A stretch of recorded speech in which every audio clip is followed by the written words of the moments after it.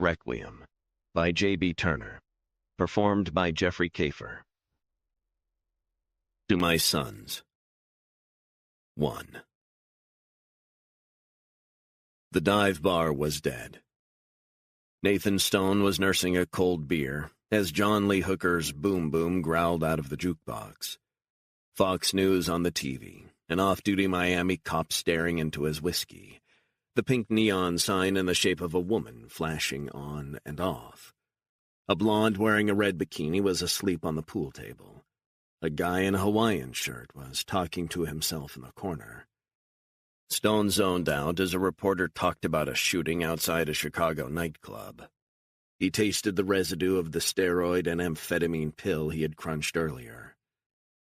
He was thinking of calling it a night when a 30-something woman in killer heels sauntered into the bar alone. She looked a lot like his sister. The resemblance was uncanny. Stone watched the woman in the mirror behind the bar. She wore skinny jeans and a tight-fitting crop top. She pulled up a stool 2 down from Stone, shifted in her seat as she tucked her long auburn hair behind her ears. Her eyes were hooded as if she was already loaded. She ordered a bottle of Presidente beer with a tequila chaser. She drank them both in the blink of an eye. "Same again, Pedro," she said to the bartender, loudly so she could be heard over the driving beat and guitar riffs. "My name's not Pedro, ma'am," he said. "What does it matter? Same again." The bartender poured her a second tequila shot, slid it across the bar next to another chilled bottle of Presidente. She drank them both. When the jukebox fell silent, she turned and stared at Stone. "You from around here, honey?" she asked. The resemblance to his soft-spoken sister vanished the moment she opened her mouth. Stone had no wish to engage her in conversation, so he just shrugged. "It's a simple question, honey. I'm not expecting to see Stephen Hawking hanging around here, let me tell you. So, you from around here?" "I'm in town for a few hours." "A few hours, is that right?" She ordered a scotch and pointed at Stone. "Give him whatever he wants." "I'm good, thanks," Stone said.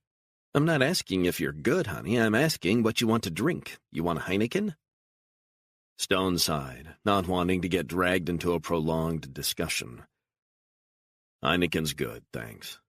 "Make that 2 Heinekens, Pedro, if you don't mind," she said. The bartender handed them each a beer. Stone took a sip. It felt good. The woman took 2 large gulps from her bottle. Led Zeppelin was now blasting out of the speakers. "Robert Plant, what a fucking singer, right? He's English, isn't he?" Stone nodded. "Yeah, I thought so. So, you say you're in town. You at a conference?" Stone shook his head. "Not much of a talker, huh? Well, that's fine." She looked at the vacant stool between them. "You mind if I sit there?" Stone shrugged. "Be my guest." The woman smiled and slid over, swigging some beer. "My name's Justine, as in Justine Time, right?" She laughed long and hard at her play on words. Stone nursed his drink. The woman leaned into him as she scanned the rest of the bar. "What the hell has been going on here? That girl on the pool table? Is she okay?" "I don't know. Probably had too much to drink, I guess." "That's very perceptive, Sherlock." Stone shifted in his seat. "Are you from Florida?" she asked. Stone shook his head and took a gulp of cold beer. "I'm from New York," she said. "Is that right?" "Lower East Side." "You kidding me?" Stone said. The woman shook her head. "Nope, Hester Street, 5 of us to a room. You believe that?" Stone smiled. He hadn't come across anyone from the Lower East Side, ever, apart from when he went back to the Lower East Side. "You eat at that deli?" He snapped his fingers. "You know, that famous one? Everyone in the neighborhood knows it." She smiled sheepishly. "It's all changed these days. You wouldn't recognize it. New hotels and restaurants. Hipsters everywhere. You notice they're always talking into some cell phone or with a Bluetooth headset on. It's all messed up these days." "What are you in town for?" Stone asked. "Actually, I've got a modeling assignment tomorrow." "Shouldn't you be catching up on your beauty sleep or something?" "Too stressed. A lot of things kicking around. Bullshit manager dipping like crazy. Wants 25% of whatever I earn. You believe that? Gonna have to fire him. Stone finished his beer and ordered 2 more. He pushed one toward the woman. She raised it in a toast. "What's your name, stranger?" "Jimmy," he said. Stone always started from the premise that no one needed to know his real name. "Jimmy? I like it. Once dated a Jimmy from the village. Think he ran off with the guy who made suits for Marlon Brando back in the day." Stone gulped his beer. Out of the corner of his eye, he saw the cop get up and leave. Thinning out. The woman nodded and flashed him a big smile. "You got any cocaine?" "What?" "I said, have you got any cocaine? What is it with people these days?" Stone shook his head. "I don't do that stuff." "Good for you. Wish I could give it up." She touched under her nose. "Know what my mother said?" Stone shrugged. "Called me a low-life little piece of shit." "Not very sympathetic." "Fuck her. Anyway, what does she know? Shacked up with some lubricant salesman from the Midwest. I mean, who does that?" Stone smiled. "I have no fucking idea what you're talking about." The woman laughed. "Well, I'm glad someone finds it funny. Me, that's my life. Stepfather sells lubricant to pharmacies across Michigan and Illinois." "You mind changing the subject?" The woman gave him a sly smile. "You don't like me talking about that kind of thing?" "It's not a great icebreaker, if I'm honest." "I don't know. We're both talking about it, right?" Stone nodded. "Point taken." "Hey, what are you doing for the rest of the night?" He shrugged. "Drinking." "What time does this place shut?" 5. The woman looked around the bar and gazed at the girl in the bikini asleep on the pool table. "I'm looking for something livelier, you know what I mean?" "Might liven up later." "I wouldn't count on it." She leaned in close. Stone caught a whiff of cheap perfume. "Listen, you might be in luck. I'm headed to a party downtown. Friend of mine from college. She's a real scream, let me tell you." Stone sipped some beer. "I'm not much of a party guy." "Hey, neither am I, but I like a drink, and I can see you do too. What do you say?" Stone looked at his watch and grimaced. "They've got a big loft, a big-name DJ, and plenty of booze, weed, coke, or whatever you fancy." Stone sipped some beer. He had planned to stay put for a couple more hours. He turned and looked at the woman. She was smiling. "Come on, what's wrong with you? It'll be a blast." "It must be out of my mind. Sure, why the hell not?" Stone swallowed the rest of his beer, then followed the woman out of the bar and into the alley at the side of the Deuce. A pickup truck was sitting there. "You're gonna drive?"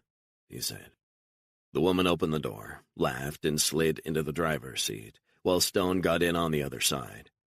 She started up the engine, pulled away, weaving through the dark South Beach streets. "So, you want a party?" Stone took his Glock from his waistband and pressed it to her head.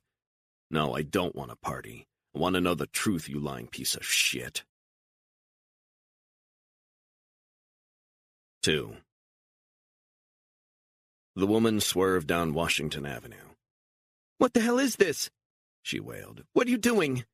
"Shut the fuck up and drive." "You're scaring me. What is this? I wasn't told this was going to happen." Stone kept the gun trained at her as he let the words sink in. His instincts had been correct. She was the bait in a honey trap, and that meant they had found him.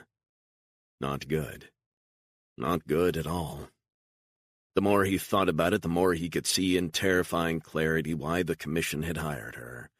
Her looks, her perfume. She resembled his sister enough to make him lower his guard, but not so much as to make him suspicious. And now she was supposed to lead him to his death. They would be waiting for him. They'd torture him. Kill him. Stone's mind was racing. He needed to keep on the move. He needed to get out of sight. She might be wearing a wire, but he also needed to find out what she knew. Decide his next move. Stone felt the amphetamine and steroids coursing through his veins, heightening his rage and focus. He needed a plan. He needed time. "Please don't kill me. Please, I don't want any trouble." "Focus on the road. Get on the bridge." The woman blinked away tears as she pulled onto the MacArthur Causeway. Ahead loomed the skyscrapers of downtown Miami. "What's your real name?" "Please, what have I done wrong? Where are we going?" You will tell me your real name, honey, or I'm going to blow your pretty little brains out. And trust me, I don't bluff. The woman stammered. But I was told, is this part of it? I asked your fucking name, real fucking name, now. Beatrice McNally, but my stage name is Jane Chalmers. What the fuck are you talking about? Stone pressed the gun hard against her neck. Please don't kill me. I was told it's a job. I get paid. What are you talking about? I'm an actress. That's all I am, I swear. Stone realized the lengths the commission had gone to set him up. Why you? I've been out of work and I'm broke. Dead broke. I was desperate for any work. Go on. Tears streamed down Beatrice's face. A Hollywood casting director called me. She said she liked the way I looked. Is this you acting right now? No, it's not. I'm terrified. Tell me about this call from the casting director. Real nice. Sweet talking. Thought I'd be perfect for a new film. And they gave me $10,000 to fly to Miami for a casting session. Stone contemplated what she was telling him. He was still trying to get his head around it. You were paid to do what exactly? The film was supposed to be a docudrama. Lots of improv. They told me that you would be sitting at the bar and that you were an actor, and you were in character. I don't think I believe you. It's the truth. You think I could make shit like this up? This is too trippy for words. Stone pressed the gun tight to her temple. You will keep driving until I get a satisfactory answer. So you're an out-of-work actress from where exactly? Santa Monica, California. What was the name of the casting director you spoke to? I don't know. I can't remember. And you were given 10 grand, told to go to Miami and do what?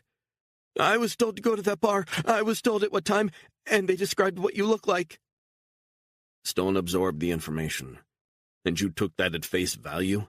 Yes. Goddamn, I know how it looks. Makes me look like an idiot. Being an idiot is the least of your problems in case you hadn't noticed. How do I know you're telling the truth? Beatrice glanced up at a road sign. Shit, I don't know where I am. I have no idea where I am. Forget about that. What were your instructions? I just told you. Tell me again. I was told to chat you up at the Deuce Bar on 14th Street. Say I was from the Lower East Side and all that, and then suggest going to a party in Coconut Grove. Pretty cute operation. Her eyes were again filling with tears. This wasn't my idea, I promise.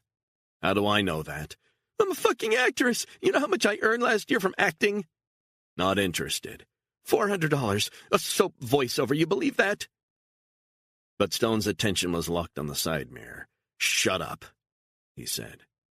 30 yards back, a Mercedes SUV was tailing them.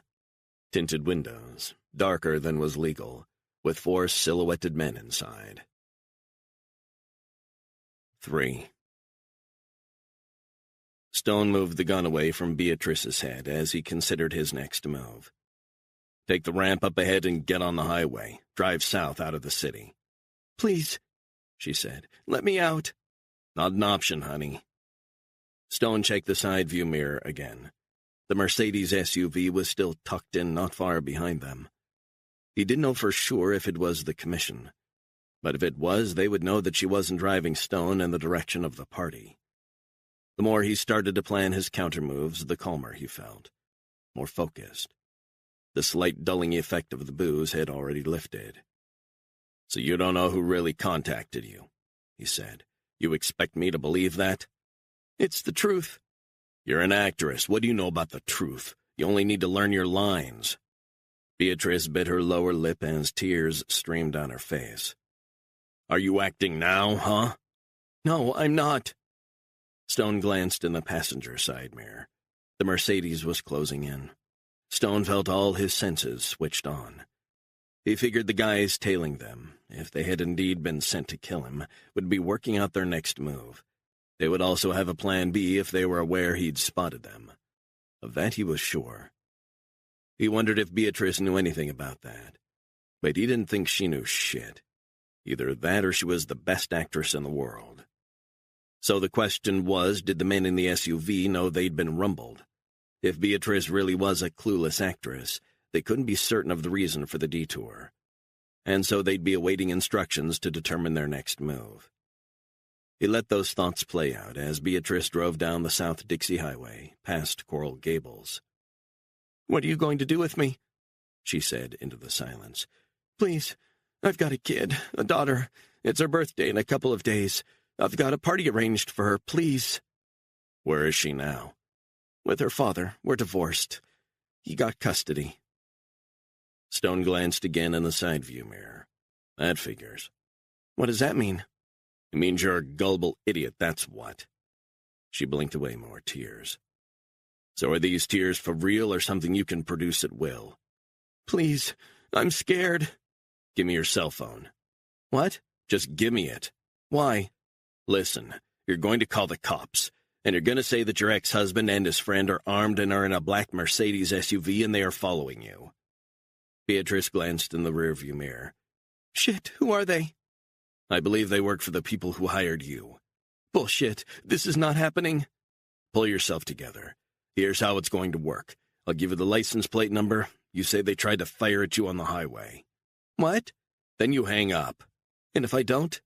Then I'll kill you myself. 4. The car swerved as Beatrice handed Stone her cell phone. Watch the road, he barked. He dialed 911 and pressed the cell phone to her ear. Don't fuck this up, he warned.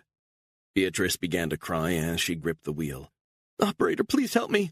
There's a black Mercedes on South Dixie Highway, headed south out of Miami. It's my ex-husband and his friend. He just shot at my car. She turned to Stone. License? Stone whispered the number to her. Beatrice shouted it into the phone. Please hurry. They're going to kill me. Stone ended the call. You really are an actress, he said. You did good, and you didn't fuck up, so you're gonna live. I appreciate that. At least for now. Stone glanced in the mirror, keeping an eye on the car behind them, knowing they would be considering their next move. You're going to kill me anyway, aren't you? You'll be fine. You just need to keep doing what you're doing. You need to focus, and we'll get you through this. I want to get out. I want to get back to my family. This is not something I feel comfortable with. Stone said nothing. Please let me out. By all means, not a problem. That can be arranged. Stone opened up the back of the cell phone, took out the SIM card and battery. What are you doing? They can't track us now via your cell phone. Beatrice shook her head. I want to get out now. Keep on driving. I'll tell you when you can get out. Please, I can't cope with this. Well, we'll find out soon. What do you mean? Drive, eyes forward. Why? Are they still behind us? Where are the cops? Don't freak out. Just take a breath. Beatrice did as she was told. And again, breathe in, breathe out. She seemed about to hyperventilate. She was breathing hard and way too fast. I can't. Relax. Relax? How the fuck can I relax? Just keep driving on this very nice highway and just keep doing what you're told. Beatrice went quiet as the miles flew by. A few minutes later, they both heard the wail of sirens. Stone glanced behind them and saw 2 cop cars with flashing lights speed into view. They pulled the Mercedes over. What did I tell you? Okay, what now? We need to get off the highway. Beatrice took the next exit. They were in South Miami. Where to? Stone saw a sign for a parking garage. In there. Beatrice followed the sign and made a sharp turn into a space on the 3rd level, which was nearly deserted. What now? Stone pointed the gun at her head. We're going to get another car. Any bullshit and you will die. Try to alert anyone and you die. Understood? I don't want to go with you. That's not how it works. You need to let me out. Stone pressed the gun tight to the side of her head. I can't do that. She nodded, sobbing. I don't know how this got so crazy, and I'm sorry I was part of it, but I had no idea. Listen, they're going to kill you anyway. Beatrice went quiet for a few moments, as if weighing carefully what he was saying. Me? This has nothing to do with me. It does now. I won't say a thing. You still don't get it, do you? Have you ever been tortured before? Beatrice's face scrunched and she began to sob. Please don't hurt me. I'm not talking about me. I'm talking about the guys who hired you to set me up. Don't you get it? They're going to kill you. You go to the cops, you will be dead within an hour of leaving the station. Beatrice closed her eyes. You have to deal with this. You need to get yourself together, and I mean quick. This is the real world, not some make-believe shit. So you better get your ass out of this car, now. Beatrice nodded. Stone cocked his head and they exited the vehicle. He scanned the garage, then gestured to a silver Audi parked a few spots away. He pulled a custom key fob out of his pocket and pointed it at the car. The device would cycle through a series of radio frequencies until it emitted a signal on the same frequency that had locked the vehicle. A couple of seconds later, he heard a hard click. The Audi door had been unlocked, also disengaging the alarm. "Get in," he said, looking around. Beatrice just stared at him. "Beatrice, get in the car." She shook her head. "You're going to have to kill me." Stone looked around to check that they were still alone. "I said get in the fucking car." She closed her eyes tight and shook her head hard, as if she were a child. "I don't want to go with you. I don't know you. I think you're going to kill me when you're through with me." "I will let you go, but only when I say so. You have my word." Beatrice shook her head. "We either get in the car together or I kill you here, in cold blood. Do you want your daughter to lose her mommy, to grow up without you? There will be no more birthday parties." Beatrice was breathing hard. She looked terrified. "I'm going to count to 5, and when I get to 5, you will be in the car, and we'll drive out of here." Beatrice fought back tears and began to nod. "You'll get in the car?" She nodded harder. Stone opened the passenger door, and she slid in. She hunched in the seat, head in her hands. Stone got in the driver's seat and started the car via voice activation. Then he drove out of the parking garage and back onto the road. "Buckle up, Beatrice." She wiped her eyes and did as she was told. "I admire the fact you love your kid so much." "I'm a fuck-up of a mother. What sort of mother gets involved in bullshit like this? Stuck out in the middle of goddamn Miami in the middle of the night with a psychotic lunatic." "Things aren't great, I admit, but I won't hurt you." "You already pointed a gun at my head, like you were playing Russian roulette." "You just need to come to your senses and realize what you've gotten yourself mixed up in. If they find you, you're going to wish you hadn't been born, trust me." "Who are these guys? Is it the Mafia?" "Worse, much worse." Beatrice shook her head. "Much worse than the Mafia? Are you kidding me?" Stone threaded through dark roads, trying to figure out his next move. "Sadly not." "Great. Where are we going?" "We're going to disappear." I don't want to disappear." Stone saw a sign he knew, took the ramp, and was back on the highway, headed southwest. "Too bad." "What the hell does that mean?" "It means we're going on the run for as long as we can stay alive." 5. Kevin DeBoer seethed as he sat in the front passenger seat of the car after being pulled over by cops on a Miami highway. The operation couldn't have gone worse. In the back were 2 South African operatives, with the American driver, ex-Navy SEAL Steve Travers, up front. No one said a word. They didn't have to.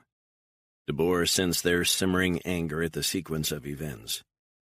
They were supposed to have followed Stone to a warehouse in Miami and neutralized him, but Stone had turned the tables on them.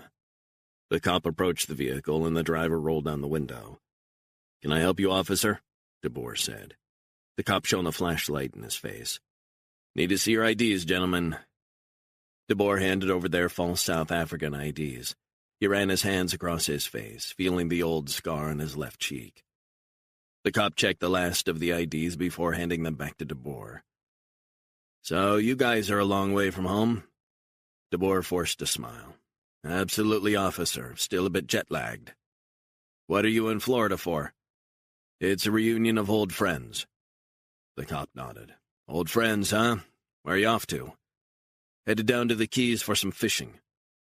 The cop shone a flashlight on the 2 South African operatives, then back on DeBoer. "Where's your fishing gear? In the trunk?" "No, sir. We're going to hire our equipment. Is that all, officer?" "Not so fast. We got a call saying that this vehicle was pursuing a woman. Said it was her ex-husband. What have you got to say about that?" DeBoer looked shocked. "That's very strange, officer. We just got off a long flight. I can only imagine she was mistaken. Can I see your tickets?" DeBoer rifled in his pocket and pulled out the fake airline tickets, part of their cover story. The cop shone his flashlight on the tickets. "She was quite specific. License plate, the car make, very specific." "I'm at a loss to understand that, officer." The cop stared at him dead-eyed. He handed back the tickets. "South Africa, huh? Whereabouts? Little place outside Pretoria, where farmers, hard-working farmers. Where's your luggage? Dad was sent on down to our destination in Key West. You mind if I look in the trunk? Go right ahead, sir. The cop opened up the trunk, which contained a car maintenance kit. Yeah, that's fine. He slammed the trunk shut and ambled back to the passenger side window. Anything else, officer? DeBoer said. I want to see your passports. DeBoer handed the cop a plastic Ziploc bag with the fake passports of all 3 men from South Africa. Stay in the vehicle while I see that this all checks out. Very good, sir, DeBoer said. The cop went back to his car. DeBoer and the other 3 operatives sat in silence. He was glad that the weapons were currently stored in a secret compartment underneath the rear seats. DeBoer took out his cell phone and called Brigadier George Reynolds, who was leading the operation. He passed on news of what was happening. Reynolds said, Your IDs will withstand scrutiny. As far as the cops are concerned, you're just some white South African guys on holiday in Florida. It's a good story. DeBoer shook his head. It's a mess. It was the plan that made the most sense given the intel we had. One source in the Miami police let us know that Stone was in town. We know he's here once a month and that he always visits that bar. We put the woman in place. But no one listened to my earlier concerns. You're still not listening. Kevin, Reynolds said, you were the only one who thought we should drug him and carry him out. The actress, who by the way was fantastic, should have dosed his drink. Instead of spiking him, we spooked him. The audio from her phone indicated that he asked her about some fucking deli she had no clue about. If you're going to go the honey trap route, you need to prep your bait better. I think we've got to appreciate, Reynolds said, that Nathan Stone is no ordinary individual. No kidding, we can both agree on that. The guy is a real piece of work. This isn't helping, Reynolds said. It's not moving us forward. Gotta go, George, he's coming back. DeBoer ended the call. He glanced in the side mirror and saw the cop leaning against the cruiser, lights on, talking into his radio. If we had stabbed him after he left the bar, that would have been a smart choice, too. We could have just shot him. But this, it was the right move on the wrong guy. The driver nodded. DeBoer took a few moments to contemplate the chain of events. He began to wonder where his brother was. Time was dragging, and Stone was getting farther away. He turned to roll Baker in the rear seat. Check to see if Peter is within range. Baker called DeBoer's brother, Peter, who was the mobile operative on the mission, the backup. He was on a high-powered motorbike and had been tailing Stone from a distance. Peter, your brother wants to speak to you. DeBoer took the cell phone. Peter, where are you? I'm just... The call from his brother's voice-activated helmet was cutting out. Repeat, I have a visual... Peter, repeat, have you got eyes on the target? I see them. I have a visual coming into Homestead. DeBoer felt a surge of adrenaline. Copy that. What else? They're driving a silver Audi. Is the girl with him? Affirmative. DeBoer clenched his fist. Good. How far from them? Half a mile. Do not lose them. I repeat, do not lose them. Do I have authorization? Affirmative. Take them both out. 6. The GPS indicated that the car was near Homestead in South Florida. Rural, isolated, the edge of nowhere. Where the hell are you taking me? Beatrice asked. Stone knew the area well. He'd spent the past 2 nights at a motel nearby. No point going there. If the commission knew he'd be at that bar, they'd been monitoring the rest of his movements, too. He headed west out of the backwater town, headlights leading the way. I said, where the hell are we going? Try to relax. Please tell me where we're going. You said I could get out. You can, but not yet, when I say. She unbuckled her seatbelt. I'm going to jump out of here if you don't stop and let me out. Stone accelerated to 70. Good luck with that. You'll be a vegetable if you jump out now. Not a surgeon in the world will be able to reconstruct your face. Beatrice bowed her head as if defeated. They played you real nice. They probably ran a credit check on you and saw they had a desperate woman who would do just about anything, even if it sounds improbable. Here's the thing. If it sounds too good to be true, it probably is. Beatrice began to sob. What a fucking mess. Tell me about it. I went out for a few beers, and now I'm being hunted by some pros, no doubt hired by people you don't want to know. Trust me, and make no mistake, they will be figuring out where we are as I speak, so you need to get yourself together. Beatrice stared at the dark road ahead of them, headlights picking out the palm trees. Where are you taking me? I can't see any lights. There's no houses. Are you going to fucking kill me? Stone said nothing. Beatrice hugged herself and bowed her head. She began to do what sounded like breathing exercises. Stone was only interested in disappearing, ideally by himself. But he knew that if she got out, or he let her out, at least now, the commission would kill her. What do you do? She asked him. Stone wasn't in the mood for discussion. Just tell me. It doesn't matter. What do you mean it doesn't matter? It does to me, at least now it does. Listen, you wouldn't believe me even if I told you. Try me. Stone sighed. So are you going to enlighten me? What's this all about? What do you do? Who are you? I kill people. Beatrice took a few moments to contemplate that. What? I kill for a living, that's what I do. You're an assassin? You could call it that. Beatrice was quiet for a while before she spoke. That's not what I wanted to hear. You wanted to know. Well, now you know. Beatrice reached for the door handle, and Stone grabbed her by the arm with one hand, keeping the other on the steering wheel. Don't even think about it. I need to get out of here. I need to pee. You're hurting me. Don't try and open the door. You will die. But you're going to kill me anyway. Look, I need to pee. Stone ignored her comments and let go of her. Beatrice touched her arm. What was that all about? What do you think it was? You grabbed me. I think you left a bruise. Listen, I don't want to hurt you. Promise? I don't make promises. I give you my word. How do I know that I can trust you? You don't. Beatrice sat in silence. Stone drove on through the dark. This is literally in the middle of nowhere. Probably. Tell me why they want to kill you. Tell me who exactly wants you dead. I need to know what the fuck this is all about. Stone sighed again. I'm waiting. It's not the sort of thing you really want to know. Try me. I was hired by an organization a couple of years back to kill a guy. Beatrice buried her face in her hands. You're not joking, are you? No, I'm not. So did you kill this guy? Who was he? You don't need to know. The operation was overseas. But it all went to shit. I destroyed a facility owned by the people who hired me. Shit. Then they kidnapped my sister. Why? Why what? Why did they kidnap your sister? Stone shrugged. Payback. You're shitting me. Stone stared straight ahead and drove. Are you kidding me? Is that what this is? It's the truth, so now you know. Jimmy, this sounds... So they want to kill you now for what exactly? I managed to turn the tables on the whole organization, wiped them out. Or so I thought. Now they found out where you are and used me to... What exactly? Lure me to an imaginary party where no doubt I would have been killed, you too. Beatrice shook her head. This is certifiable. I don't like hearing stuff like this. Now you know what you're dealing with. Trust me, these people, you don't want them to get you. These people... She shivered.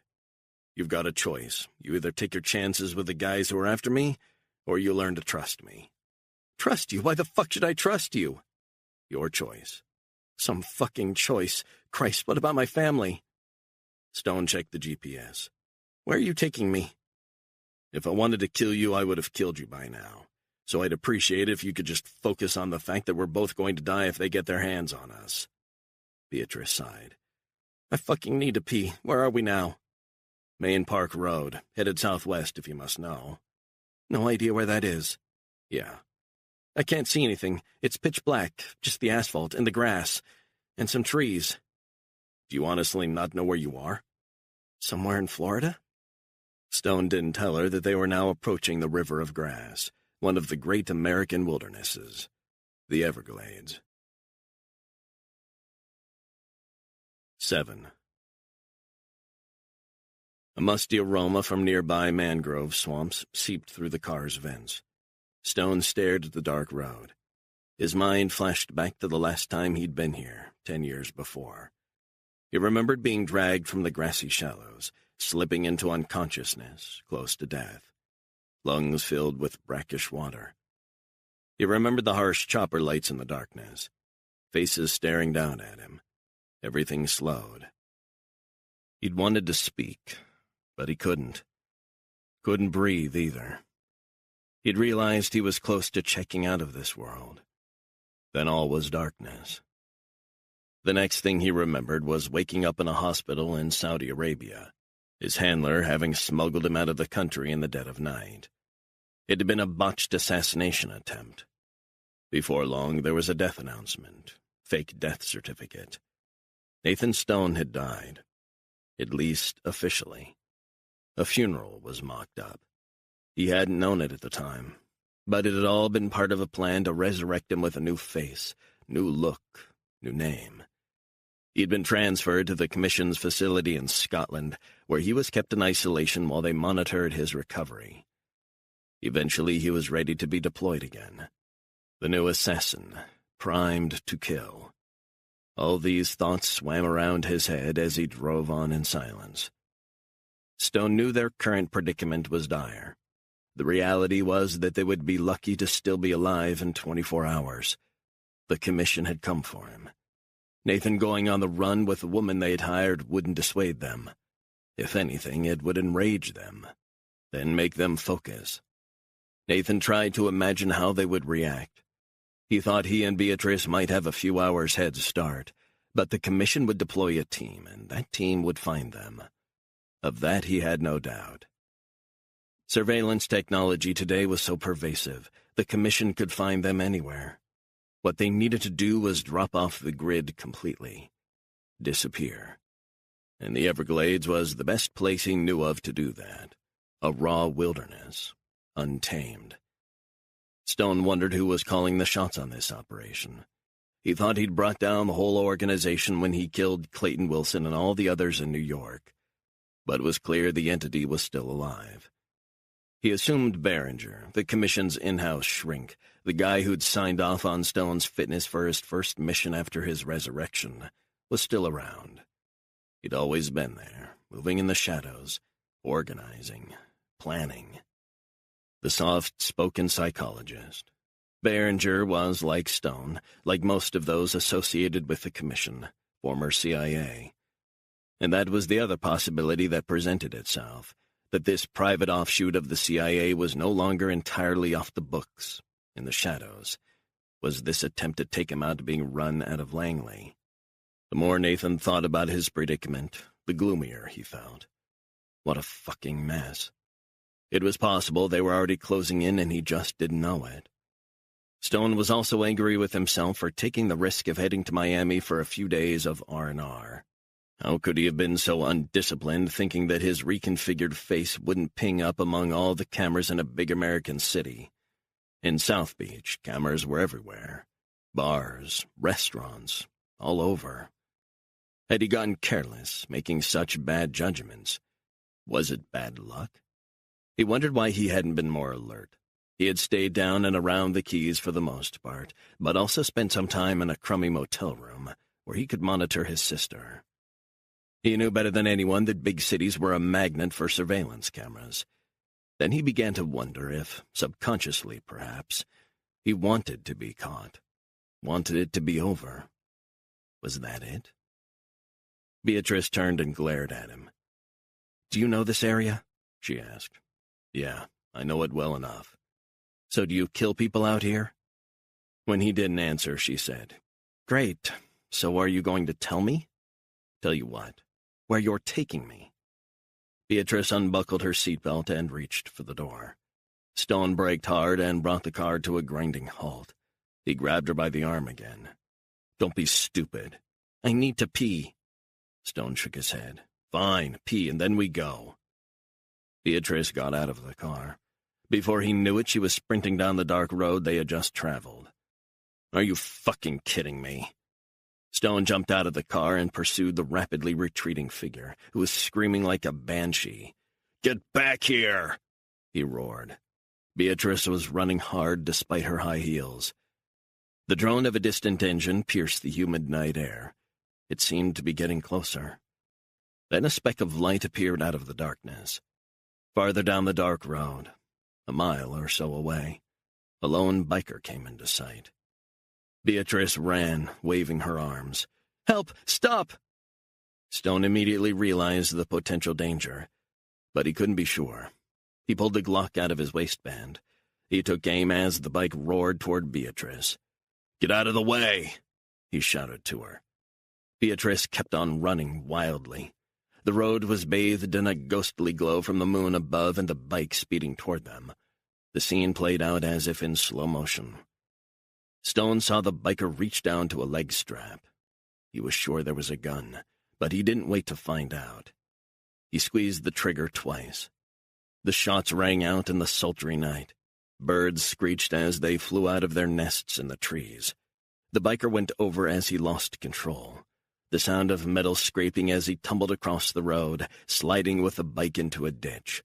The smell of burning rubber. Beatrice turned and screamed. Stone ran over to the ditch. The guy was lying beside the mangled bike, twisted hand still gripping the gun, smeared in mud and grass. Stone yanked the gun from the man's hand and threw it away into the long grass. He ripped off the biker's visor. The guy's eyes were glassy and open, blood spilling out of his mouth. He tried to speak. Stone pressed his gun to the guy's forehead. He stared down. The guy blinked. Stone could hear only his strained breathing. He needed to know if there were others. Were they on their way? He could see the guy was close to death. He put his gun back into his waistband. Then he dragged the guy through the trees that fringed the road and into the marshy grasses, squelching through the muddy ground. He rifled in the guy's pockets and found a cell phone, which he slid into his pocket. Stone retrieved the bike from the ditch. Then he maneuvered it through the twisted hardwood and cypress trees to the same spot as the biker's body, hidden in the deep grass, both out of sight from the road. Stone was panting as he pushed his way back through the lush vegetation. Long grass, trees, then back on the dark road. He turned and saw that Beatrice was now a few hundred yards away. He sprinted after her. He was still pretty far away from her. But when she glanced back, she stumbled, and that gave Stone the advantage he needed. A few seconds later, and he had caught up with her. "What the fuck do you think you're doing?" he asked, grabbing her arm. "Go to hell!" Stone dragged her back down the road. She cursed at him the whole time. He was lucky there were no passing cars. This was getting seriously out of hand. His mind was made up. The Everglades were their only option now, and he needed to get them there quick. He dropped the biker's cell phone down a storm drain so they couldn't track it on GPS. Then he strapped her back into her seat. Beatrice looked exhausted, her face flushed. "Not smart," he said. "Why did you kill him?" "I shot him. I didn't kill him." "You shot him? Why?" "He was one of them. He was going to kill us." "One of them? What does that mean?" "It means we need to get out of here." "I hate you. I fucking hate you." She clawed at his face. Stone grabbed her hands to restrain her. "Haven't you been listening to what I've been saying? I'm trying to put space between us and them. Now, if you're so dumb that you don't mind being caught by these people, then that's your choice. But it's not mine. I have dealt with these people, and they do not reason. What they do is kill, ask questions later, and that's if you're lucky." Beatrice wailed. "Is he dead?" "He will be soon." "I want to go home. I want out of here. You said I could go." "Not while you're jeopardizing my life." "What?" "Anything that stops me from getting away from them is putting me at a disadvantage. My sister has no one but me looking out for her. If they manage to kill me, they'll either kill her too or leave her to rot. I'm not going to allow that to happen, and I will not allow any two-bit actress to get in my way." Stone released his grip. "Do you understand?" Beatrice sobbed hard and took off her seatbelt.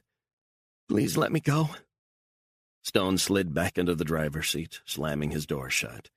He hit the gas and accelerated hard. "Buckle up." She sighed and did as she was told. "Now, I said I was going to let you go, and I was, but you're causing me problems and I can't have that. The easy solution would be to kill you here and now. Do you understand and appreciate that fact?"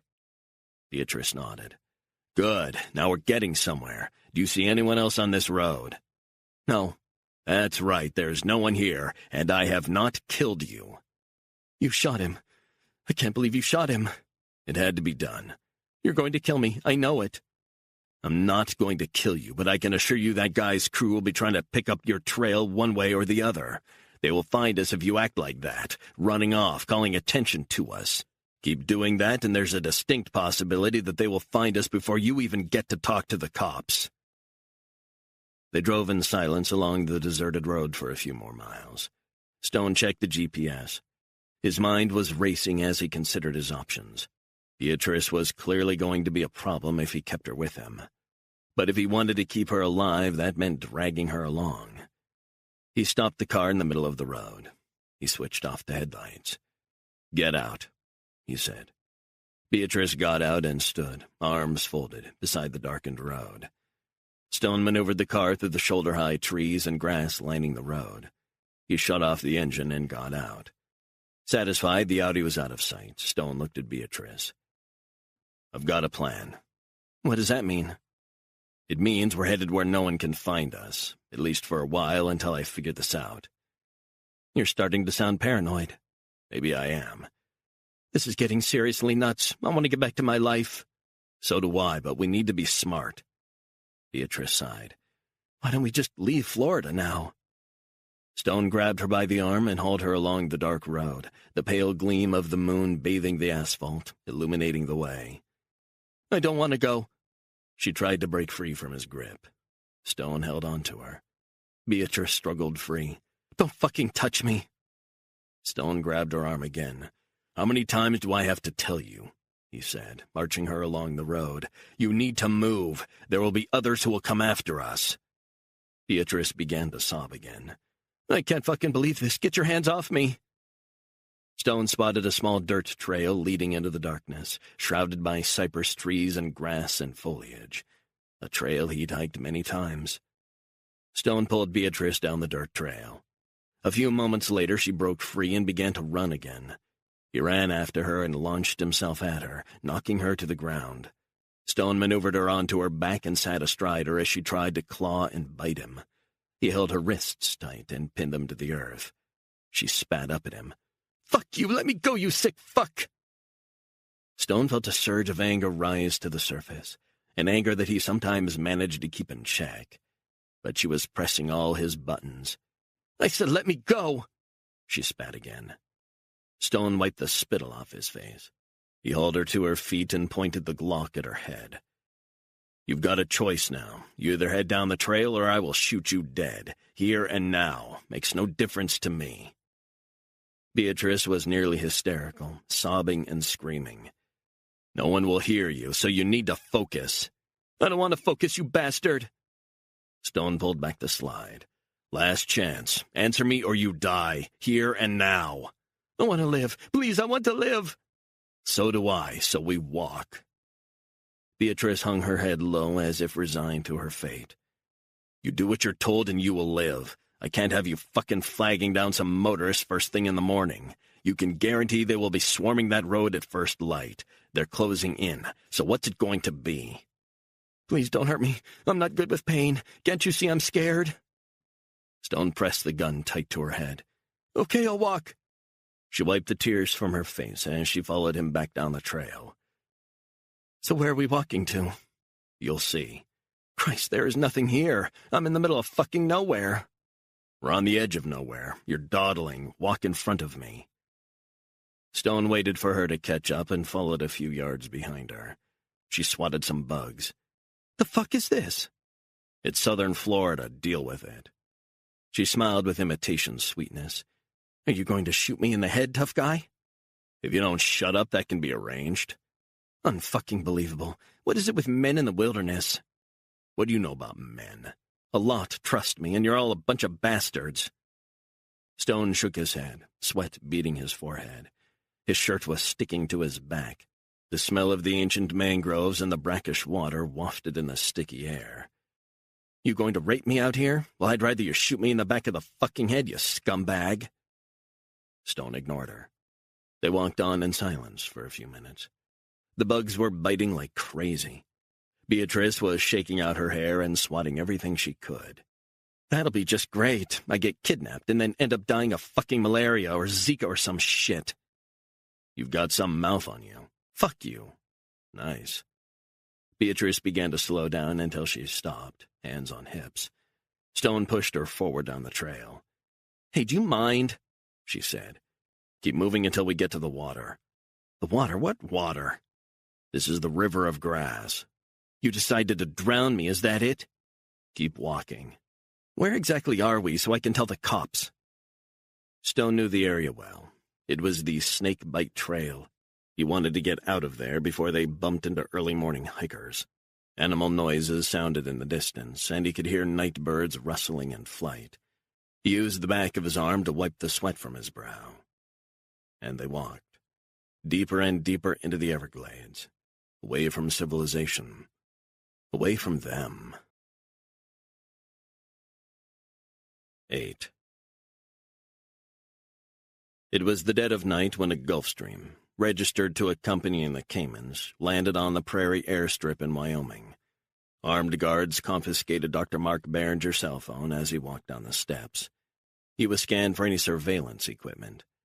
Satisfied that there were no listening devices on him, the men drove Behringer in an SUV to a huge house on a nearby ranch. A butler wearing white gloves showed him into a dimly lit dining room. Behringer was left alone with his thoughts for a few minutes until the butler returned, serving him coffee. He'll be with you very soon, the butler said. Please make yourself comfortable. Behringer had never visited this property. He had only met the man he knew as Fisk once. Truth be told, he was rather apprehensive about his second meeting. Behringer was carrying the mantle as the head of the newly configured commission, which meant that Fisk's approval or disapproval landed entirely on him. The more he thought about their current mission, not going as smoothly as he'd like, the more he wondered how much blood it would take to bring down Stone. More than Stone had already spilled trying to destroy the commission. Behringer wasn't surprised Stone was proving so elusive, so dangerous. He knew better than anyone what made Nathan Stone tick. That was why he'd been picked to lead the remnants of the shadowy group. The ghosts of those who had perished at Stone's hands lingered in his mind, transforming his usually analytical thoughts into seething anger. Where previously he had obsessed about Stone's psychological makeup, now he wondered only what it would take to bring him down. He had, unbeknownst to anyone, visited Stone's childhood home. He had tried to absorb the environment. He kept grainy photographs in his study at home of Stone as a boy, with his mother. He'd studied the emptiness and sadness in Stone's eyes, the mother's proud features. Behringer had also read up on Stone's violent, alcoholic father. His influence pervaded everything in Stone's life, like a ghost from his past who was forever with him. Stone had a remarkable psychological makeup, and it made him a truly terrifying figure. It was as if Stone could sense a man's fear up close, his vulnerabilities. He had an almost animalistic ability to sense danger. Behringer was out of the loop in many ways. He had not been part of the inner circle during the previous operation, which had ended in such terrible failure. He had watched in grim fascination as Stone had wreaked his terrible revenge, destroyed facilities, destroyed lives. The reason Behringer had been invited to the ranch today was because of Stone. The mission to kill him had run into trouble, and he was here to either explain why or perhaps outline the next move to kill Stone. The buck stopped with Behringer, and that made him nervous. His instincts told him that the man he was about to speak with could have him deleted, and no one would be the wiser. He could be disappeared as and when Fisk saw fit for any perception of failure or for no reason at all. Behringer pondered that for a few moments. He wondered if he should have accepted the post when he was offered it. Was it just vanity that had led him to think his medical knowledge qualified him for this role? Pride? Delusions of grandeur? Narcissism? Behringer drank his coffee inside. He missed not having his phone. He wanted to make sure his wife was okay. But as it stood, his main concern was the ongoing operation to find Nathan Stone. The door opened behind him. Behringer turned at the sound. The butler smiled. He'll see you now in the library. Behringer followed the butler down a long corridor, which led downstairs and through security doors, before he was ushered into the carpeted library. Fisk was sitting in an armchair, staring out at the staggering vista, the Rocky Mountains silhouetted in the distance. "Take a seat beside me, Mark." Berenger did as he was told. "I don't sleep too much these days. If you're in need of a prescription," Fisk waved off the suggestion. "Hope your flight up from Florida was okay. Bit of turbulence over Arkansas, nothing to write home about?" Fisk gazed out through the glass at the breathtaking view. "This is what we fight for. To be free. To wake up each and every day in a free country." "Indeed. I love this country, Mark. I know you do too. It needs men like us to deal with unsavory things. And yes, by that I mean neutralizing an American senator, journalist, or whatever it takes. We have an agenda. And we thought Nathan Stone was the man to carry it out. We invested so much in him over the years, the reconstructive surgery, the medical bills, keeping his goddamn sister in that nice hospital. We picked up everything, but he went bad on us, Mark." "I know that only too well, sir." "He went rogue twice, and he wiped out the previous group. Good friends, the lot of them." "I know, sir.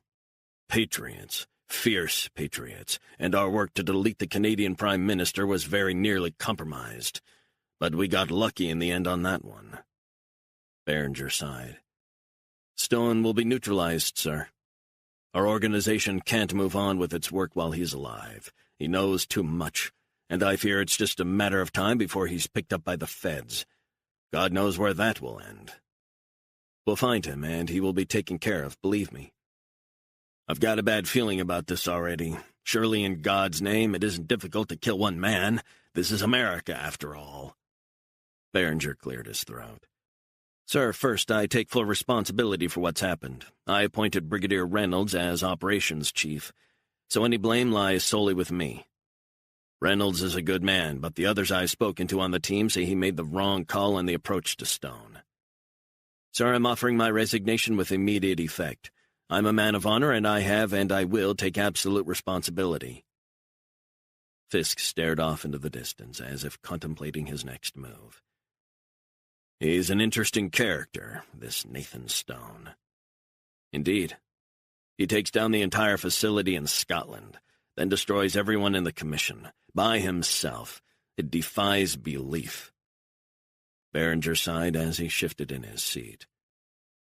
"Now we seem to have let him slip through our hands again. Reynolds should have handled this better. Dazzling career, special operations, CIA. He's been there, done that, and he knows the drill." Berenger felt his stomach tighten. "I thought the honey trap was a terrific idea. Why did you pick that particular actress?" "She was deep in debt, she was desperate, but also she bore a striking resemblance to Stone's sister. I figured this aspect, knowing what I know about Stone, would confuse his judgment, reassure him, too." "Don't get me wrong, it was a terrific idea," Fisk said. "But I'm running this through my head. I know about these things, too. Shouldn't she have lured him outside where he could have been taken care of? There's a goddamn alley down the side of the bar, just off 14th Street. Hindsight is a wonderful thing. She could have drugged him, jabbed him with some fentanyl, a million ways to do it. He is now on the loose, am I right?" Berenger sighed. "To be more accurate, he's on the loose with the actress we hired. Against her will? We don't know." Fisk pinched the bridge of his nose. "What's the latest?" "Just before my plane landed, sir, I checked in.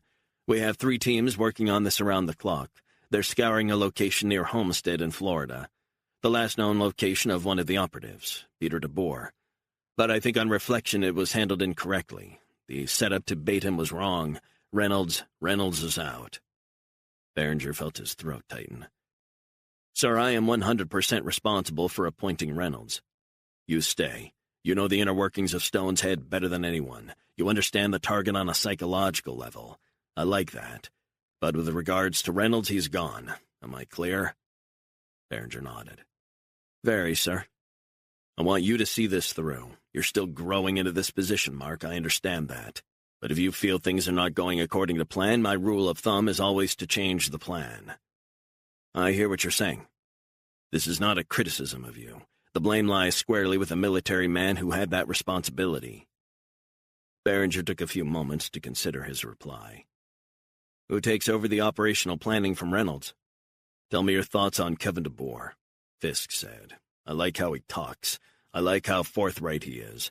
I've spoken to some experts within South African intelligence, too, but I'm keen to hear your observations. He's very impressive, and as you say, he speaks his mind. The fact that he instructed his brother to join the revised mission shows strong leadership. Peter DeBoer is dead. We don't know that for sure, Berenger said. I believe Kevin raised concerns with Reynolds from the outset about the honey trap. Berenger cleared his throat. Absolutely correct.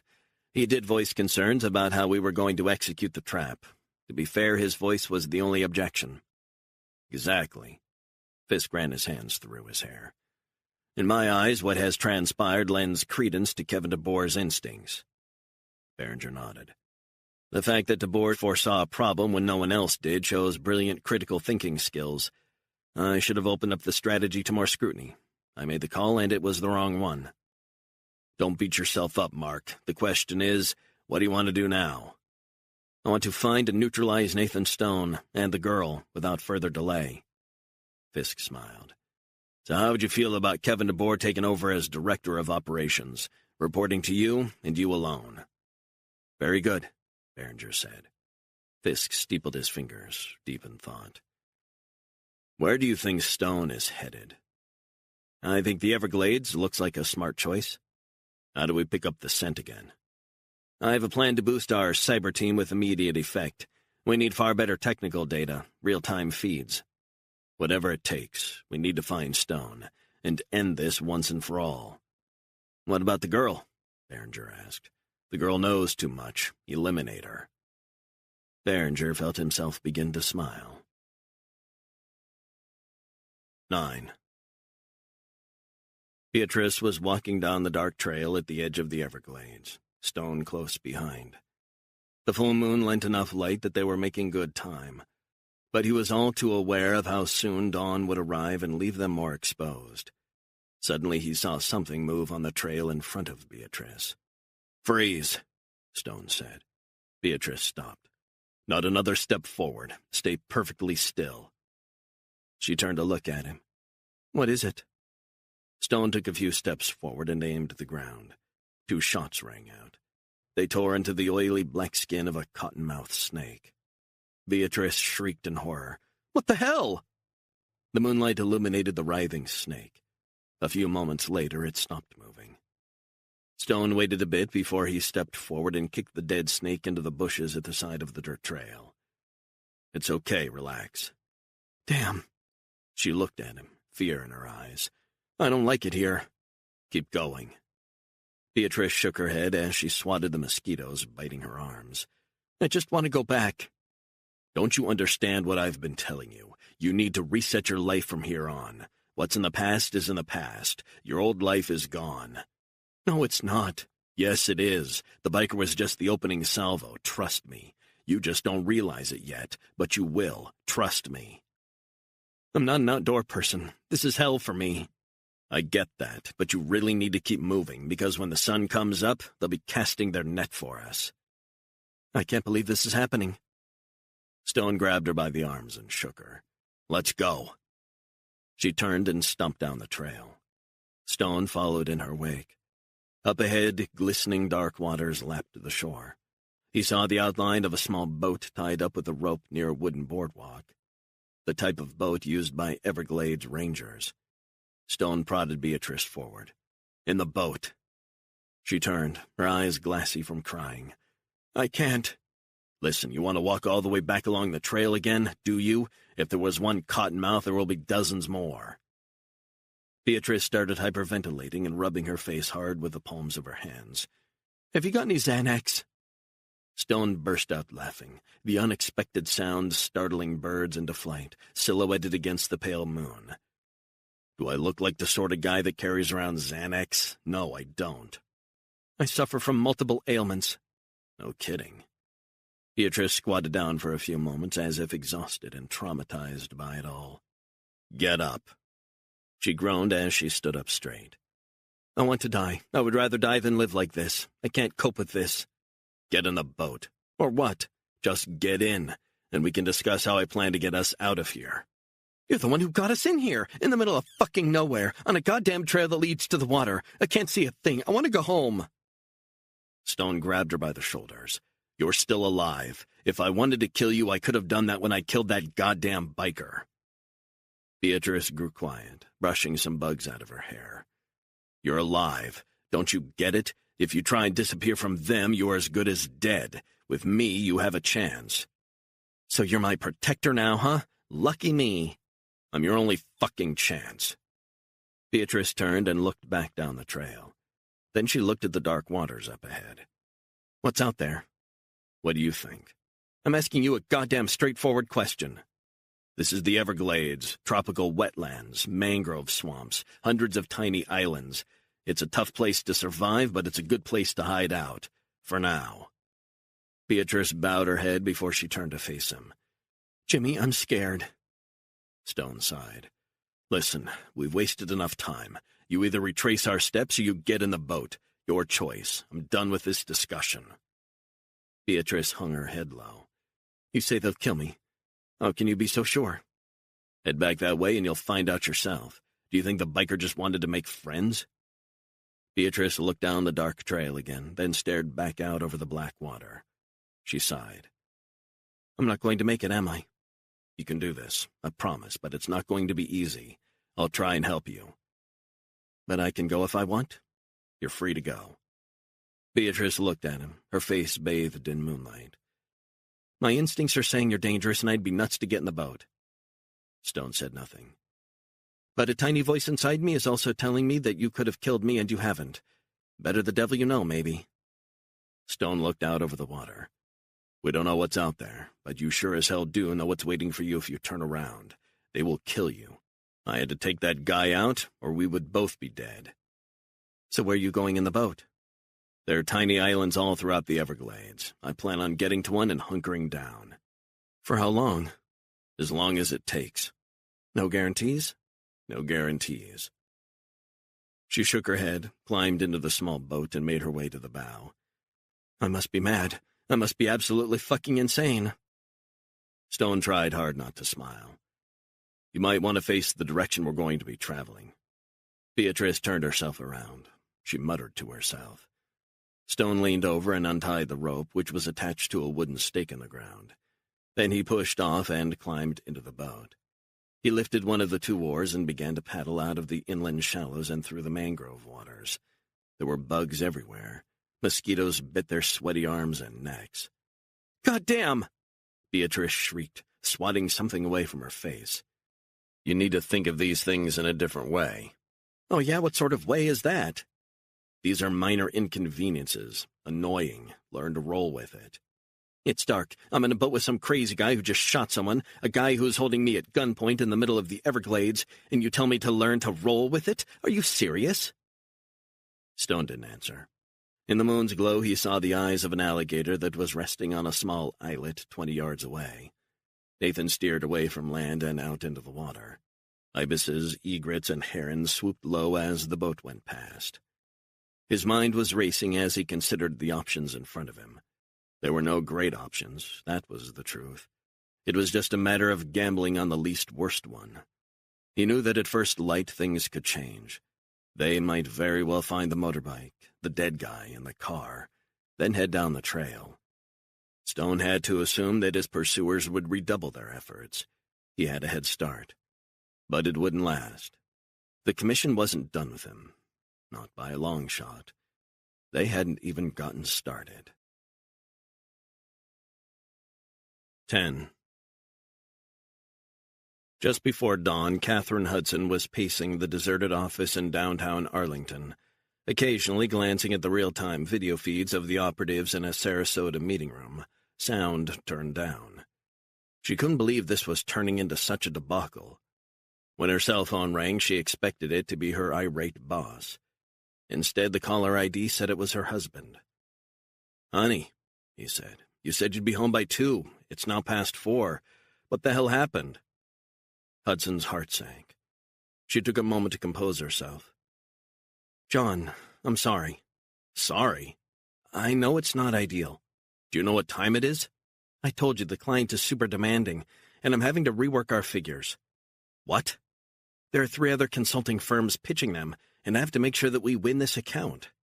It's 4 in the goddamn morning. Are you nuts? Honey, I have to be up in 1.5 hours, but I'm worrying about where you are.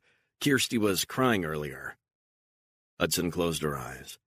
She knew her 8-year-old daughter missed her and struggled to sleep when she wasn't in the house. Please don't throw that guilt trip on me, John. That's so unfair. It's always about you, isn't it? Kirsty will be fine. I know what she's like. Do you? Oh, come on, John. Give me a break. We need to talk about this, Catherine. The nanny is out sick, and I can't take any more time off work. My job is vital to this family. As is mine. John, you're not the only one up to your neck in work. I'm busting my butt to get these figures ready. I'm working around the clock, and I need you to be more supportive. He sighed. I'm worried for you, Catherine. I'm worried for us. This can't go on. John, I'm really busy. Are you kidding me? At 4 in the morning? Do you take me for an idiot? What is that supposed to mean?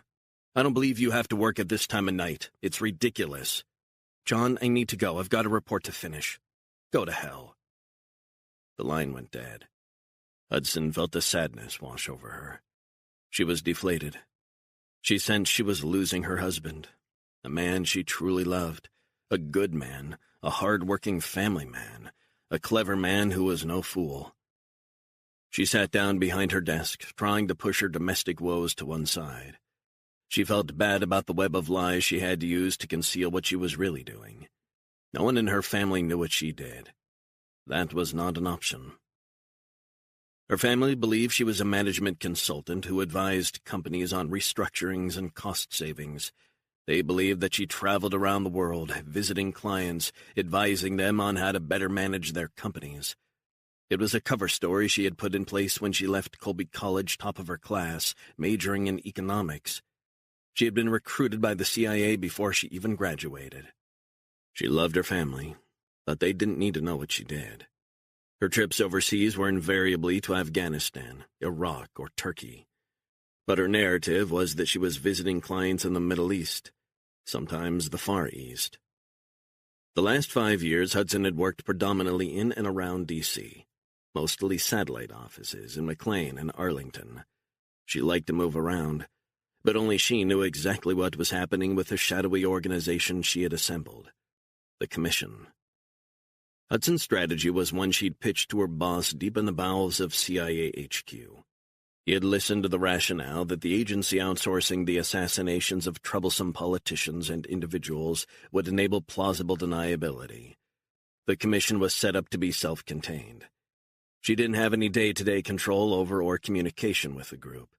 They pursued carefully agreed-upon goals, and they were free to implement strategic accidents of influential politicians, business people, and journalists as they saw fit. She was responsible, but she wasn't pulling the strings. But recently Hudson had begun to worry about the future of the organization.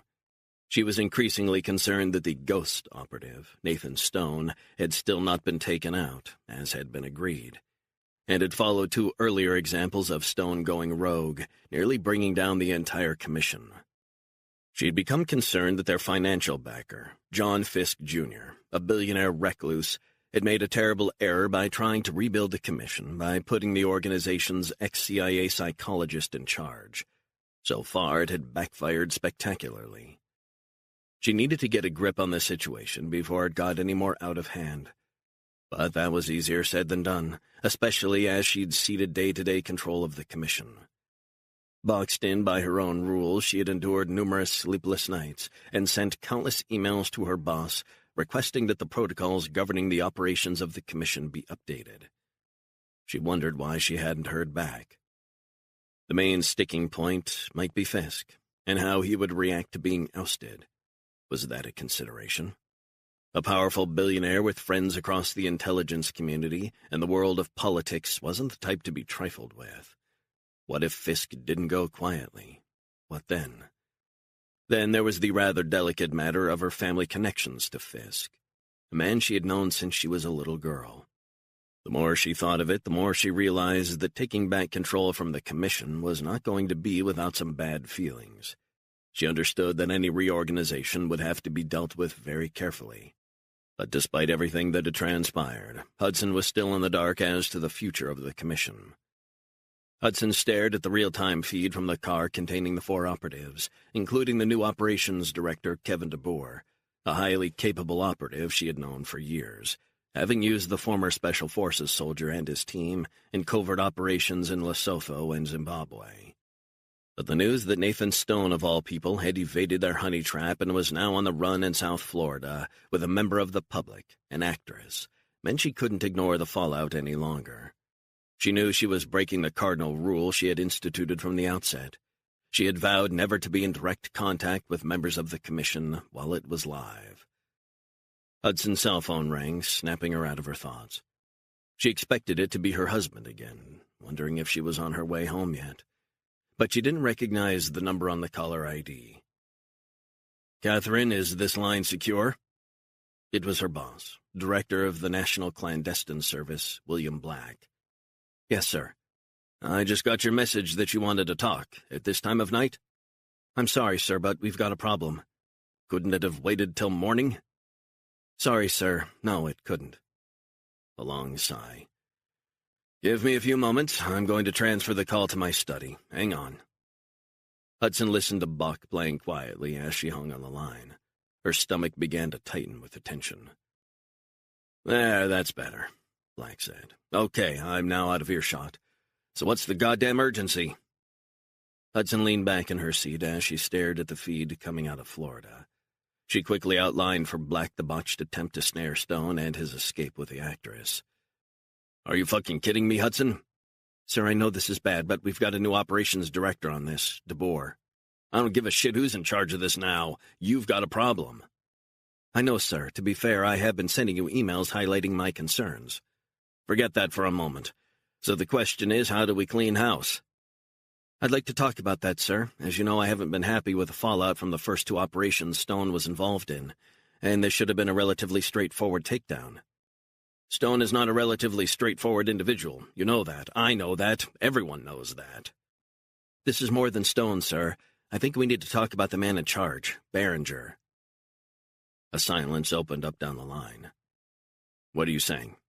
"I'm saying that what's happened is not acceptable, and we need to find a solution. Nathan Stone has not just gone rogue twice, but he also knows where the bodies are buried. He must be eliminated." "We can't get directly involved, Hudson." "I disagree, sir. Besides, things have changed. Doing nothing is no longer an option." Black sighed. "This is not good. We have to get involved. This is rapidly getting out of control. It's like a contagion." "How do you propose to address these concerns?" "Better to discuss it in person." "When?" "As soon as possible." "I have a lot going on, Catherine. I can't just drop everything for this program." "I'm not asking you to drop anything, sir. I just want to meet with you and outline my plan." "The plan has gone to fuck. I'll get back to you about a time to meet and discuss the Commission's charter. But in the meantime, I want you to fix this mess." The line went dead. 11. Stone paddled the boat hard as he negotiated the tall wooden markers that kept boats from venturing into too shallow water. Up ahead through the murky dawn was Buoy Key and its water monitoring station. "Do you even know where you're going?" Beatrice shouted. "I got this. You calm down a bit?" "Yeah, out in a boat in the fucking Everglades in the darkness. Yeah, that'll calm me down. Why the hell are we out here?" "We would have been sitting ducks if we'd stayed in Miami, trust me, or stayed on the highway."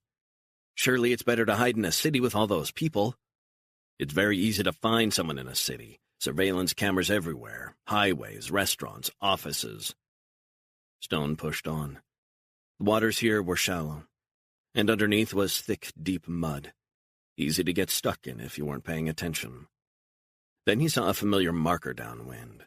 He headed due east through a narrow channel. The wind began to whip up the water. Stone paddled on as the small boat rocked back and forth in the choppy waters. "I feel sick," Beatrice said, holding her stomach. "Be sick if you have to. Probably for the best. Get all the booze out, too." A few moments later, the woman threw up over the side of the boat. "Shit," she said. "Sorry." "Nothing to be sorry about. If you have to puke, then you have to puke." "I must have lost my mind. When will this be over?" "I'm working on it." Stone checked his watch. On the far horizon, the first pink tinges showed the new day. It would soon be dawn. He stopped paddling and rested for a minute.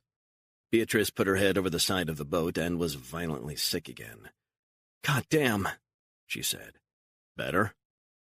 She nodded and hunched forward, head in her hands. "We need to get away from this channel before it gets light," he said.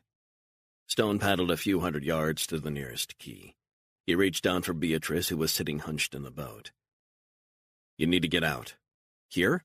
This is where we set up camp today." Beatrice shook her head. "I don't want to go anywhere." "Now!" She gave him a wounded look, stepped off the boat barefoot, holding her shoes, and promptly sank ankle-deep in mud.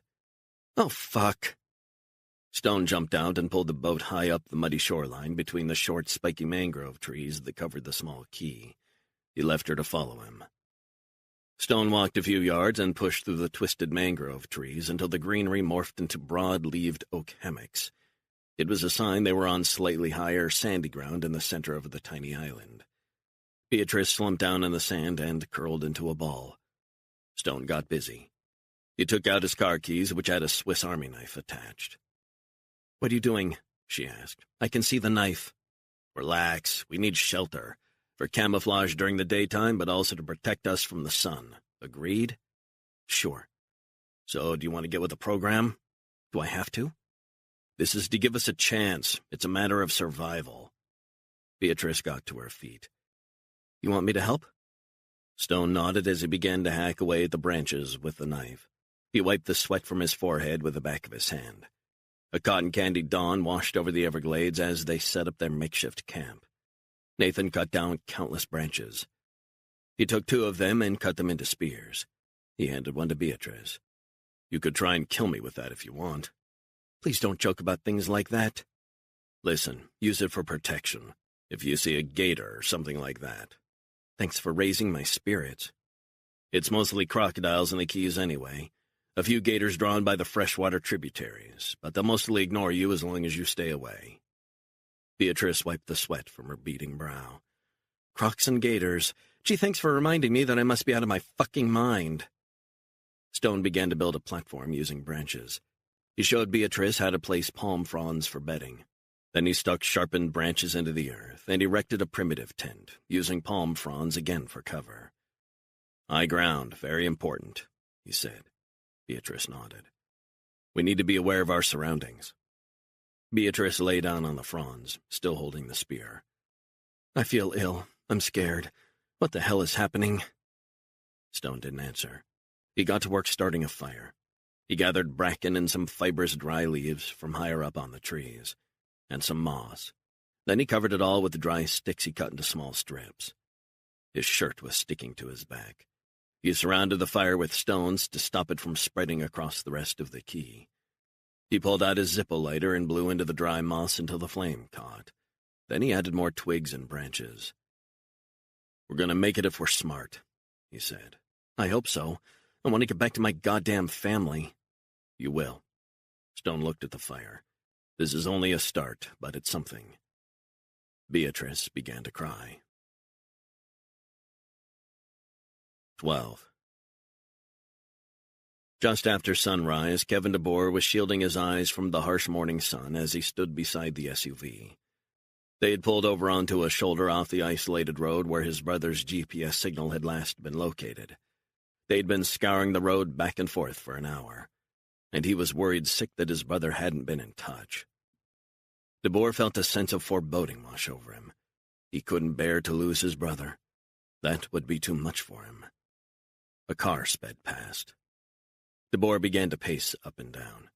He took out his cell phone and called the secret operations room in the basement of a warehouse complex near Sarasota.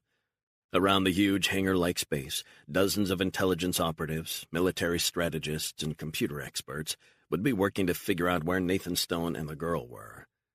But his brother dropping off the radar had only added to his problems. A young woman, a former staffer at the National Security Council who had just joined the team, answered the call. "Kevin, any luck on the ground?" "Negative. Listen to me. Nathan Stone and my brother can't have just disappeared off the face of the earth," DeBoer said. "We haven't had a visual on Stone for nearly 5 hours. It can't happen in this day and age. I'm not buying it." Sir, Florida is a big place. My brother said he was near Homestead. We are on the main Park Road, which leads out of there. We've been up and down it, nothing. There must be surveillance cameras even down here. There really aren't. They're mostly in cities and towns. Miami, Fort Lauderdale, highways. DeBoer shielded his eyes as the sun beat down. He felt the sweat plastering his shirt to his back. Where's the new cyber guy? Has he arrived? I'll put him on, sir. A beat.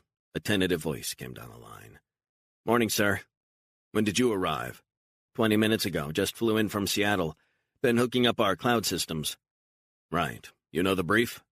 Find Nathan Stone. Find the girl, right? And my brother, too. Got it. There's a lot riding on this. Do you understand what I'm saying? I'm assuming you mean national security threats. Precisely. These two are national security threats. I can't give you the lowdown on who and what they are. Suffice it to say, they are a danger to America, its interests, and those of its allies. Am I making myself clear? The kid gave a nervous cough. Sir, I'll hopefully have a better picture of what we're facing within the hour. Good, because so far we have come up with nothing. They've dropped off the grid. How is that even possible? It's impossible. Long story short, sir, but yeah, it's possible. Are we scanning surveillance cameras belonging to the FBI, Miami-Dade Police, Miami Beach across the city and beyond? That's all in place. I've uploaded some great facial recognition software, too. But it takes time. It's very precise. High degree of accuracy. DeBoer felt a wave of exhaustion wash over him. He hadn't slept in 24 hours. Right, so you're on this. Highway cameras, we're into them? We're in. We're scanning in real time all footage since these two dropped off the grid. I want us to go deeper. That should just be the starting point. What do you mean, sir? I want to get into each and every webcam, private surveillance systems. I want to get into everything, everywhere. The kid whistled. Interesting. You do know that's totally illegal, I'm assuming, not to mention an extraordinarily complex technical operation.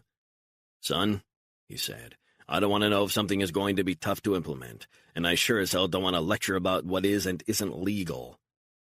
Sir, I wasn't suggesting... It's just that I wanted to make clear how challenging that would be. It's not straightforward. We need to find this guy. He's a danger to national security, and so is the girl. American national security. I'm assuming you believe in national security. Hell yeah. Of course you do. Now listen, this is not a drill, not a training exercise. This is the real thing.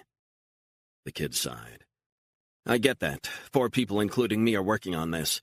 But what you're suggesting is you want every device, cell phone, surveillance system, private and public, in and around Miami to come into our orbit. Do you have any idea what you're asking? I want the area around Homestead covered. Hell, I want Florida covered. Florida? Florida's a big-ass state, sir, with respect. That's a big ask. That's why I called you guys. You do stuff like this, don't you?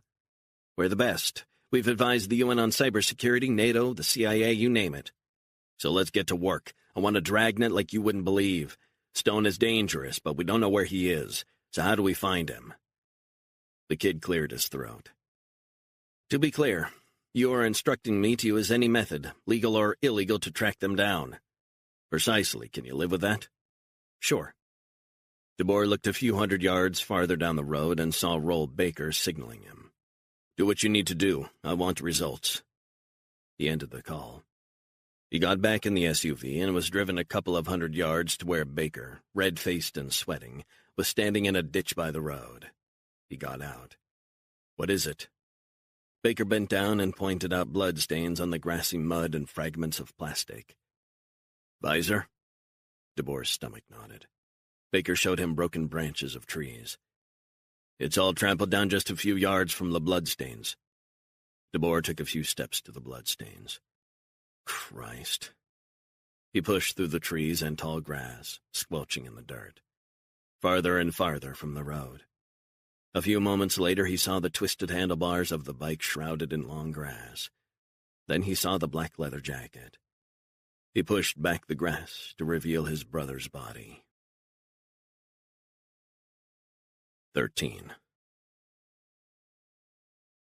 Stone was reaching up to cut the highest of the vine's branches as the setting sun spread a golden glow across the waters all around.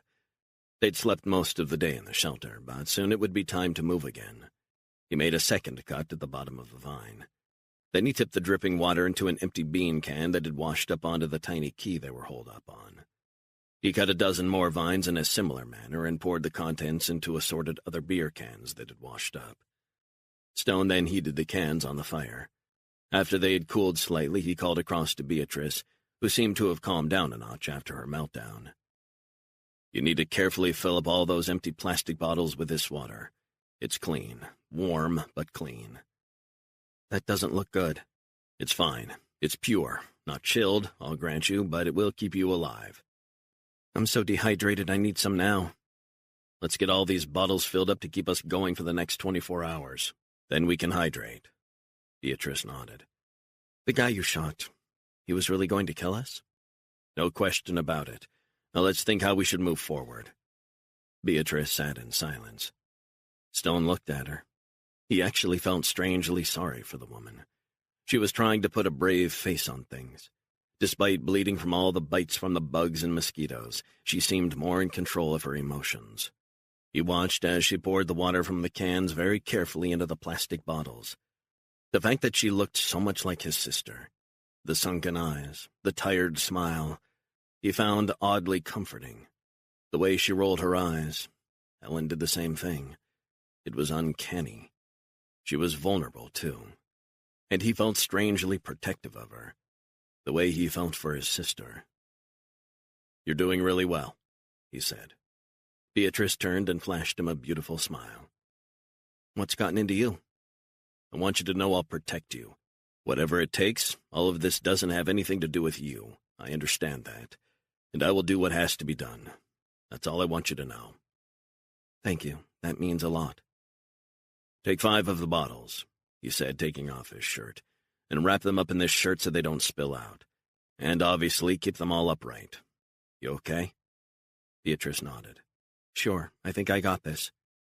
"Look, I'm sorry for the gun at your head and everything." Beatrice dropped her gaze. "Don't let it happen again." "It was fight or flight. We needed to get out of Miami, get away from civilization." "Well, we certainly achieved that." Beatrice picked up the bottles, 2 in each hand, carried them down to the small boat, then loaded up the rest. She made sure to wrap them tight and upright with Stone's shirt. Stone handed her another bottle of warm water. "Here, drink this." Beatrice sniffed it. "Are you sure it's okay?" Stone gulped his own bottle down. "See? It's warm but clean. It's good." Beatrice did the same. "That was surprisingly good." Stone wiped his mouth with the back of his hand. "That's better." Beatrice closed her eyes for a moment. "This is way too much reality for my liking." "Reality, huh?" "I'm an actress. I live in Santa Monica. This is not how I live." "It's a bit uncomfortable, I understand. And the stuff with me pressing a gun to your head, what can I say? I'm sorry." Beatrice folded her arms. "Well, I've been carjacked before in West Hollywood, so that wasn't anything new." Stone gave a wry smile. "Now that is a crazy place, I'll give you that." "What's the plan?" Stone sighed. The plan is to stay alive. We have water, we're hidden, for now. But we need to keep on moving, probably for the next 24 hours. And then we'll try and get back to civilization. Think you can handle that?" "So we're going to be out here for another day with the bugs and humidity in the middle of absolutely nowhere?" "Pretty much." "I need to know more. I'm still freaking out." "What do you need to know? You're alive." "I get that, but I need to know what this is all about, really about." "You don't want to know, trust me." "I think I've got a right to know. You said you were an assassin, and you killed a guy somewhere overseas?" "Among others." "This is fucked up, I have to tell you." Stone said nothing.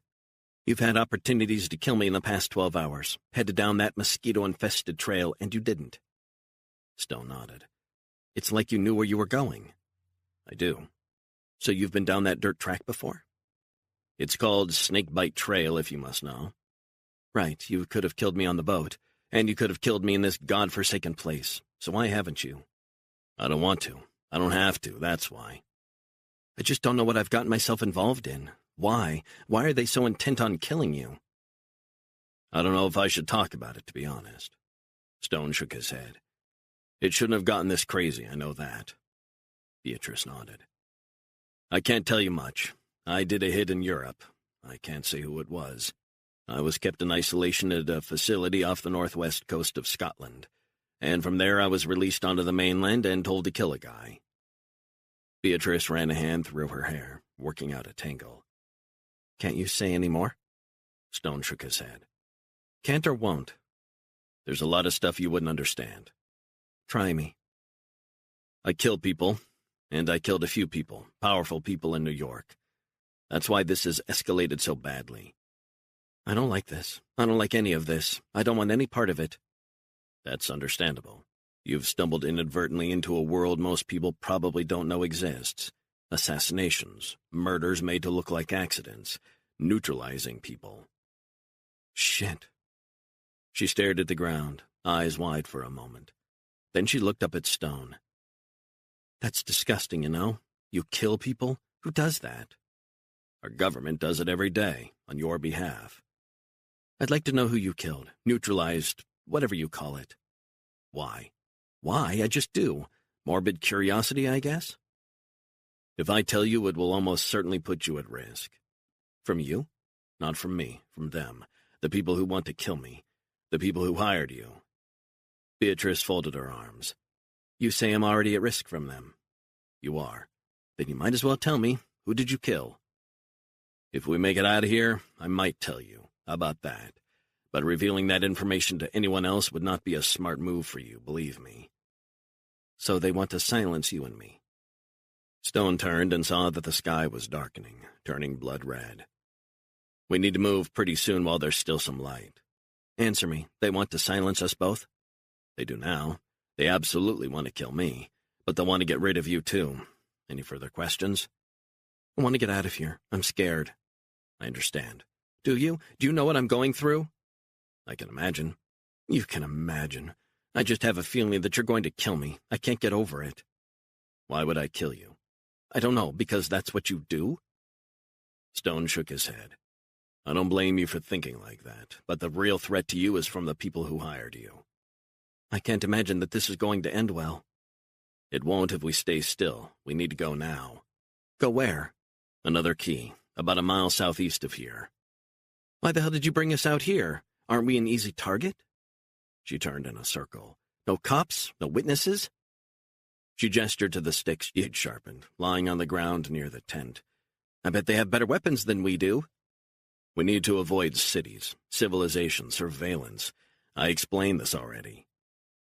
Beatrice sat down on the dirt, swatting away the bugs that were starting to thicken the air. You said I could leave, but it wasn't the right time. Is this the right time? No, because you would die out here by yourself. But if your question is, would I stop you? The answer is no. So I can go? Stone pointed to the boat. Take it. It's yours, if you want it. Can you take me back to the trail? No, that's not where I'm going. I'm heading southeast, through the outer keys and back to civilization. And if you don't make it? I believe I will. If I go back the way we came, they will find us, for sure. Beatrice scratched her head. Goddamn bugs. They're everywhere here. Listen, if you want, you can take the boat. What about you?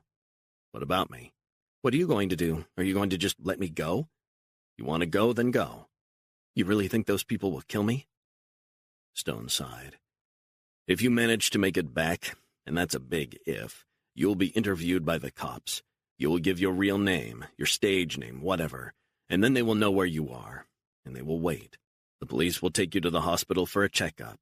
Chances are you won't make it out of the hospital alive. You're just trying to scare me. You're not my problem. They are my problem, and now they're your problem too. And you're not going to kill me or harm me in any way? I want to get the hell out of here as much as you do, but we need to be smart to try and evade these people. And heading back the way we came, back into civilization, is not smart. When we resurface, we need to be well away from there. So we're going to another island like this? It's a bit bigger. I've been out here before. I know about survival. And I can tell you this, I would be better off without you tagging along. So I'm prepared to let you go, if that's what you want. I want to live, that's what I want. Then you have to make up your mind. Am I a danger to you? Beatrice looked up at the darkening sky as if for inspiration. I don't know. You need to decide. No. I don't think you're a danger to me." Stone nodded. "All right then, let's get back in the boat. We have water now and we'll head off to another key." He held out his hand and she grabbed it. Stone pulled her to her feet. "Look at me, I'm disgusting," she said. "I cannot wait to get someplace where I can take a shower." "Well, don't hold your breath just yet." Stone kicked sand onto the fire, and they headed to the boat through twisted mangroves until they got to the sandy shoreline. He pushed off as she clambered in beside the bottles of water. Egrets were silhouetted against the inky blue sky. He paddled hard for a few hundred yards, then the paddle caught in the mud in the shallow waters. "Fuck," he said before he managed to wrench it free. Swarms of bugs filled the air. Nathan saw an alligator on a sandbank a few yards away and was grateful Beatrice didn't notice. They continued past the mangrove-fringed islands and into deeper channels. "How far?" she asked. 15-20 minutes. Stone turned down yet another narrow channel, forcing the oar through the muddy shallows, through seagrass, the paddle getting twisted among the reeds. His eyes were adjusting to the Stygian darkness. He pressed on, paddling hard, arms pumping. Nearly half an hour later, an island came into view in the far distance. A bigger key, covered in mangroves, live oaks on a higher elevation, and thick vegetation. Stone brought them closer and closer. He paddled up to the sandy shoreline, jumped off, and dragged the boat up high like before. Beatrice handed him the bottles of water, which he placed in the sand. Then he helped her out of the boat. Beatrice picked up the bottles and followed Stone silently along a well-worn, muddy trail. Finally, he pushed through a thick mangrove canopy to the sandy center of the island. A small, rudimentary wooden cabin stood in the middle. "What the hell?" she said. "This was built about 10 years ago by a friend of mine. Lived on the Keys for a while, former Marine." "Out here? Are you kidding me?" Stone swatted away some mosquitoes. "Got evicted from his house, and he headed out here and built this. Lived here for a few months every winter." "Fuck.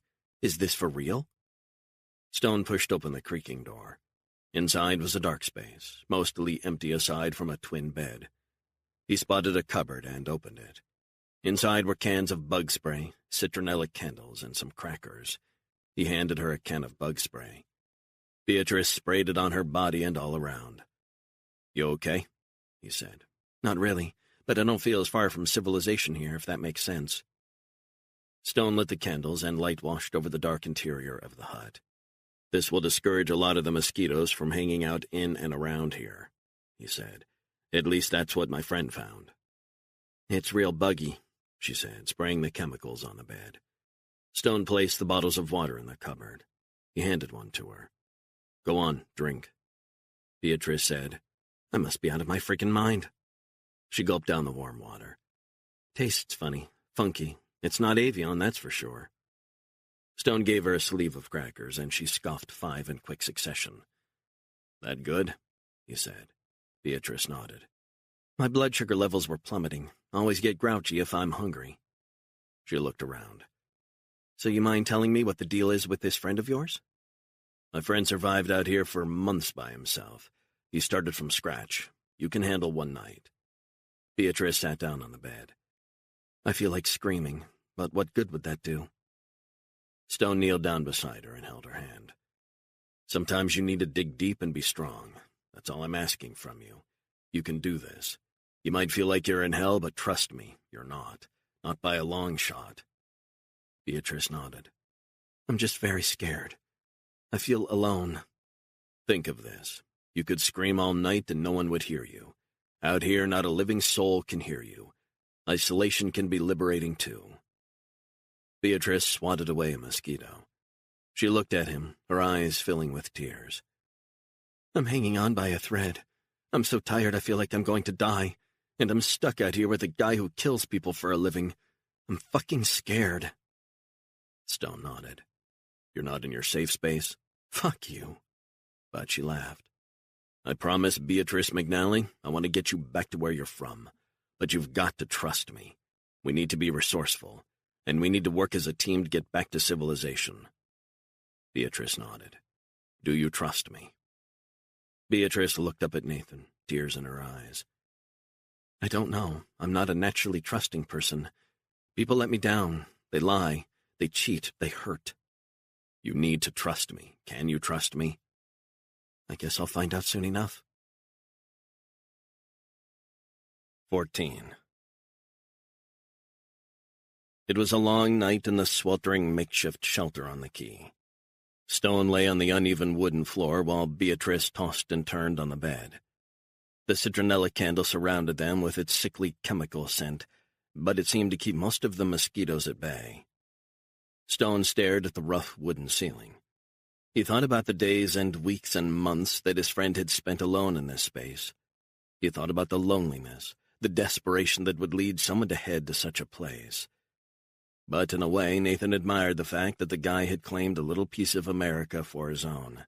Most of the tiny islands were owned by the government and designated for wildlife preservation. Others were owned by wealthy individuals. Stone had once read that there were nearly 1,000 islands in the Keys, but only around 40 or so were occupied. He imagined what the early pioneers headed west must have endured. Blistering heat, no mosquito repellents, no air conditioning, no nothing.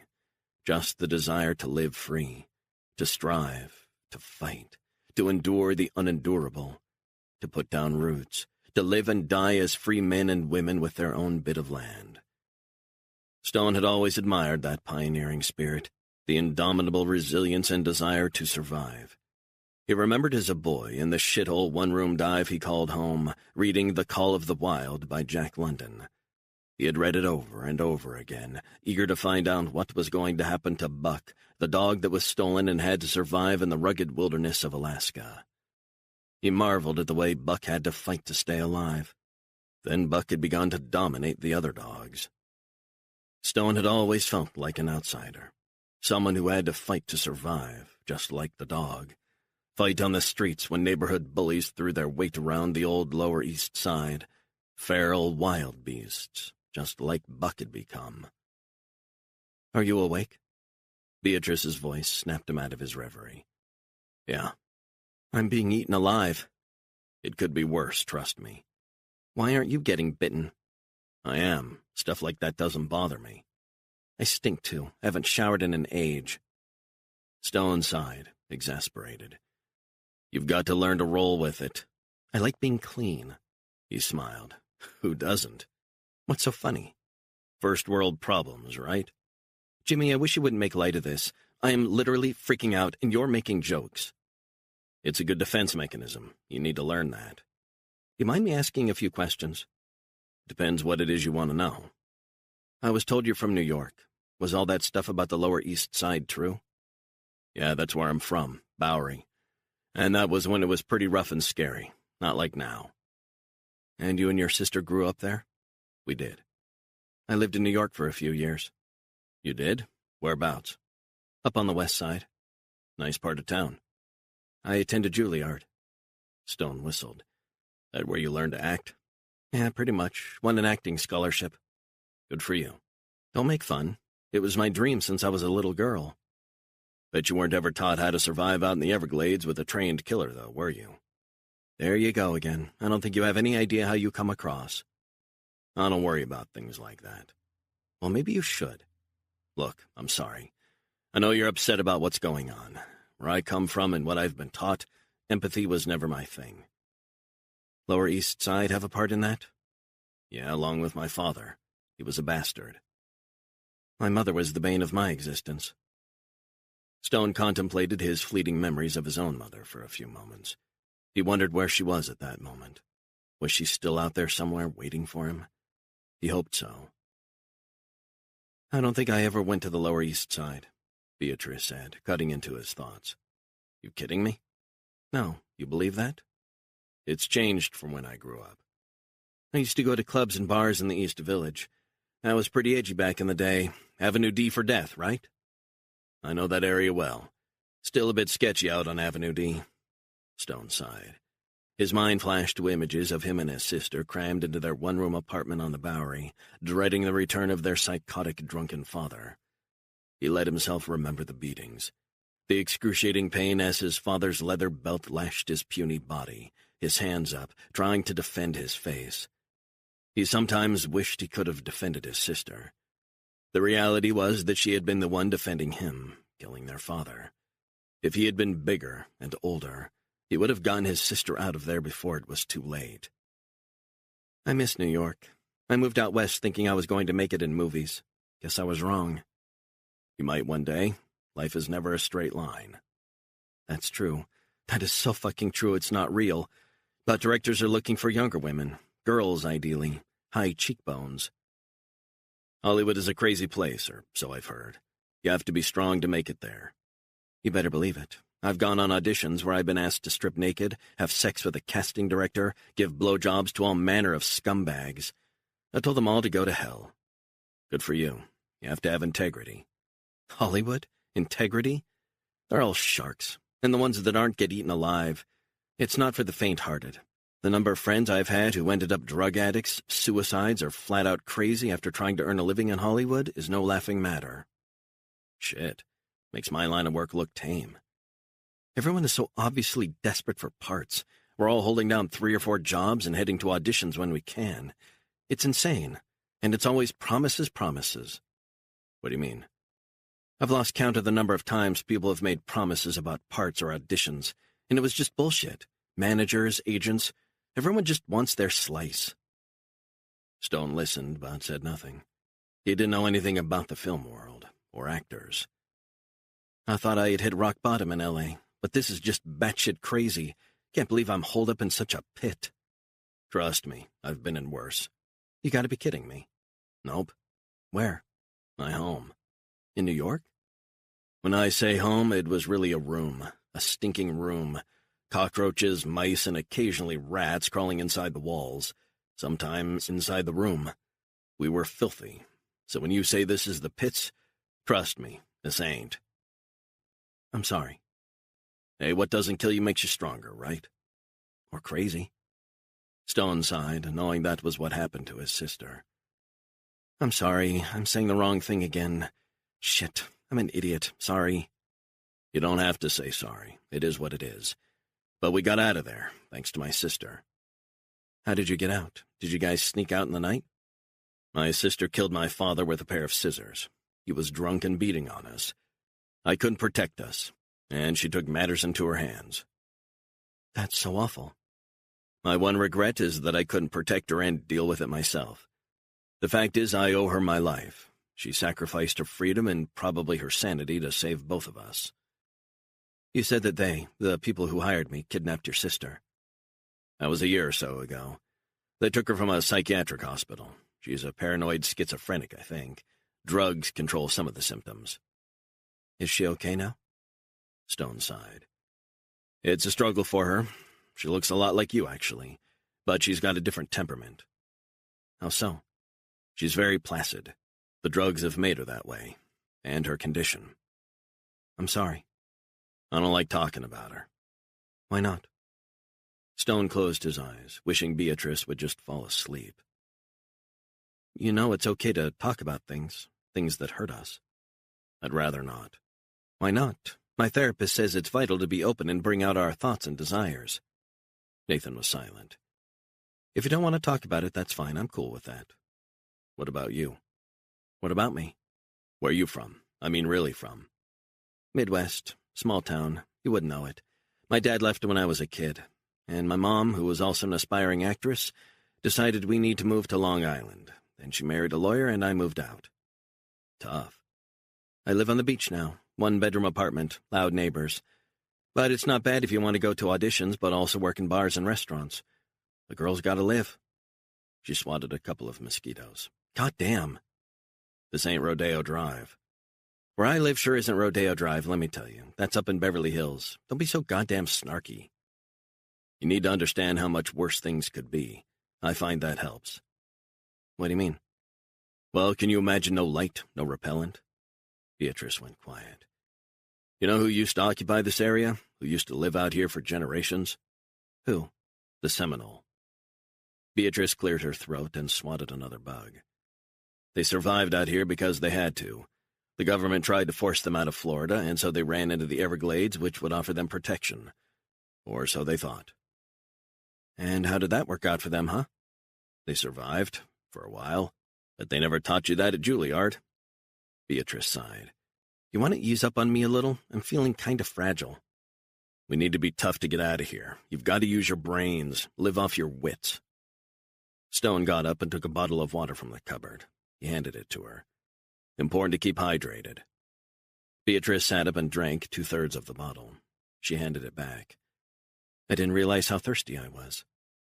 Stone finished the rest. He got another bottle and handed her that. She took a few gulps and he finished the rest. Better? Beatrice smiled. Now I need to pee. There's a latrine outside. The hole in the ground? That's it. She groaned as she got up.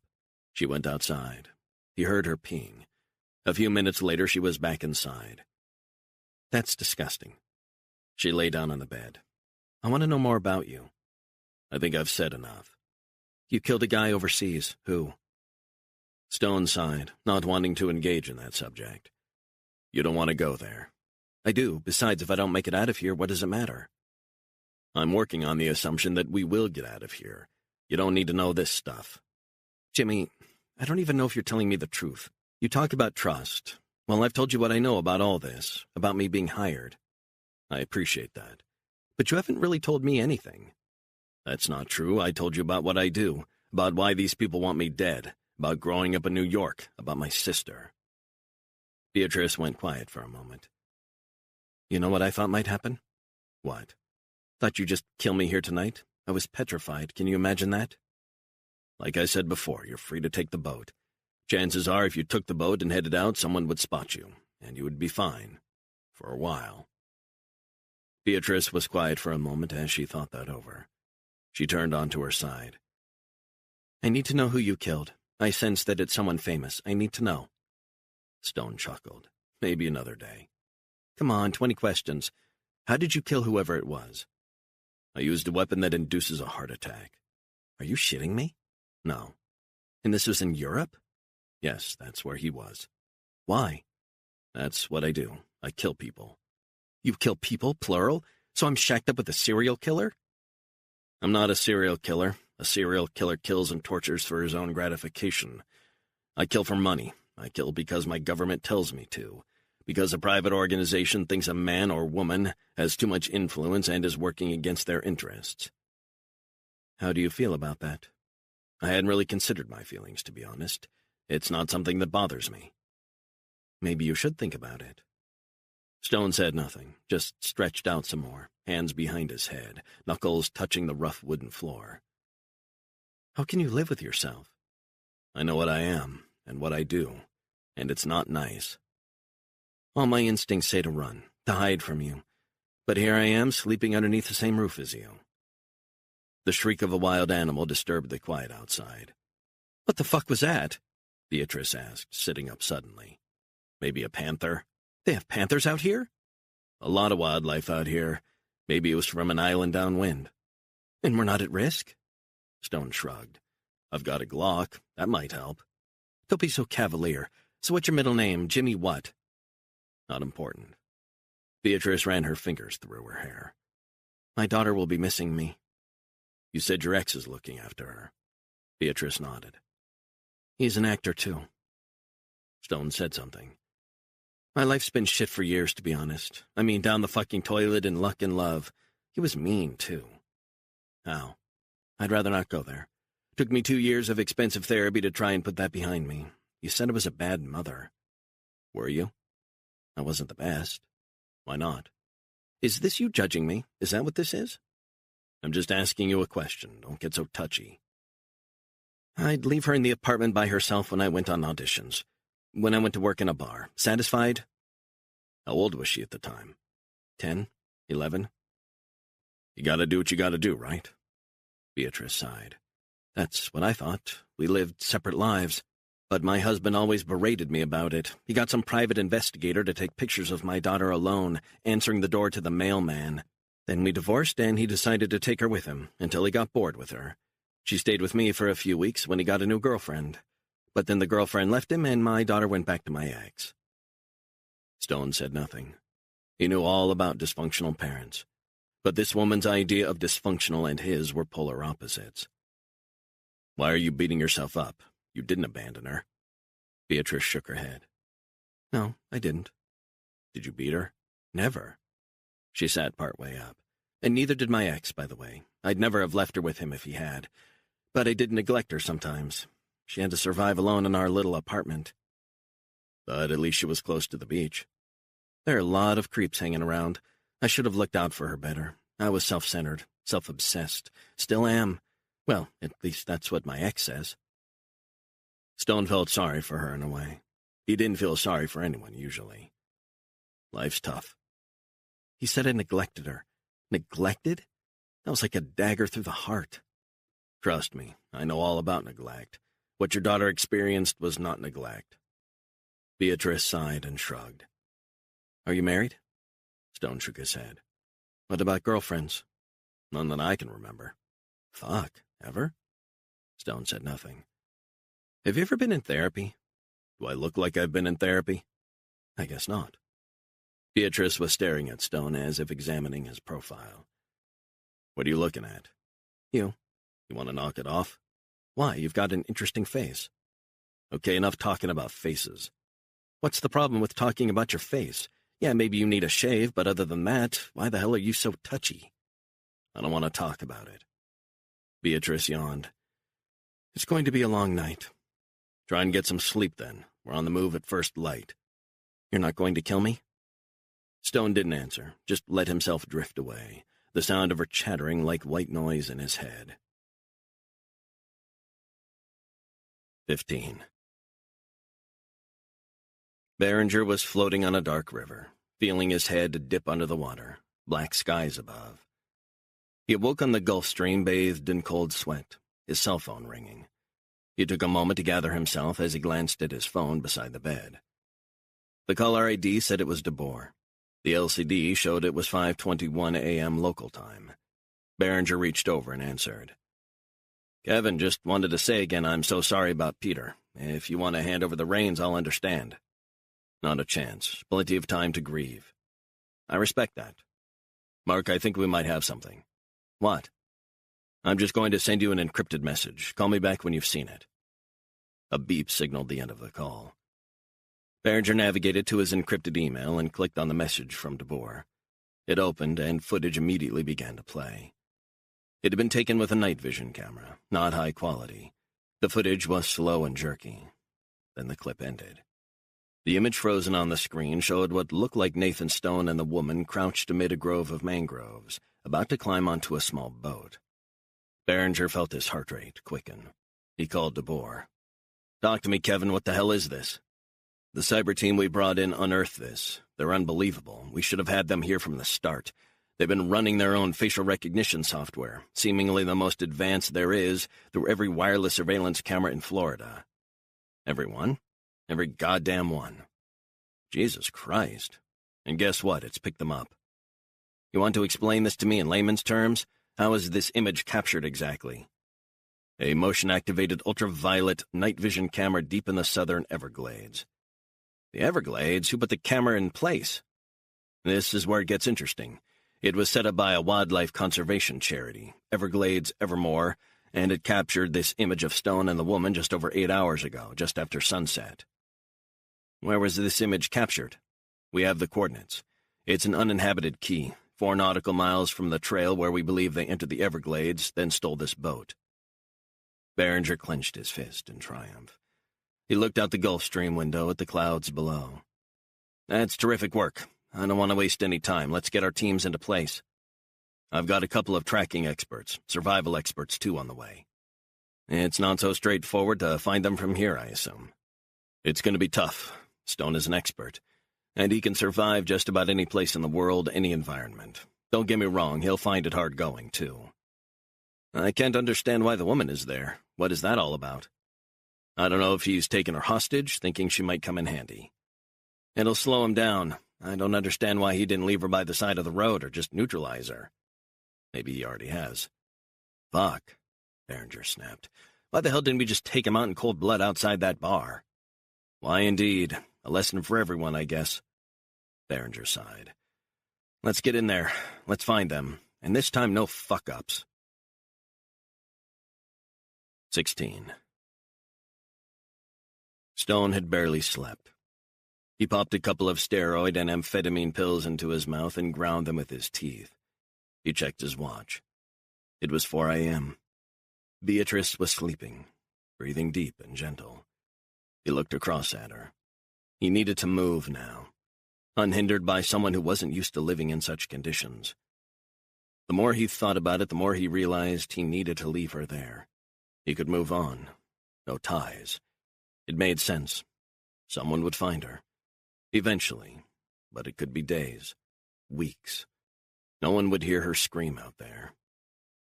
The easiest thing to do would be to just leave the hut, head down to the boat, and push off. The Nathan Stone of old wouldn't have batted an eye. He would have been gone, without a word. Then again, the Nathan Stone of old could just as easily have put a bullet in her head. So why the hell wasn't he doing that now? It was like he had changed in the last year. It was like something had been rekindled within him. Deep within his soul, a part of him that he thought was gone, a part of him that he thought had been destroyed was alive. The part that still retained a semblance of what it was like to be a human being. A man. Slowly it was beginning to dawn on him that he cared about the woman sleeping a few feet from him. The people who were after him would certainly kill her. They didn't fuck around. Stone reflected on his position and what he could intuit about the current management of the commission. He thought about the psychiatrist who had examined him, evaluated him, in Scotland and in Canada. Berenger had examined Helen, too, when they'd kidnapped her. He knew the buttons that could be pressed. Had Beatrice, a woman who looked so much like Helen, been chosen by Berenger to approach Nathan in the bar simply because of her striking similarity to his sister? Did Berenger believe the resemblance would allow Nathan, perhaps subconsciously, to drop his guard?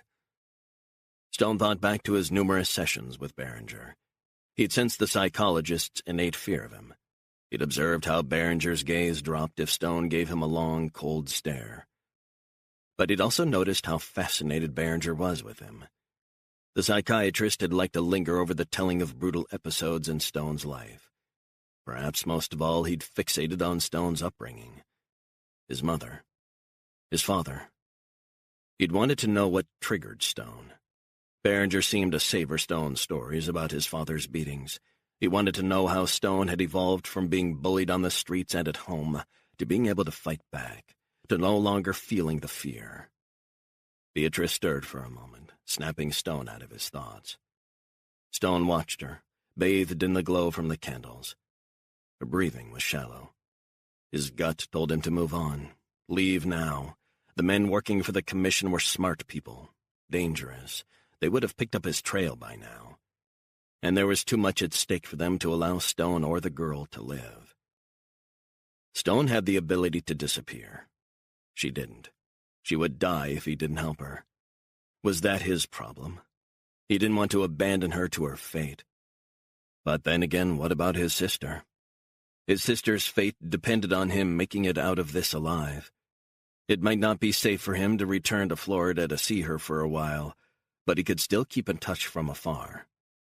And eventually, when it was safe, he could move her to somewhere they'd never find her.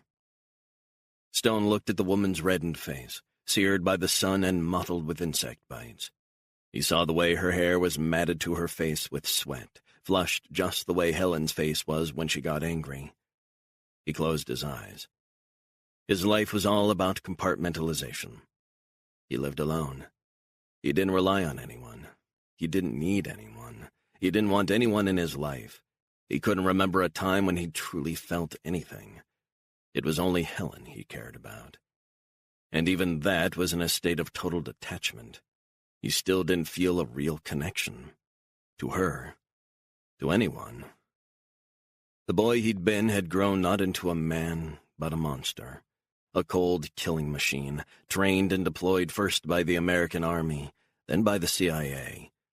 But now, faced with abandoning a woman he didn't really know and to whom he owed nothing, he was hesitant, indecisive, stricken by doubt. That had never been a problem in the past. He was asked to kill, then he killed. He tasted blood each and every day, and felt no remorse at what he had become. So what was stopping him now from disappearing into the night? Stone rubbed his face. He felt strange. It was almost like something deep within him, something that had lain buried, dormant since it had been beaten out of him as a boy, was beginning to stir. The ability to feel, to understand, to care. An essential part of being a human being. It was like the walls he had built around himself for protection were now allowing a small ray of light into his dark soul. Beatrice stirred again and bolted upright, bathed in sweat. Her eyes found the glow of Stone's in the waning candlelight. "Were you watching me?" Stone nodded. "Watching over you." "I see. How long was I asleep for?" "Couple of hours, I think." "Did you sleep?" "For a little while." He lied. "Feel like I'm burning up," she said. Stone got up and handed her a bottle of the cloudy vine water. "Drink it." "Thanks." She winced as she swallowed, then handed the bottle to Stone. He finished the rest. "So," she said, looking around, "you weren't tempted to kill me?" "Not yet," he said, cracking a smile. Beatrice closed her eyes. "Give me strength." She picked up her bag and reached inside. "I must be a mess." "You look okay to me." "I'll take that as a compliment," she said, using a perfumed wipe to take her mascara and makeup off. "I'm alive. It's something." "Are you still scared of me?" "A little bit. Feel like I've been sucked into my own personal hell." "Know what Churchill said?" Beatrice shrugged. "If you're going through hell, keep going." She nodded. "Makes sense." "You've got a choice. You can still go back." "Or head out with you?" "Exactly." Beatrice wiped her hands with a cloth. "You haven't killed me, so that's a point in your favor." "I think we should leave now." "Now? At this hour? Why?" "I don't know. Just a feeling I have that these people will be closing in soon." "Why would you think that?" "They're very good at finding people. I know that from personal experience." "I don't know how much more of this I can take." Stone nodded, keeping his own counsel. "When are we going to get out of here?" "Maybe not today." "Why not?" "It's highly unlikely we will be able to paddle our way back to the mid-keys or thereabouts, at least without getting spotted." "So how are we going to get back?" "I'm working on it, but right now we need to move." "Now?" Stone nodded. "We keep moving, we stay alive." 17. Catherine Hudson's cell phone vibrated on her bedside table, rousing her from a light sleep.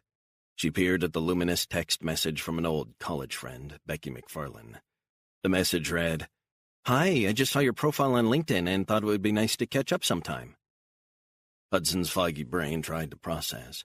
She reread the short message 2 more times. She hadn't given out her cell number to anyone outside of work. She would have expected any contact to come through the LinkedIn messaging service, where her fake profile as a management consultant was public. The profile was to ensure her cover was in place across social media. But the approach had come via her cell phone.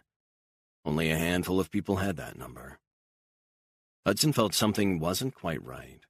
She hadn't seen Becky, a fellow economics graduate of Colby College, for almost 20 years. Her gut was telling her something was wrong. She slipped out of bed so as not to disturb her husband and tiptoed downstairs. Hudson made herself a coffee. She opened up her MacBook on the kitchen table, logged on, and almost immediately pulled up Becky's LinkedIn profile. Her college friend, according to the profile, was working in consular affairs at the U.S. Embassy in London. Hudson sipped some coffee and scrolled through the profile. She saw that Becky's previous employment was at the Bureau of Economic and Business Affairs in the State Department. Before that, she'd worked for the Diplomatic Security Service at the U.S. Embassy in Pakistan. Alarm bells were beginning to ring. Big time. Something felt wrong. Seriously wrong.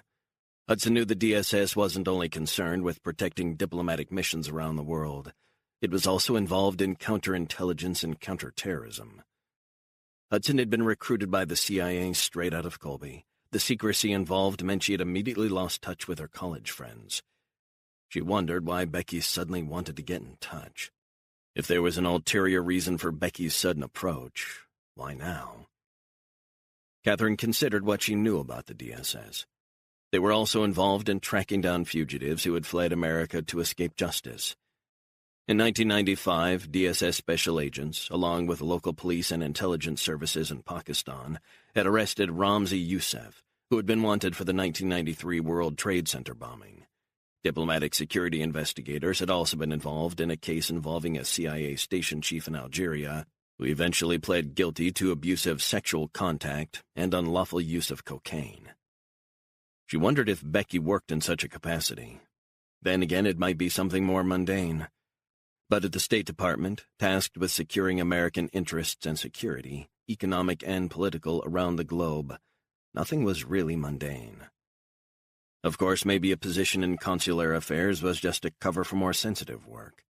Hudson knew better than anyone that embassies were brilliant covers for intelligence-gathering operations. The CIA would have a presence, especially in a major world city like London. Hudson took another sip of coffee as she stared at the pale blue MacBook screen. Hudson had always been taught that in the world she inhabited, nothing was what it seemed. Friends could actually be enemies. Becky's LinkedIn profile was likely as full of bullshit as her own. Becky could be CIA, DSS, or something else entirely. When Catherine thought back to their days at Colby, her lasting impression of Becky was that she was always the one who didn't want to go out, didn't want to socialize, didn't want to take part. She'd never initiated drinks, never suggested a double date. It just never happened with her. But maybe she had changed after all these years. Hudson figured she had 4 options. She could ignore the text. She could respond to the text and suggest they meet up sometime. She could respond to the text and say she wasn't available. Finally, she could call Becky and chat without having any firm game plan in mind, exchanging banalities. But then she thought, that's exactly how it begins. How to curry favor. There was a possibility Becky was being used by others within U.S. intelligence to reach out to her. Knowledge of her work, like most covert operations, was strictly confined to a handful of people. Few outside of that handful even knew about the Commission's existence, and none of them were supposed to know about her role in setting it up. The CIA was very good at establishing privately funded entities to pursue their aims. A favorite tactic was sponsoring academic conferences that would attract, say, nuclear scientists from around the world. Invitations would be specifically extended to Iran's top experts on uranium enrichment. Then covert CIA operatives would get to work, trying to approach the scientists without the Revolutionary Guard minders noticing. Was Becky trying to set up something that was more than just a meeting of old friends? She imagined that Becky, working in the State Department, might be able to figure out what she really did. Maybe not the covert part, but she'd know Catherine was employed by the agency. 1,000 thoughts were ricocheting through Catherine's mind as she contemplated what to do. The risk of making a wrong move was higher than ever, given the worsening Nathan Stone situation. If he or the men hunting him was ever traced back to the agency, the fallout would be incalculable. Just then her landline began to ring. Great, she thought. What now? John's partner at the architectural firm would have called his cell phone.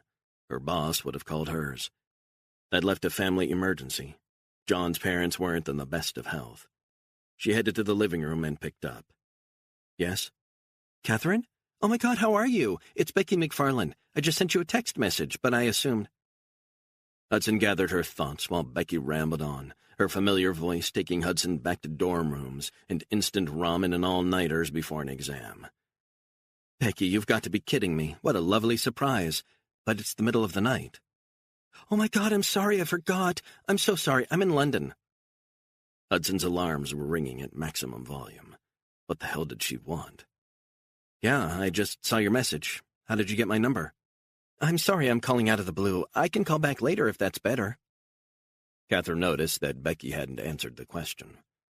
No, I'm wide awake. I can't believe I'm hearing from you after all this time. What a lovely surprise. How long has it been, Catherine? I don't even want to think. 2 decades? It can't be that long. Where's the time gone? Hudson's mind was racing. Becky, I hope you don't mind me asking, but how did you get my number after all this time? Your number? I called your husband, John. First time I've spoken to him. Hudson was taken aback. She tried to compose herself. I see. Sorry, I'm just a little surprised. It's my fault. You know what I'm like. So impulsive. He was on LinkedIn. I saw the number for his firm on his profile, so I called him. You called him? When? A couple days ago, I think. He gave me your cell, and he gave me this number, and here we are. Here we are indeed. How lovely. Hudson could barely contain her annoyance. You should have just sent a message through LinkedIn. I wanted to hear your voice. I hope you don't mind. Not at all, Hudson lied. I was so excited to see your profile, you have no idea. So you're a management consultant. That's really interesting. Hudson closed her eyes briefly. It has its moments. I can't believe you still sound the same. And your picture on LinkedIn, you look fantastic. Hudson ignored Becky's attempt to ingratiate herself. So, how's life treating you in London? Busy, crazy busy. I can imagine. Where are you working? U.S. Embassy, processing passports, pretty routine. Tell me more about your job. What does that entail? Hudson noted that Becky had volunteered the information about her job being pretty routine.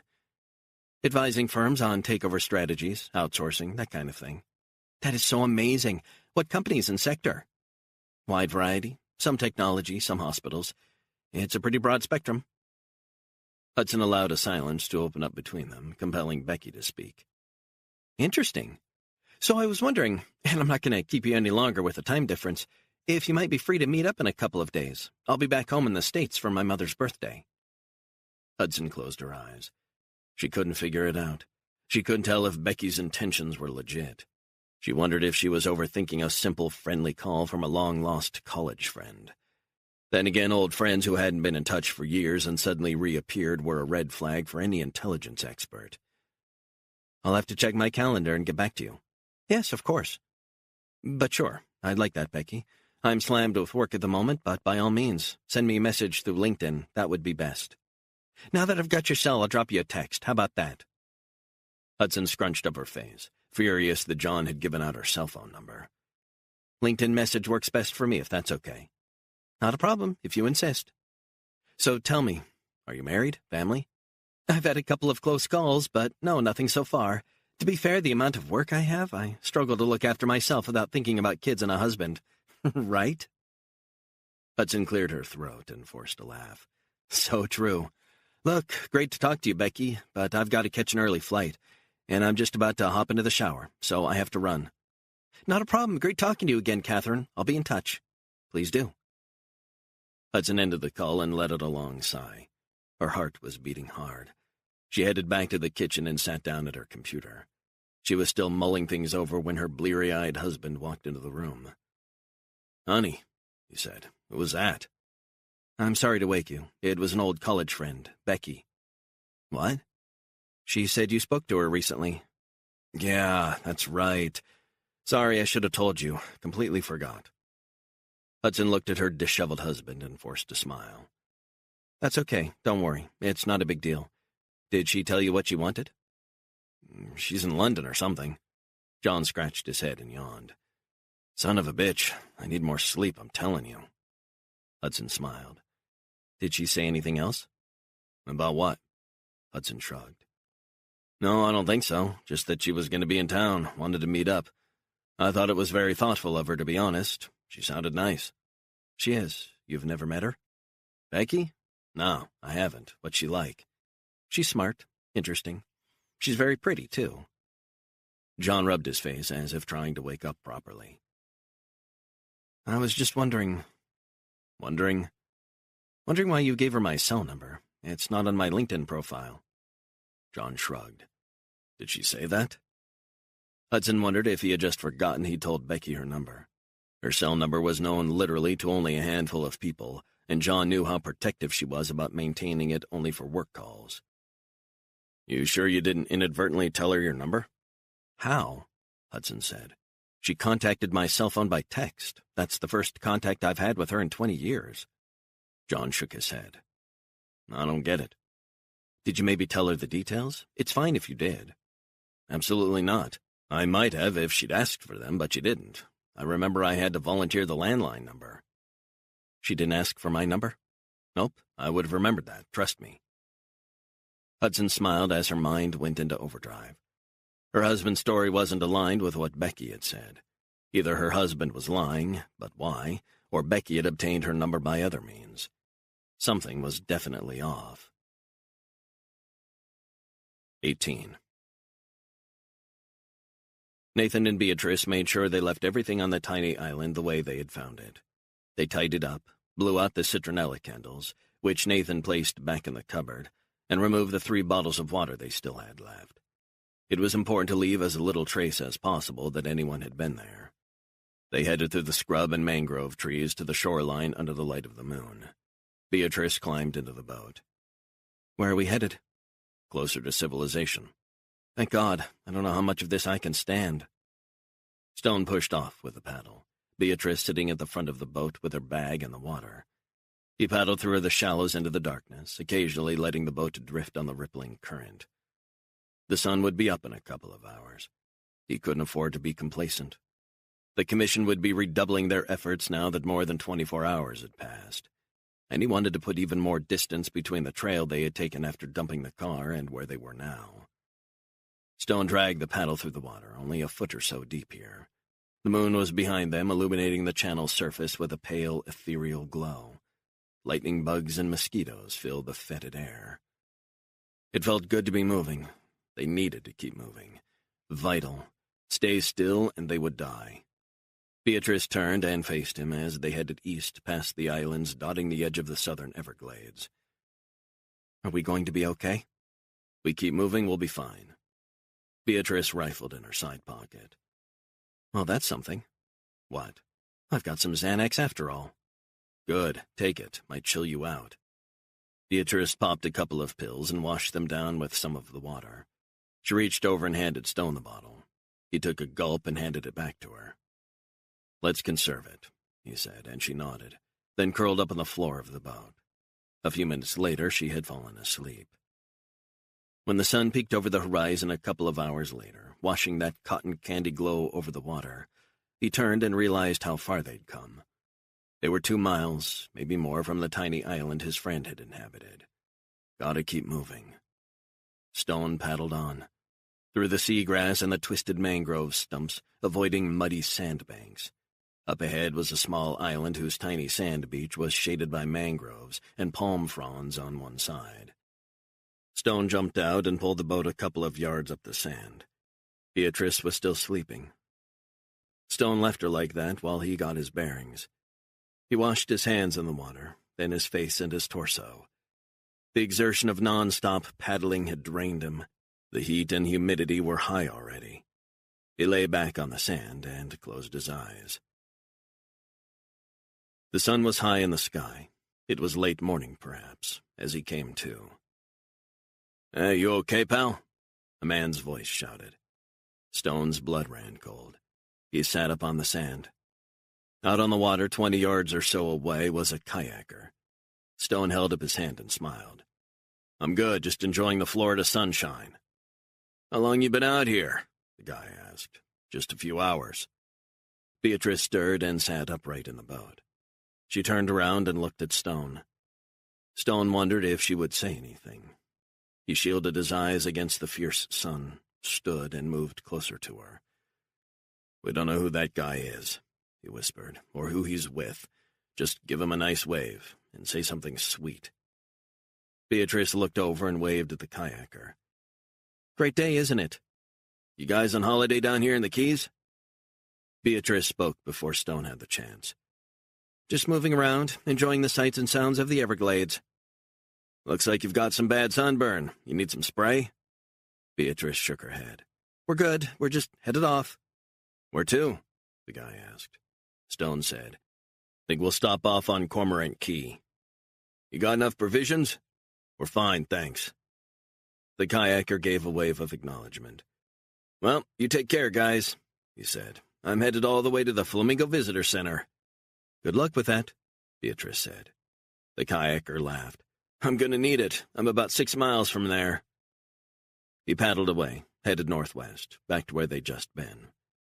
Stone waited until the guy was out of sight. "Well done. Smart response." "You think he could have been one of them?" "Don't know. How you feeling after your nap?" "Dry, hot.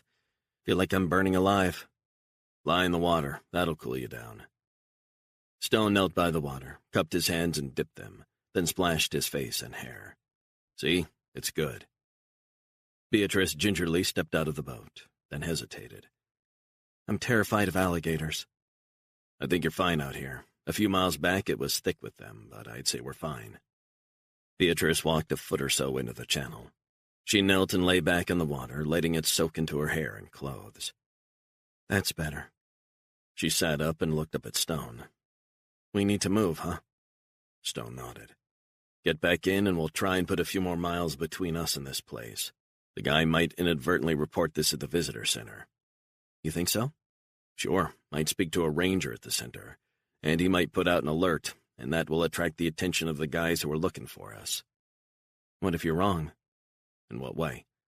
What if the guys aren't interested in killing me? What if they're just interested in killing you? You're within your rights to bail on me. But if I've learned anything over the years, it's that these people don't play games. They won't be able to sleep knowing that you might be out there, knowing what you know. Beatrice stared out over the river of grass and toward the islands in the distant haze. This is crazy. Stone shielded his eyes and squinted against the sun. We need to move. Beatrice got back in the boat. Stone pushed off. Keep your head down. He paddled relentlessly throughout the afternoon, ignoring the sun burning his back. Sunburn and heat stroke were risks he had to take. He didn't rest until the sky began to darken. 19. Kevin DeBoer's team was in one of 3 boats, which had fanned out through the southern Everglades. They had pinpointed the location of the original sighting by the conservation charity's cameras of Stone and the woman, close to the snakebite trail. But their whereabouts at that moment were still a mystery. The fucker could be anywhere, he said to Baker. There are hundreds of goddamn islands where they could be hiding out. He could be on any one of them. A voice in his Bluetooth headset. Kevin, an analyst in Sarasota, said. We're just hearing from an old Seminole tracker who's with the second crew. There's a sign that they might have been out on a tiny little key near Bowie Key, way out in Florida Bay. Copy that, he said. Go ahead. The tracker and one of our team landed on the island to have a look.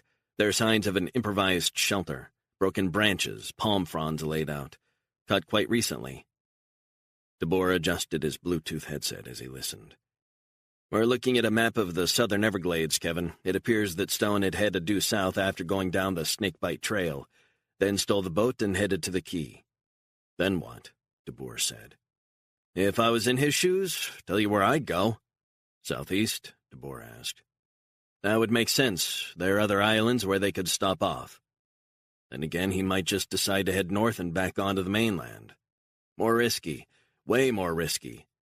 DeBoer nodded. So let's assume he does what we'd both do, head southeast. That means he's among countless tiny uninhabited, perhaps uninhabitable islands dotted across Florida Bay.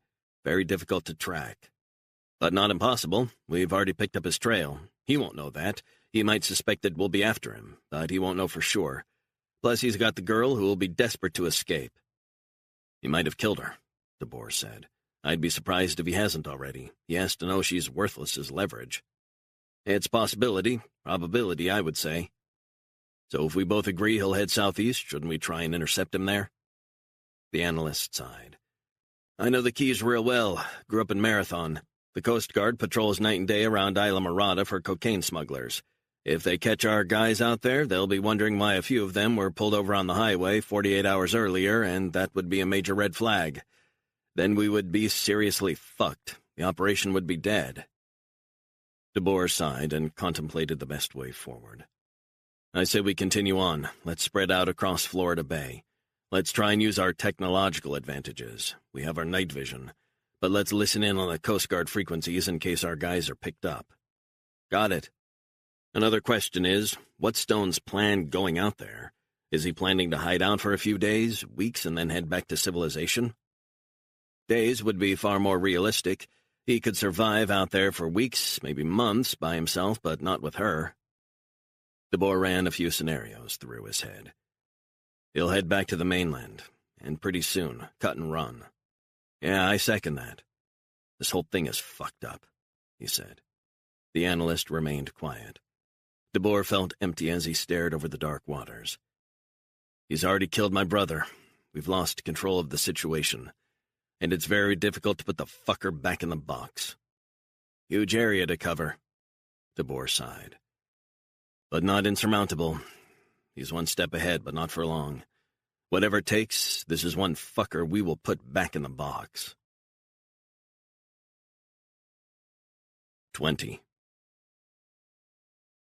In the far distance, Stone saw a speck of light on the dark water. He wondered if it was a boat. He paddled on, seagrass catching one wooden oar as it swept forward. He kept going for a few more minutes until he saw that the light was coming from an island up ahead. It was possible it was just some kayakers camping in the wild. He wondered if they should risk it. Slowly, quietly, he paddled closer to the island. "Do you think someone lives there?" Beatrice asked softly. "I don't know." He edged them closer. A glow emanated through the tangled mangroves.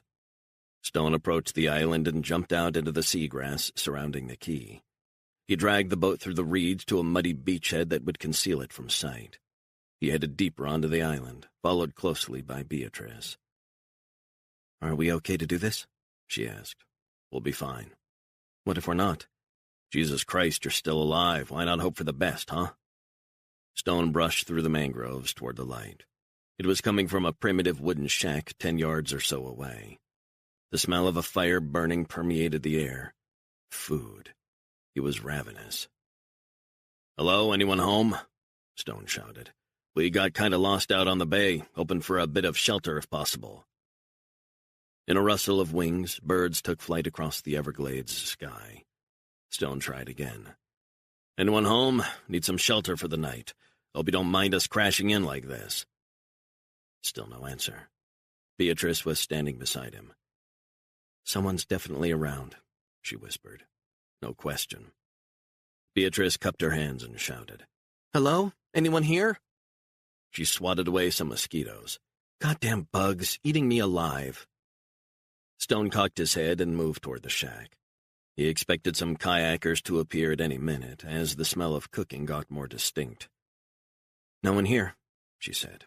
"How weird is that?" Stone knocked on the rough wooden door and waited. "Do you think this is smart?" she asked. "I guess we'll find out soon enough." Stone pushed open the door and looked inside. The ghostly glow he'd seen came from a paraffin lamp. A sturdy wooden table and chair and a single bed were the only furniture in the space. Maps covered the walls, and more maps lay on the chair beside a compass. Title charts. On another wall hung rifles, guns, machetes, knives, a crossbow, and arrows. The smell of burning meat was stronger now. They stepped inside. "Someone is living here," Beatrice said. "Where the hell is he?" Stone's gaze was drawn to a door at the far end of the hut. He ambled over to it and pushed it open. It led to an open-air deck, built just a couple of feet above the water. He felt the platform moving to and fro with the ebb of the water. At the far end of the deck, a pig was roasting over a spit, smoke and the smell of burning flesh filling the sticky air. "What the fuck is this place?" Beatrice said. It was clear the quay was occupied. Had been, perhaps, for some time. Stone suspected the guy, and it would be a guy out here, was nearby. Maybe fishing. Getting fresh food to cook on his little island. The more Stone thought about it, the more he wondered if they shouldn't just head off and find another island to wait out the night before they headed across to the mainland. Beatrice swatted some mosquitoes. "I don't like it here," she said. "I was wondering if we shouldn't just move on to the next island." Beatrice sighed. "This is creeping me out. Where is the guy?" "He's out there somewhere, that's for sure." "Do you think he built this place?" "I don't know. Might have been built a long time ago, and someone has taken it over." "This is the middle of nowhere." Stone felt sweat running down his back. "I don't like it here," Beatrice said. "I want to go." A shot rang out, a shotgun shell whizzing past their heads. Beatrice grabbed Nathan's arm and shrieked. He froze. Out of the darkness emerged a silhouetted man on a boat, shotgun in hand. "Don't fucking move," he drawled. 21. DeBoer was in the lead boat as another followed. powerful lights fixed to their fronts, winding through the twisted mangroves that edged the shallow channel, checking for any signs of life. He sensed they were closing in on Stone. What wasn't in dispute was that they were on his tail, perhaps closer than anyone imagined. The boat edged around the far side of the island. DeBoer was with the old Seminole tracker as they headed to the north of the island. He disembarked with his team as they pushed through the mangroves on the island in the eerie darkness. The team scrabbled through the undergrowth until they finally reached the center of the island. They came to a ramshackle wooden hut. DeBoer pushed open the door. Inside the hut was what looked like candle wax gathered in a metal bowl. He followed the tracker outside, who was on his hands and knees looking at a pile of leaves and twigs. The man carefully removed the covering, then whipped his head away. Piles of shit, flies, and mosquitoes eating it. DeBoer nodded. Makeshift latrine. The tracker looked inside and pulled out what looked like a tampon. He held it up. That is very interesting, DeBoer said. I'm guessing there aren't too many women out and about in uninhabited keys. I think we might assume that this is our actress. DeBoer turned to his team. There's definite signs of life, very recent, within the last 24 hours maximum, and I would speculate that this is exactly where Nathan Stone and this young woman stopped off. A voice in his earpiece. Kevin? It was Baker on the second boat. DeBoer relayed the find. I reckon, Baker said. He's going to be farther out, much farther out, and he's got the woman with him. DeBoer knew the guys on his team were loaded on amphetamines. It would help them keep going for days if need be. They're out on one of the islands. I can feel it. As soon as we find them, it's kill on sight. 22. The burly man stepped off the airboat and onto the deck. His shotgun was still trained on Stone and Beatrice, who'd raised her hands. The man's face was burnished a blistered reddish-brown from the sun, eyes the palest blue. You mind explaining what the hell you're doing? The man asked. Beatrice spoke first. Sir, I'm really sorry. We're just kinda lost. Lost? You're damned right you're lost. What the hell do you think you're doing? You think it's acceptable to be on my property? Do you know I own this place? We don't mean any harm, sir, she said. I can assure you. So what the hell are you doing out here? He stared at Stone. Cat got your tongue, son? Stone forced a smile as he kept his hands raised. We had no idea anyone was on this particular island. If we'd known, we wouldn't have encroached on what's yours. The man eyed them with suspicion. Beatrice lowered her hands. Could you not point the gun at me? She said politely. I have anxiety issues. The man stared at her for what seemed like a lifetime before he burst out laughing. Anxiety issues? You're not from Florida, are you? No, sir, I'm from California. California. That explains just about everything, Stone said. Sir, we don't want to impose, but we were hoping to spend the night on your piece of land and then be on our way first thing in the morning. The man looked long and hard at him. Where are you from? I live most of the year in Florida, Stone said. I meant, what are you? Who do you represent? What am I? Who do I represent? I'm sorry, I don't follow. I mean, son, are you from the government? Do you work for the government? The government? No, I don't work for them. The man didn't look convinced. You people from the feds? Beatrice smiled. Hell no. The man took a couple of steps forward. He peered at Stone. You look military. You military? Stone took a moment to consider the best response and decided on truth. I used to be in the Army many years back. The man stared at him for what seemed like an eternity. Is that right? Stone nodded. Where did you serve? Afghanistan. Iraq, mostly. The man sneered. Fucking shitholes, right? What the fuck are we over there for? It's not our fight, never was. Stone said nothing. I don't like people turning up unannounced. Like I said, I'm sorry, just looking for a place to rest up. I can see you're a man of honor, a man of principles, and I respect that. I know people who went to Iraq. Son went there. Didn't come back. Christ, I'm sorry, truly. Just a fucking kid. The guy got quiet for a few moments. You got lucky. Yes, sir, I did. I'm glad you made it back. Stone nodded, sensing the man had made a connection with him. I'm sorry about your son. Only a man who served his country knows what it's like. That's right. The man pulled up the right sleeve of his shirt. His arm was tattooed with the word airborne. The Screaming Eagles? Stone said. The man nodded. The 101st, Fort Campbell. You know your stuff. I like that. I like that a lot. You're not some bullshitter.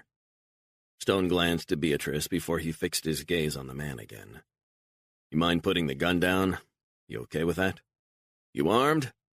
Stone nodded. Yes, sir. You know how this works, son. I can see you're not a novice.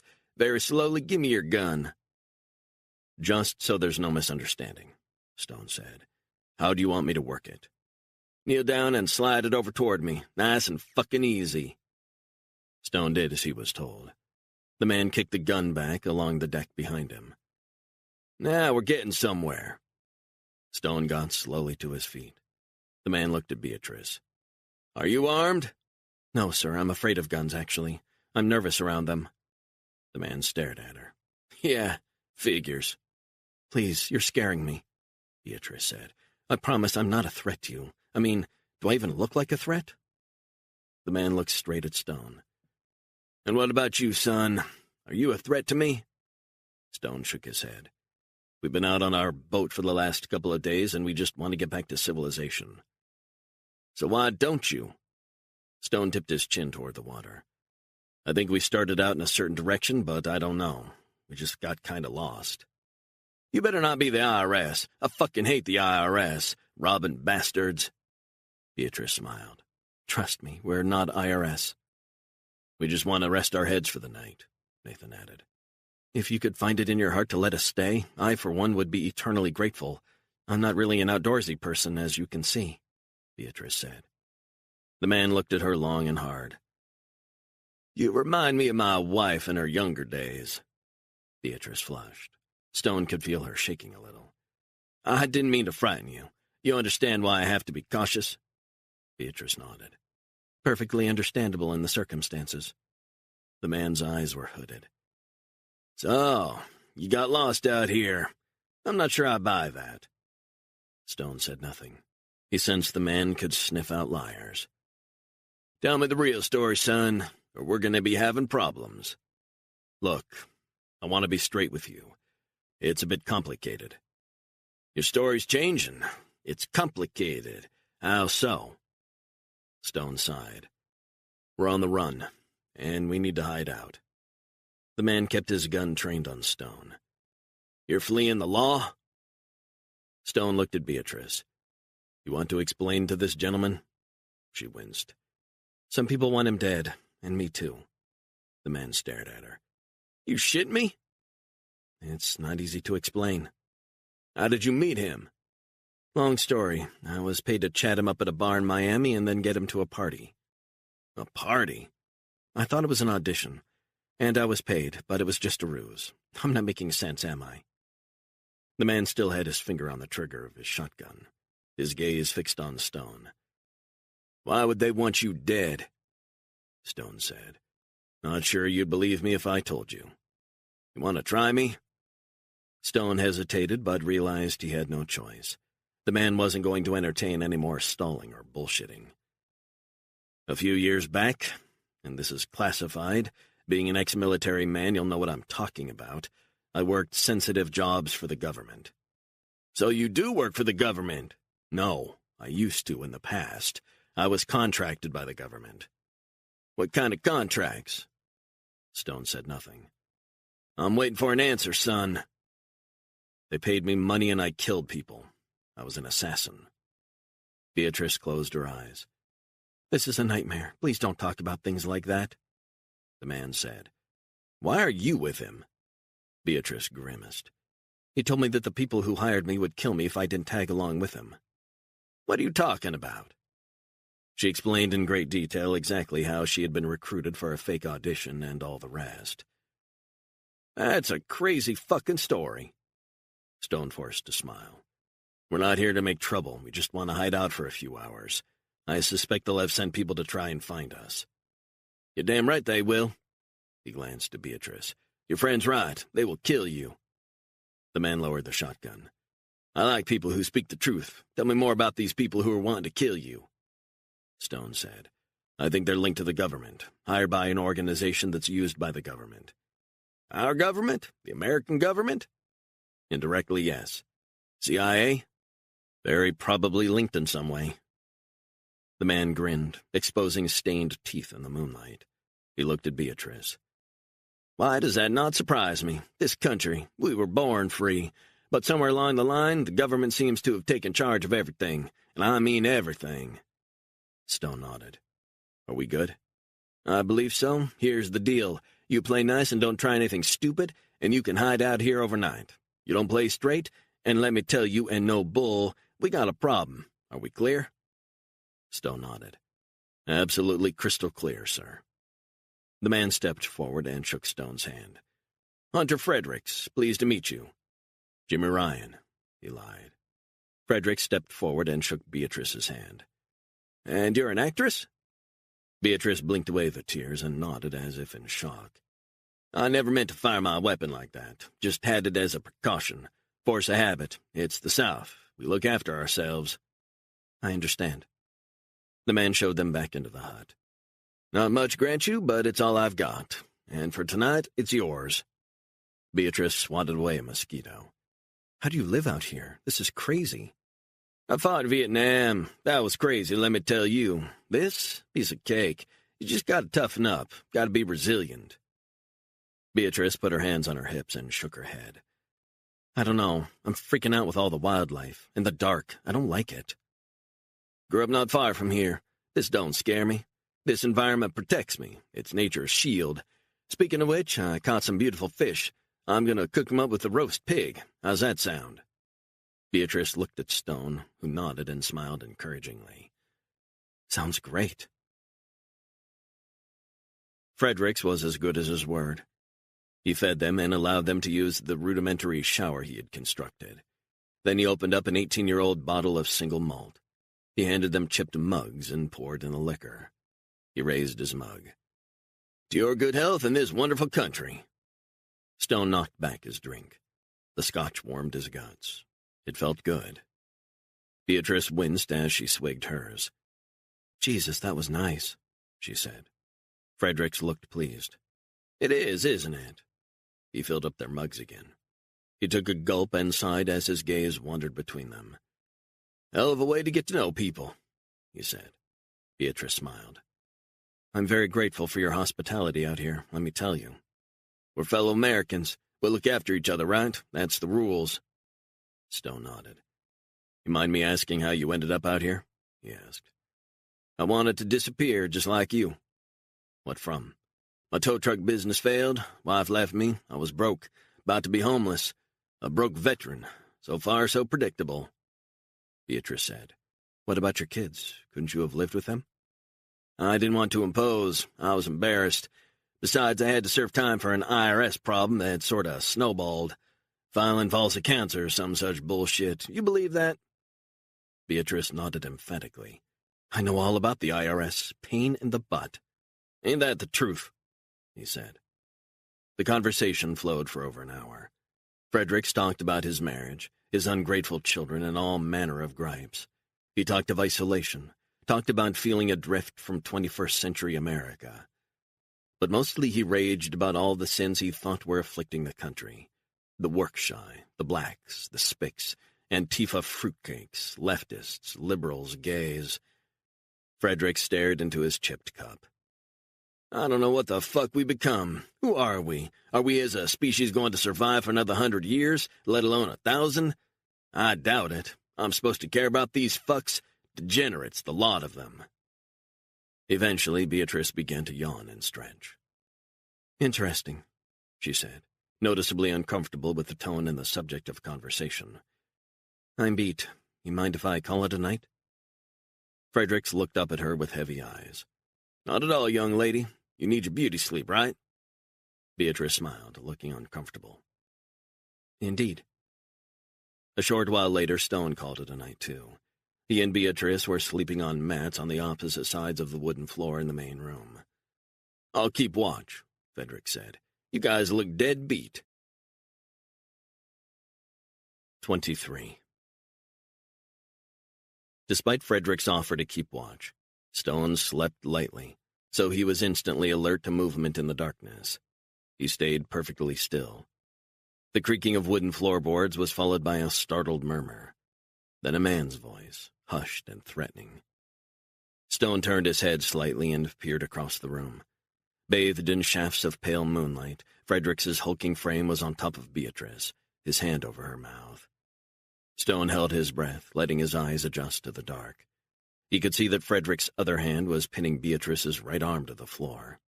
Stone turned gently onto his side, facing away from Frederick's. Frederick still had his Glock. Stone had seen him lock it in a gun cabinet. It wasn't a smart choice of weapon in this situation anyway. Any struggle on Beatrice's part meant there was a chance he'd hit her instead of Frederick's. But he'd chosen the mat on this side of the room for a reason. Glistening on the wall next to him was Frederick's array of weapons, including a serrated steel dagger, a hunter's knife. He stretched up until he was able to lift it from its hook and gripped it tight. Stone turned over again as quietly as he could. The wooden floorboards creaked. Fredericks whipped his head around. The whites of Beatrice's eyes shone in the moonlight. "What the?" Stone got up and rushed him. He grabbed Fredericks by the hair and stabbed him hard in the neck. Blood spurted from veins and arteries. Down and down he thrust the knife repeatedly into Fredericks's neck. Beatrice screamed and curled into a ball. Stone hauled Fredericks's huge weight off her and flung him onto the floor. The bastard was gargling blood as he lay dying. "What the fuck were you playing at?" Stone roared. Fredericks gasped for breath and began to groan. "Please, please!"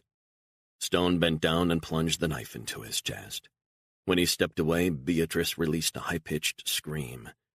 Stone hauled her to her feet. "It's over, do you hear me?" Beatrice was shaking, pulling down her top. "The dirty bastard!" "It's over. He tried to rape me!" She looked down and saw the blood pooling around Stone's feet. Her hand flew to her mouth. "Oh my God, he's dead." "I know." She punched Stone in the arm. "What the hell did you do that for?" "You just said he tried to rape you." "You killed him. You fucking killed him." Stone grabbed her by the shoulders. "Of course I had to kill him. What do you think he was going to do to you?" "You're fucking crazy." "Maybe, but you're alive, aren't you?" "I'm alive, but I'm standing next to a killer." "I know what I am. You don't have to remind me. Should I have just let him rape you? It would have killed you afterward, and then me. Do you think he would have allowed us to leave here afterward?" Beatrice went quiet. "Well, do you?" "Probably not." "You're fucking right. He would have killed us and thrown us in the water to be eaten by crocs or gators." Stone took his hands off her. "Now pull yourself together and—" Beatrice hugged herself tight. "I hate it here!" she screamed. "Do you hear me? I hate it! This is like living a fucking nightmare!" "We're going to get out of here." "I want to go home." "You will. You've said that before." "In good time, soon, but we need to be smart. We need to focus." She was breathing too fast, beginning to hyperventilate. "What in God's name have we done?" Stone grabbed her by the shoulders. "Listen to me. In situations like this, you either kill or get killed. The guy was a predator, and trust me, he wasn't going to take no for an answer." She nodded, her breaths still coming rapidly. "You need to breathe slowly. Slowly. Take your time." Beatrice closed her eyes and did as she was told. "That's right. Good. Slow it all the way down." In a minute, her breathing was back under control. Beatrice began to pace the room. "Okay?" Stone asked. She nodded. "Just breathe." "I'm fine," she snapped. Stone held up his hands. "Just relax. We're getting out of here in 2 minutes. Do you want to sit out on the deck while I deal with the body?" Beatrice's eyes widened. "What does that mean?" "What do you think it means?" "How the hell would I know? Unlike some people, I don't make a habit of racking up dead bodies." "Well," Stone said dryly, "then now is as good a time as any to learn that there are no good options for disposal. We could leave him here. The flies, insects, and some wildlife would peck away at him." "That's disgusting." "We could take him with us." "Not an option." "Or we could throw him overboard in a deeper channel of water and allow the crocs—" "You're going to feed him to the crocs?" "Do you have a better suggestion?" Beatrice sighed and shook her head. "Okay, how about I get him on the boat and dump him, then I come back for you?" "You're not leaving me here by myself. I'm coming with you." Stone nodded. Fine. He gathered up the guns, knives, military crossbow, machetes, all the weapons off the wall, then the flares, $5,000 in cash, and placed them in a backpack. You want to help? Sure. Get the maps, water, and whatever food he's got. I'll get this fuck into his boat, we'll make better time with it, and we'll leave the other boat here. Beatrice stared at him as if in a trance. I'm really sorry that happened, but we need to get going, so we need to pull ourselves together. Can you do that? Beatrice nodded and began to move. Stone dragged Frederick's hulking body by the feet through the hut and out onto the deck. He rolled the bloodied corpse onto the airboat. A minute or so later, Beatrice emerged with a backpack containing the handguns and knives, 2 plastic bags with cookies, potato chips, bottles of Coke and water, insect repellent, and a bag holding rifles and ammo. Stone and Beatrice took one last look around before they stepped onto the airboat. He started up the motor and checked the GPS display. He's still bleeding out, she said. Don't look at him. Beatrice turned and looked out over the dark waters. Stone inched the airboat away from the makeshift jetty and gently negotiated the low-lying sandbanks. When they'd reached deeper waters away from the island, he turned off the engine. Beatrice was hugging herself tightly as Stone rolled the body off the boat and into the water. It quickly sank out of sight. Stone waited for a few moments as he got his bearings. What about his children? Beatrice said quietly. What if someone misses him? You can never tell anyone about this. You want to go to trial in Florida, trying to explain how he was going to rape you? The press would have a field day. And the public? Not the most forgiving, let me tell you, no matter the circumstances. What if the body resurfaces? She asked. It will. What? Eventually it will bloat with water and float to the surface. But it'll also be unrecognizable. The Crocs and Gators and God knows what else will have torn most of the distinguishing features off of it. Beatrice went quiet as Stone restarted the engine. This is insanity. Complete insanity. None of this is real. It can't be. It's real. Stone stared out over the brackish waters. And now we need to move on. When is this nightmare going to end? I just want it to end. It will end, but we need to stick together and not panic. The moment we begin to panic, we're dead. 24. Just before dawn, Behringer's cell phone rang. Mark? It was the gruff voice of Kevin DeBoer. Yeah, go ahead. Turn on your TV. Switch to channel 528. Behringer picked up his remote control and pressed the keys.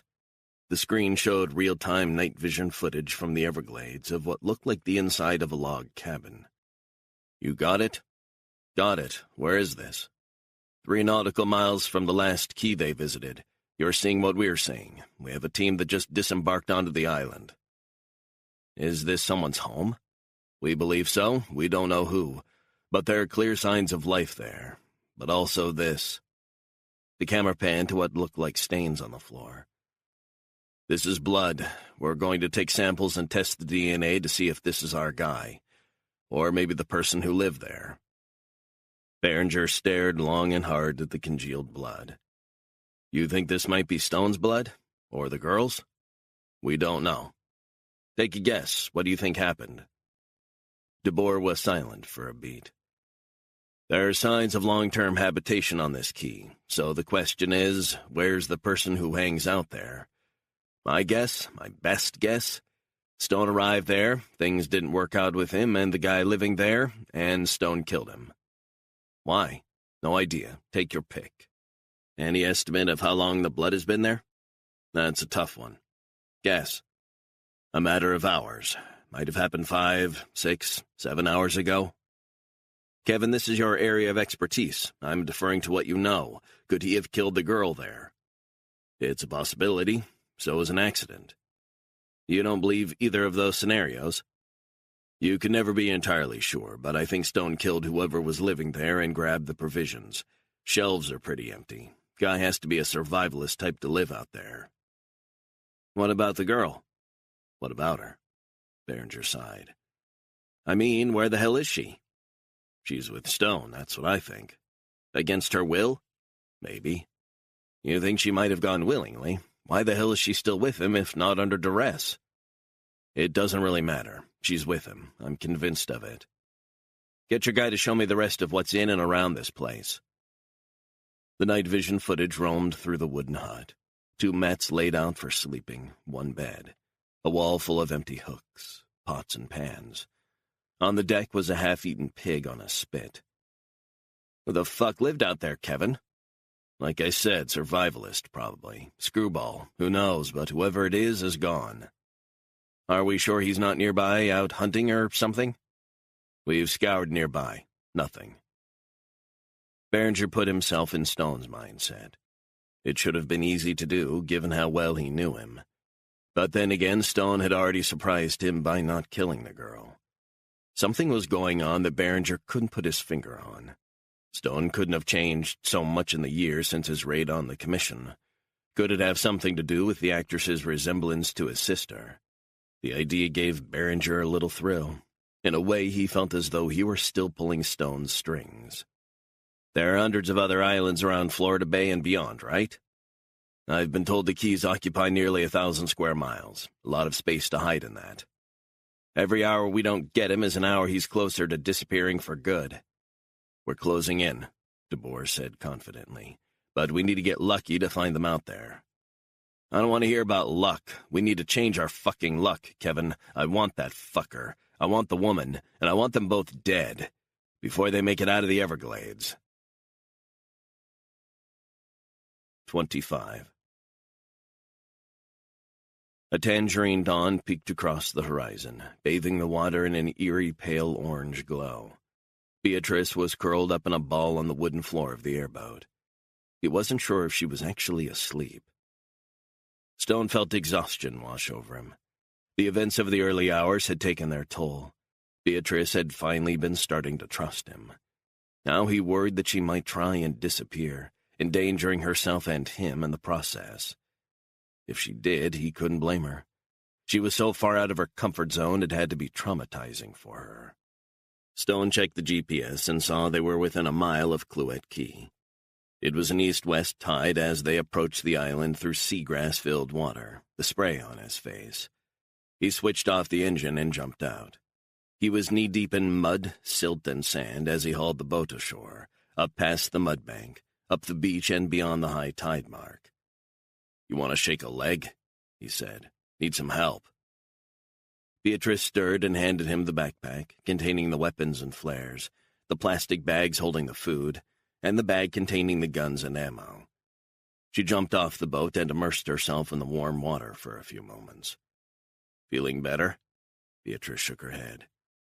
"What do you think?" Stone turned and led the way farther inland. They headed through some cypress and marshy grasses and into a clearing. He took a machete out of the backpack and began to chop down branches for a makeshift shelter. "Keep busy. It'll help." Beatrice sighed. She held up the wooden frame as he tied the pieces together with vines, layering palm fronds on the base. She swatted away a cloud of mosquitoes. "Goddamn fucking insects!" She pulled out the insect repellent and sprayed it all over herself. "I'm being eaten alive. Fuck!" Stone carefully laid down more palm fronds. "Be careful with the sandflies," he said. "What?" "Be careful. They'll be burrowing away just beneath the surface. The females will feed on your blood." "I need to get out of here." "Let's get the shelter up, get a fire going, get some breakfast, and then we can talk." Beatrice grumbled for a while, but reluctantly unpacked the provisions and placed them neatly on the fronds.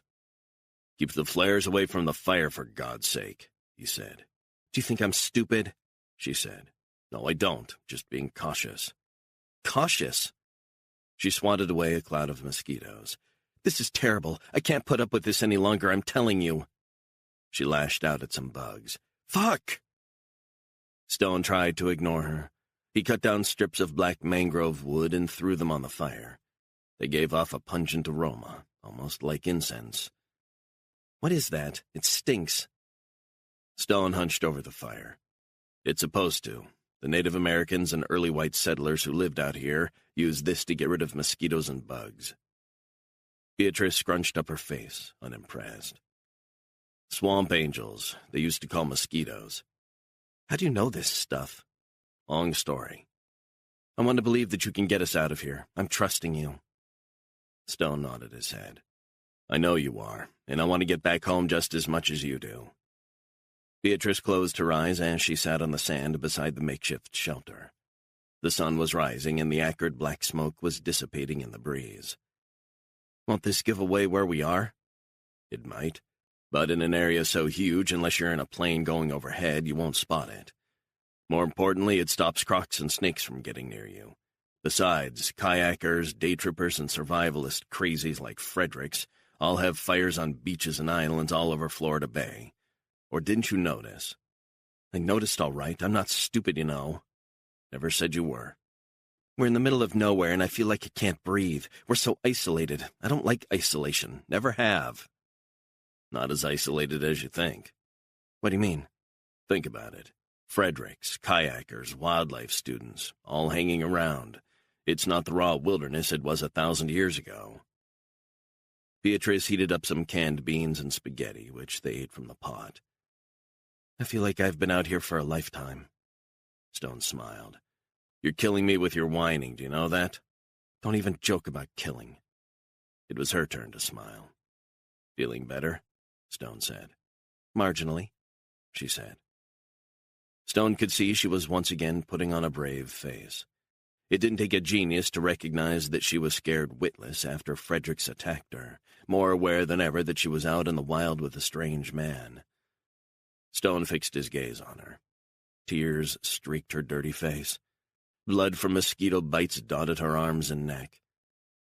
If it means anything, he said, I'm sorry for dragging you all the way out here. I'm sorry for all the shit that's happened. Beatrice closed her eyes and began to cry. I need to get out of here. I'm truly losing any grip I once had on my sanity. Stone picked up Fredericks' map of Florida Bay and began to examine it. He used a compass to gauge their position and which direction they needed to head. He flattened out the map across the fronds and pointed to their location. We're here, Clouet Key. Okay, what are our options? I'm guessing from this map, and it's very rough, that we've traveled just over 10 miles.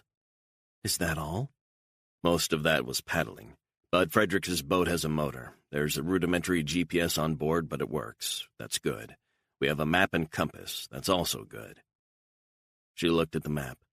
We're going to die, or if not, they're going to kill us. Not necessarily. We need to focus and not freak out. You got that? Beatrice hugged herself tight. I don't know. What do you mean you don't know? I mean, I feel sick, I'm scared, I'm lonely, and I'm totally not dealing with this. Well, you better, and quick. Beatrice nodded. Easier said than done.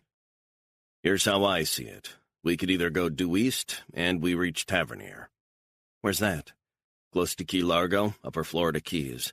I know a guy who runs crab boats out of there, but that means going through all this mangrove seagrass bullshit.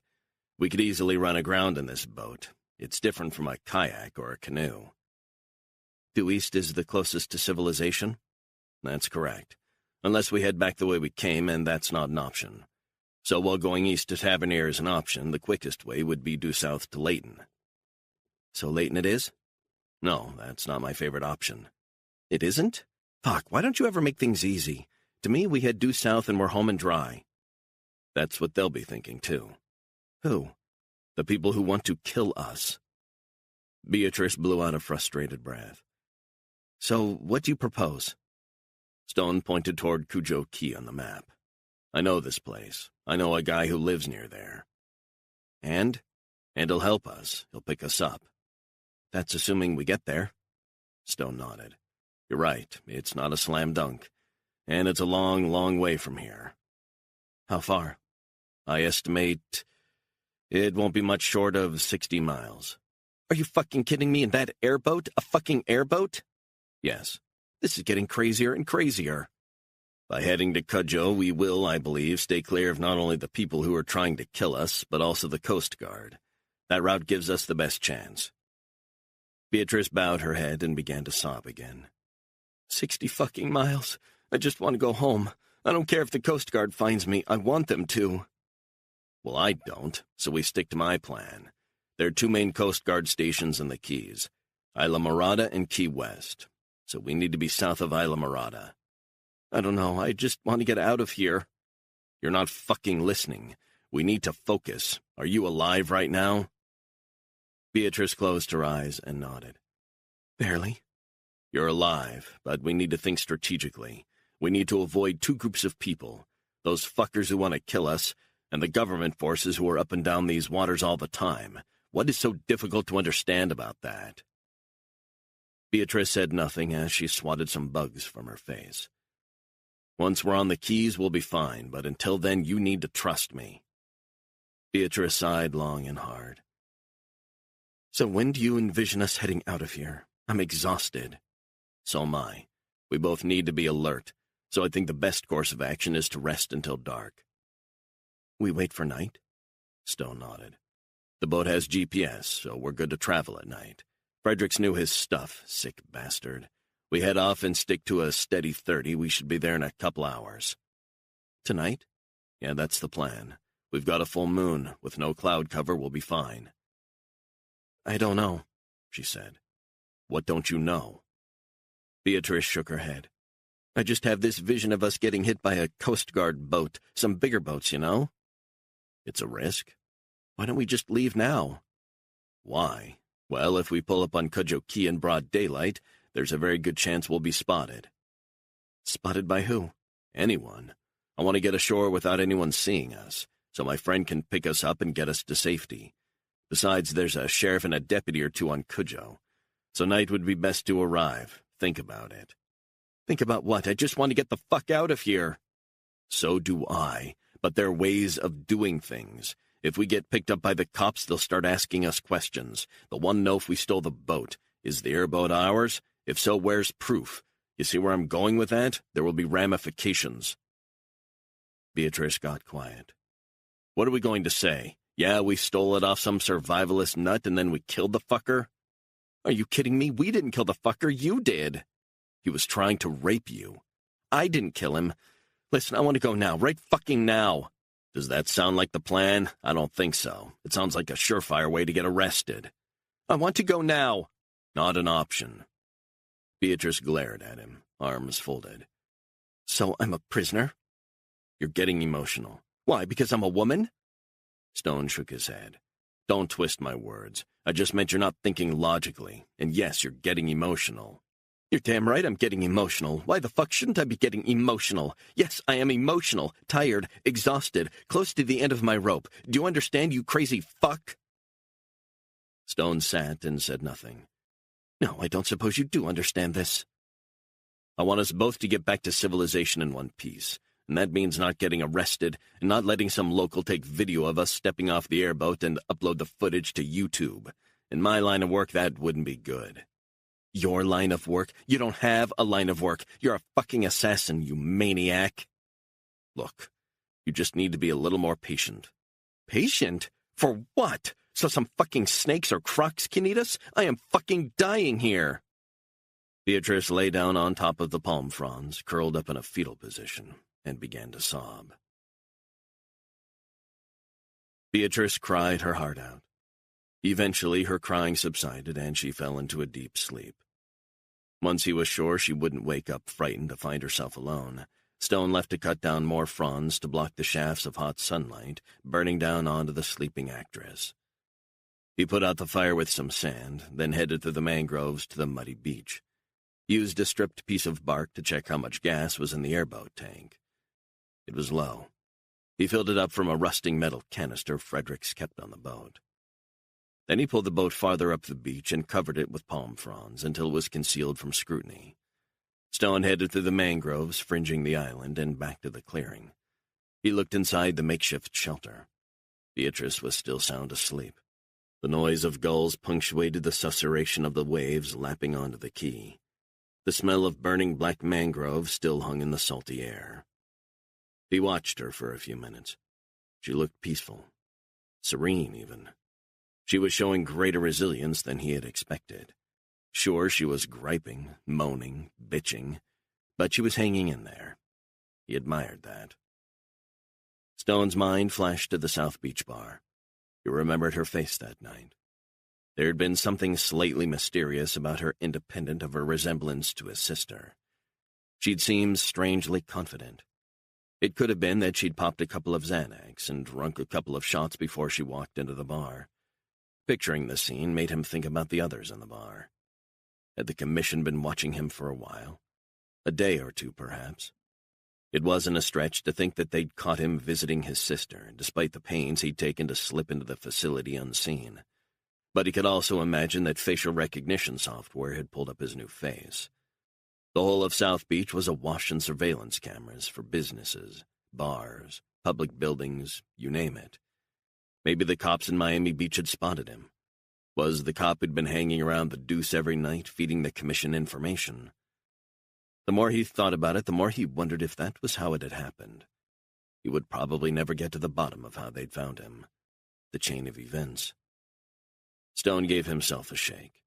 He'd been standing there with his eyes closed. He needed sleep, badly. He crawled into the shelter and lay down on the fronds, his back to Beatrice, as exhaustion overcame him. 26. The office of William Black, the director of the CIA's National Clandestine Service, was on the 7th floor of the George Bush Center for Intelligence. Catherine Hudson was escorted from a security checkpoint in the lobby up to his office. He stood staring out of the window, cell phone pressed to his ear. He turned around and motioned for her to take a seat. Hudson sat as the door quietly shut behind her. She looked around the office. This was the first time she'd been there. On the wall hung 2 black-and-white pictures taken in the wake of 9/11. The one on the left showed the smoldering ruins of the Twin Towers. The other showed the terrible damage to the Pentagon. She shifted in her seat. 2 phones occupied Black's desk. One provided an internal secure line to any CIA station in the world. "I'm wanted in 48 hours, son. Those figures are crucial before we greenlight this." Black ended the call and sat behind his desk. "Catherine, do you ever sleep?" Hudson forced a smile. "That bad, huh? No, I don't mean that. I mean you work like I used to work 10 years ago. And it takes its toll, let me tell you." "I'm okay, really." Black nodded as he leaned back in his leather seat. "Haven't seen you around for a while." "You know how it is, sir. No need to be here." "How are you finding working out of that satellite office? Does it suit you?" "It suits me fine. It's just that—" "Home life?" Hudson forced a smile. "Yeah, home life. How did you guess?" "Everyone who works at the agency has home life issues. Believe me, I know. I was the same. It puts a strain on things, but we go on." Hudson took a few moments to compose herself. She would have preferred to talk about the commission, but Black had an innate ability to know when one of his charges was having issues. She looked at him. Ice blue eyes, perfect knot in his tie, starched white shirt, navy single-breasted suit. His gaze often unnerved people, almost like he was trying to figure out what was ailing them, as if he had to know what mental shape they were in. Hudson knew a lot of CIA operators who felt uneasy in his presence. She had never felt like that, not even once. She had worked for Black since he was the station chief in Kabul. She'd watched the way he negotiated the Byzantine relationships with visiting State Department dignitaries, tribal leaders, Pentagon wonks, politicians wanting a photo opportunity. He was impeccably polite, cordial. He exuded warmth. But Hudson knew that he was old school. He was tough as teak. He would not allow insubordination. He didn't mind a frank exchange of views, but once the course or direction had been set, it was a foolish man or woman who tried to change his mind. Black looked at her long and hard. "Catherine, we've known each other a long time, right? I know it can't be easy having to keep up appearances over the years. I'm talking about your official cover as a management consultant." Hudson nodded. She wondered how he knew or sensed that things weren't good at home. "I know better than anyone the tensions in a relationship because of the hours." "Sir, I'm not here to talk about my private life. My private life is just that, private, and I'd appreciate if we didn't focus on that area. I'm here to talk about the project, my project." Black sighed. "Lot to talk about." Hudson nodded. "So, what are we going to do about it?" Hudson had been thinking of nothing else since Stone had gone on the run. When the commission was set up, you said I was responsible. Go on. And that the only person I should speak about it with was you. That's correct. You also said that you wanted to be kept abreast of progress or otherwise, if things were going wrong. Black leaned back in his seat. I asked you a question. What are you going to do about it? You need to know, and I'm not going to sugarcoat it, sir. You know how I operate, that I believe the commission has gone off the rails. Its implementation has not been without setbacks, I grant you. Sir, I am seriously concerned. What started off as a carefully modulated, unacknowledged special access program has become a living nightmare. Black said nothing. That's how I see it. I'm not disagreeing. I believe some of its objectives were realized, but the potential fallout is catastrophic. Black's eyes fixed on her. Have you ever wondered why I gave the go-ahead for the commission? The defense of America, the defense of the West, the defense of our values. And Black had always stressed that the fight must not be in America's own backyard, but thousands of miles away from home. He was a reactionary, a realist. I think I remember, sir, correct me if I'm wrong, that you said that it would be an invaluable way to achieve American objectives by proxy. Black nodded, without risking direct responsibility. I believe this element now means that my vision for the organization has run its course. Catherine, I know your family well. Indeed, sir. Your grandfather, Henry Hudson, was my mentor. Hudson shifted in her seat. I didn't know that, sir. A long time ago. You know what his legacy is? Hudson said nothing. You've probably heard of the Safari Club. Hudson nodded. Your grandfather was, as you know, a great man and a brilliant patriot. He was one of those who worked with our overseas intelligence partners to set up the program. Hudson cleared her throat. She knew all about the Safari Club, but she didn't want to say any more than she had to. He had a great way of looking at things from a fresh angle, some would say from out of left field. I would describe it as resourceful, innovative, a bit like yourself. Hudson shifted in her seat. He was ahead of his time, always was, but the agency was on the defensive in the mid-'70s after Watergate and all that bullshit. You know how we found a way around the new restrictions? Hudson smiled. Way back in 1976, the intelligence agencies of Egypt, Iran, Saudi Arabia, and France began an informal arrangement, which we were party to, although we didn't admit it at the time, to share information in a bid to thwart the spread of communism and Soviet influence. The reason this was set up was because we were hamstrung after the Church Committee report, I believe. Black grinned. That's exactly right, but your grandfather, he had the foresight to realize that America couldn't just allow the Russians to shape the world. We had to be in there fighting our corner for our friends and allies. What's your point, sir? My point is, the Safari Club was a brilliant idea whose time had come. The Commission is another. Sir, the Commission, after recent events, might very well result in blowback for the agency and potentially even the country. We've contained the wild-card threat Stone represented until now. But I believe the time has come for the Commission to be wound up. Black smiled. I love that you still care so much, Catherine. Sir, my analysis shows the returns are vastly outweighed by the risks. Look at the resources the Commission is expending to kill one of their own. This isn't furthering America's interests. It's distracting from them. We have to shut it down. Black took a moment before he answered. I hear what you're saying. It's good to care about our work. That's such an admirable trait. By the time you get to be my age, cynicism and paranoia are the order of the day. With you, I see optimism, hope. I really like that about you. Which makes me wonder why you're proposing ending the Commission.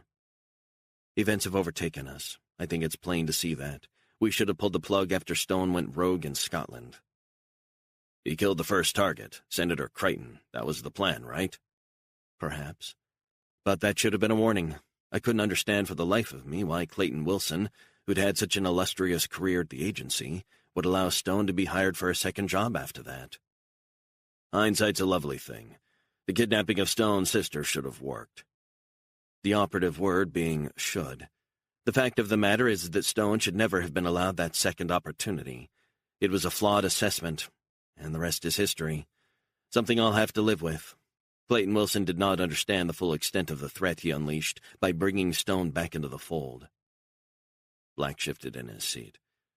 You're casting aspersions on late Director Wilson, one of our most esteemed intelligence experts since the Second World War. I know, sir. And his loss is a tragedy. But how many more are we willing to lose? How public are we willing to let these embarrassing mistakes become? The failure to neutralize Nathan Stone in Miami is unforgivable, and every hour he's on the loose brings a greater chance that taking him out will involve public attention we won't be able to cover up. Black was silent for a few moments, reflecting on what she'd said.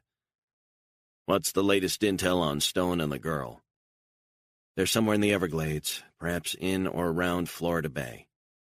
Can't they call in the Coast Guard? They could, but they don't think that's a wise containment strategy. Neither do I. I believe we have a new operations director. DeBoer. Which one? Kevin. I know Kevin well. He's very thorough. Methodical almost. He'll find him. Sir, I believe there comes a time to consider cutting our losses. I believe that time has now come.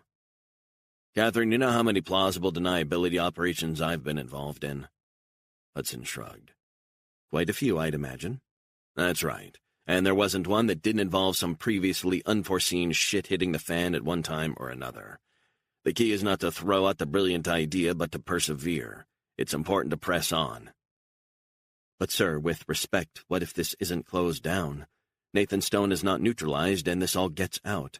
What about the agency's reputation? Black grinned. If it gets out, nothing to do with us. It's just some retired right-wing CIA crazies. Sir, I'm not sure that will hold up to intense scrutiny. Black shrugged. Maybe. Catherine, only Mark Mahoney was sniffing around all this. He was eventually taken care of. All the documentation on encrypted files was bleached. There will be others. Nathan Stone knows so much it's worrying. There's another matter I'd like to raise with you. Sure, what's the problem? Out of the blue, an old college friend of mine has gotten in touch. I haven't heard from her for at least 20 years. What's her name? Becky McFarlane. Name doesn't ring a bell. What's the problem?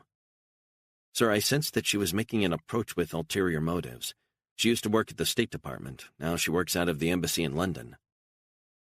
Black allowed a silence to stretch between them. You think this Becky is fishing for information or intel? I don't know. I don't like it. I'll check it out. Fingers crossed it's nothing, just an old friend wanting to say hello. Maybe. My main priority, though, is Stone and this goddamn actress. It's a grave situation, but I remain convinced that we need to shut down the commission from top to bottom. Look, I'll tell you what I'll do. I hear what you're saying, but I think we can make a decision after Stone and this woman are dealt with. What if they're not? Black smiled benevolently. That's your job, Catherine, to ensure they don't make it out of the Everglades alive.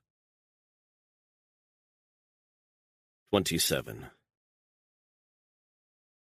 Stone felt himself drifting on a sea of darkness, floating on the tide, darkness all around. Then the sound of a faraway explosion, bright red fireworks. He felt cold metal pressed to his head and bolted upright, wide awake. Beatrice was staring down at him, gun pressed to his forehead. The sky was lit up by a red flare burning brightly. "What the hell?" he said. Beatrice took a step back. "I want the keys." Stone stared at the sky, which had illuminated everything for miles around. He got to his feet. "Are you fucking insane? Give me the keys to the boat." Stone stared at her in disbelief. "Do you know what you've done? Do you have any idea what you are doing?" "I'm getting out of here, now. Give me the fucking keys." "You have just alerted them and the Coast Guard and every boat in and around Florida Bay that there is an emergency. It means they know where we are. They will find us. Do you realize that?" "I want someone to rescue me." "Really? I thought I explained the situation." "That's your situation, your reality. Things have changed. I want out, right fucking now." "You're not thinking straight." "Why, because I'm a woman, is that it?" "That's not it. You're not thinking straight because you're scared." "I've got a right to be scared. I'm fucking petrified." "I understand that, but this is not how we get out of this situation." Stone got to his feet. "Give me the gun." "Not a fucking move, psycho." Stone looked at the sky all around him. It was just a matter of time before they'd be found. "We need to get out of here. They could be here any minute."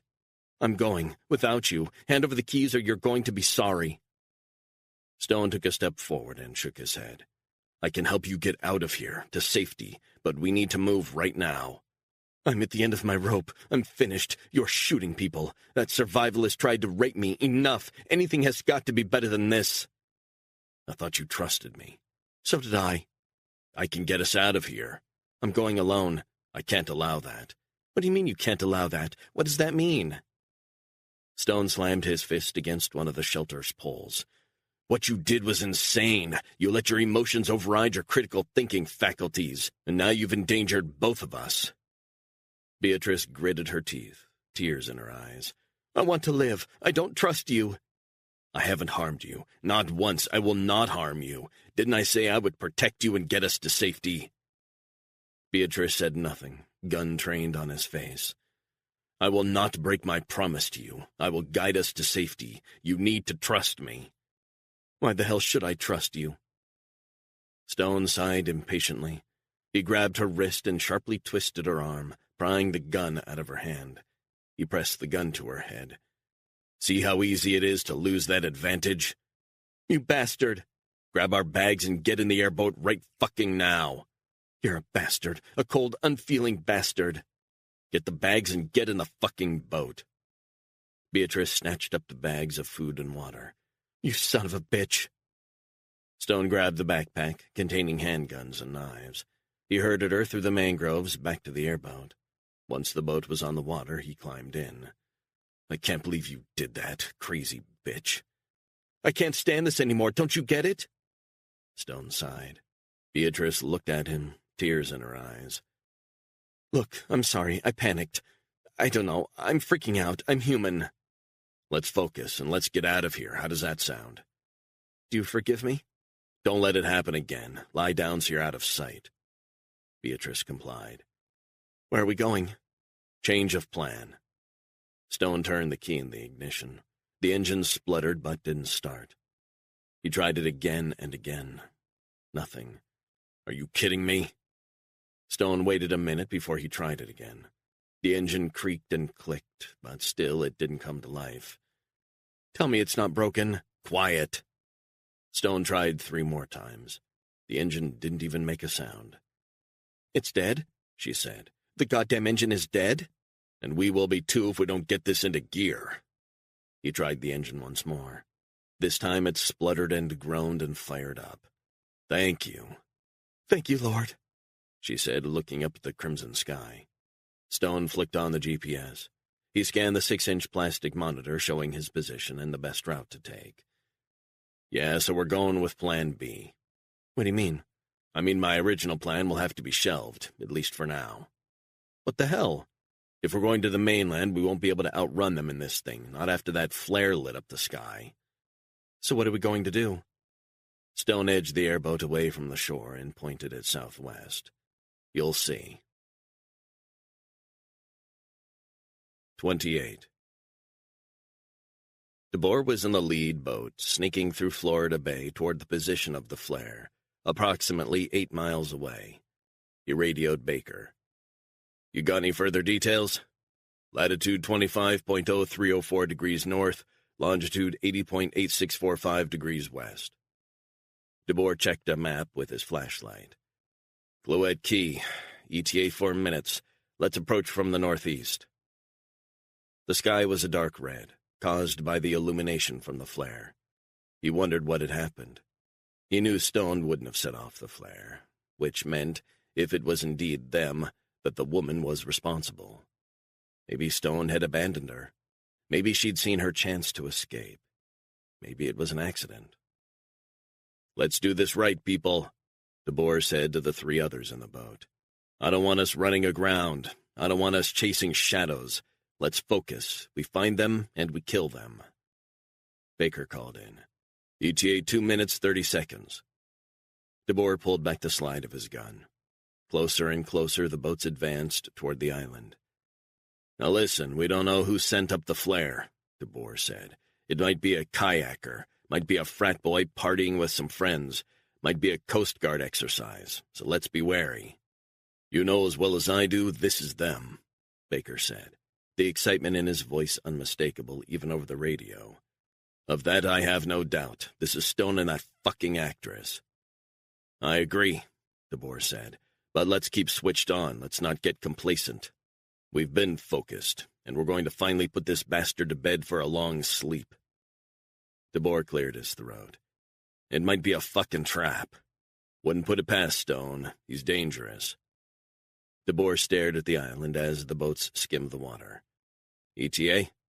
1 minute and 15 seconds, Baker said. Copy that, DeBoer said. First things first, the woman. Be nice. Get her out of there if she's alone. Persuade her to get onto the boat. Then kill her. What about Stone? Kill him and bury him on the island. This ends now. 29. Stone hit the gas on the airboat as it skimmed across the grasses and shallow water. The salty spray stung his burnt face and arms. You okay down there? He shouted to Beatrice. I'm fine. No, I'm not fucking fine. I'm an idiot. Shit, I'm sorry. Let's deal with the situation we're in now and not dwell on the past. We need to put some water between us and those guys. How do you know they'll be following us? As sure as night follows day. Trust me. I know these people. I know their next move. What does that mean? It means I tried to imagine what they would do, and as soon as that goddamn flare went up, they were alerted. Not necessarily. I know they're nearby. You need to assume they're on your tail and you'll soon be dead. You need to have that edge. Don't say that. You're scaring me. There's no evidence the people who want to kill you are following us. I don't need evidence. What I know about them indicates that they will be nearby. Very nearby. Far closer than we imagine. And that's why I'm taking such precautions. That flare likely brought them right to us. Don't say that. I'm frightened as it is. Stone peered out into the darkness ahead, then glanced at the GPS. He turned around but didn't see anything apart from the pale red glow still lingering from the flare that had gone off a few minutes earlier. Are we going to the mainland? Please tell me we're going straight to the mainland. No can do. Not just now. Why the hell not? Because if I know the people looking for us, they will be very well equipped, with fast boats and God knows what else. They'll catch us easily and kill us. We need to be smart. How the hell do we do that? Stone said. Just keep your head down. He took his foot off the gas. The airboat began to slow. He checked the GPS, then negotiated some low-lying sandbanks. What the hell is going on? I need to make sure we don't run aground. Stone edged through a narrow stretch of shallow water until he got back in the direction he needed to be going. He opened up the gas and they sped off through the river of grass, the pale moon casting its ghostly glow over the dark waters. Up ahead was the silhouette of an island. The GPS indicated they had reached Dead Terrapin Key, south of Whipray Basin. He jumped out and sank into the muddy silt. He had to haul himself out of it. Then he pulled the airboat up through mangroves and onto a sandy beach. Beatrice jumped out once they were on the beach, carrying the backpack, the bag with guns and ammo, and the plastic bags. Stone dragged the airboat higher on the shore. He looked around, establishing a line of sight and getting his bearings. Why are we stopping here? She said. This doesn't make any sense. Stone motioned for her to lie down beside the line of mangroves that ringed the island. Flat down. What is it? Stone peered into the distance. Fuck. What is it? Tell me. They've spotted us. Far out on the wetlands, maybe a couple of miles in the distance, he saw what looked like two boats, and they were headed straight for them. 30. Behringer was pacing the control room in the underground facility in Sarasota. He was beginning to feel the pressure gnawing away at him. His stomach ulcer was burning. He popped a couple of Zantac. A few minutes later, the symptoms subsided, and he glugged a can of Coke.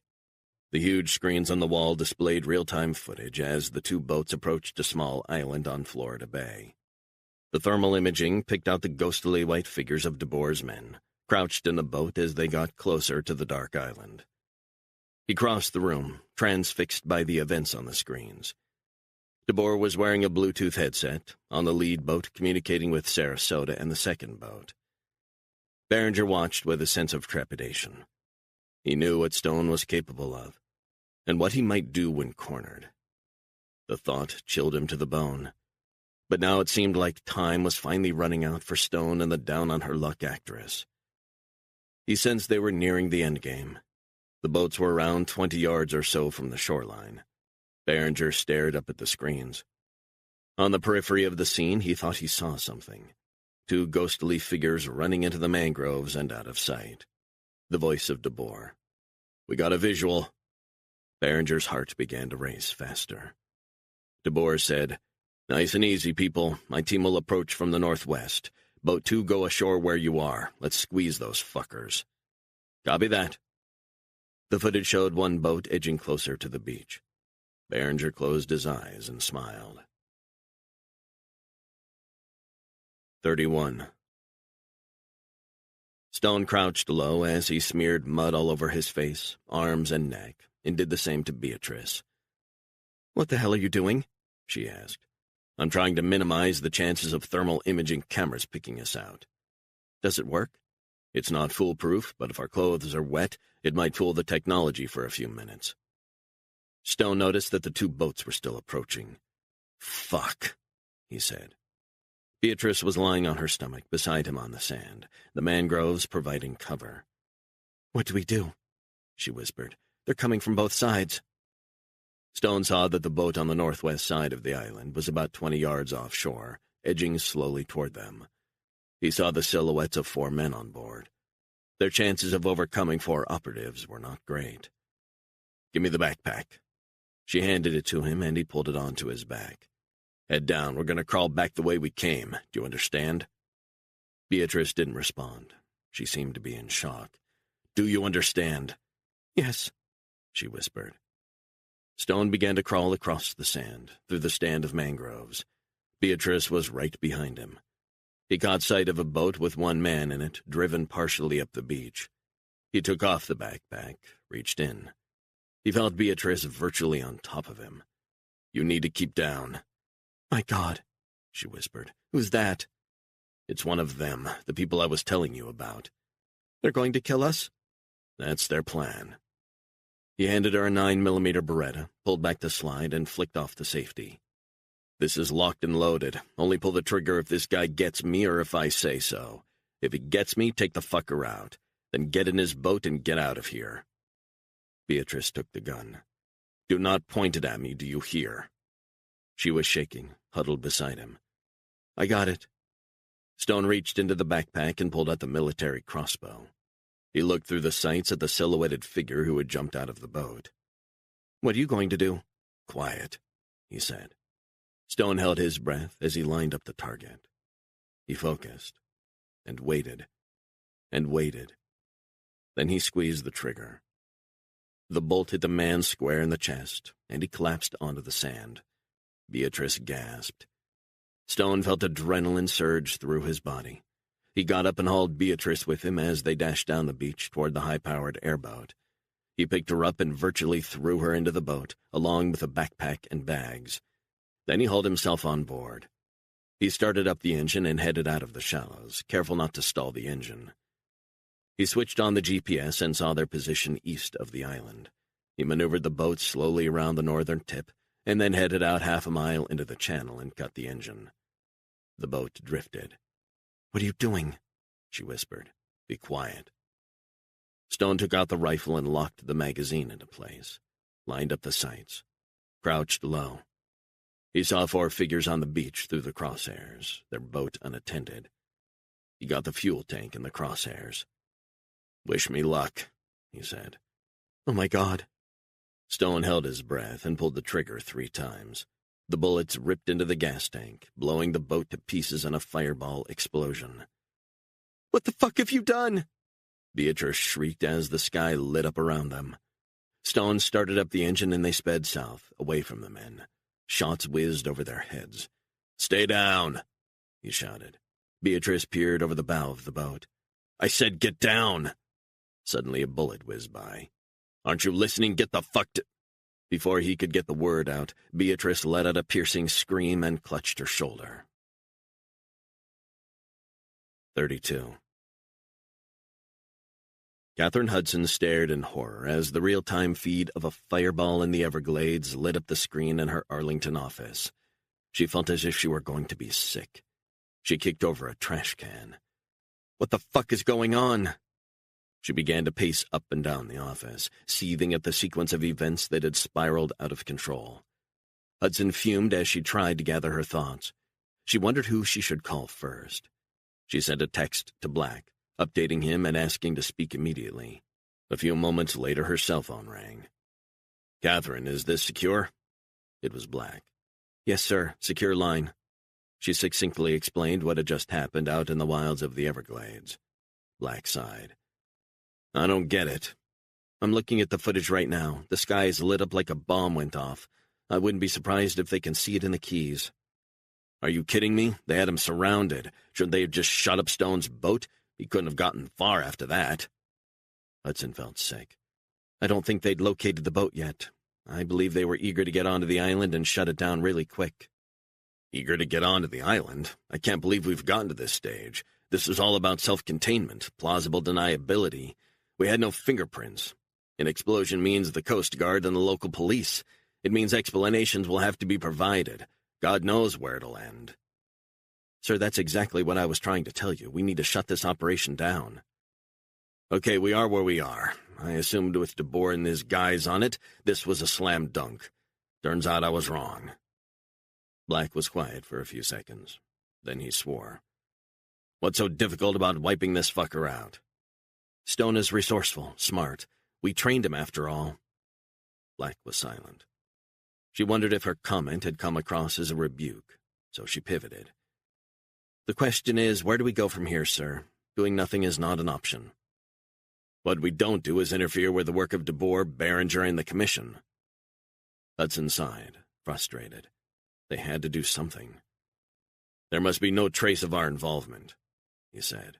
"That was what we agreed when the Commission was green-lighted." "Sir, I have to disagree. Say he gets to shore, sir, and hands himself in. Says he's Nathan Stone, and tells the full story of what he knows about the Commission. What the hell happens then?" Black sighed.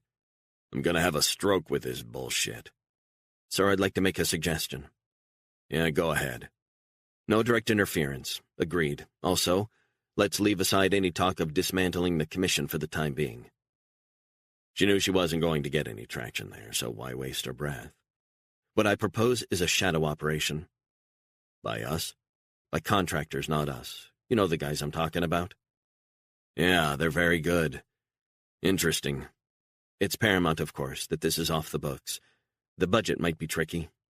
"Leave that to me. We've got numerous ways of doing sensitive jobs." "I propose that I lead this. I created this, I will resolve it." "I can't put anything in writing." Hudson knew what that meant. It meant that if there was blowback, she alone would take the fall. A rogue mid-level CIA operative. And those at the highest levels of the agency would be protected. "I'm aware of the implications, sir." "Are you?" "Absolutely, sir. I know how it works." "You'll be putting yourself at risk, hypothetically, if things go to shit." "Once we don't take risks, we're not doing our job. I remember you said that at a seminar once." Black sighed. "Your grandfather was the same way. He was all for blurring boundaries." "Then it's only fitting. Leave it to me. I'll put in the calls." 33. Stone turned off the engine and let the airboat drift, while Beatrice screamed incessantly in pain. He took off his soaking shirt and ripped it into strips. "Motherfucker!" she yelled, gritting her teeth. Stone kneeled down beside her.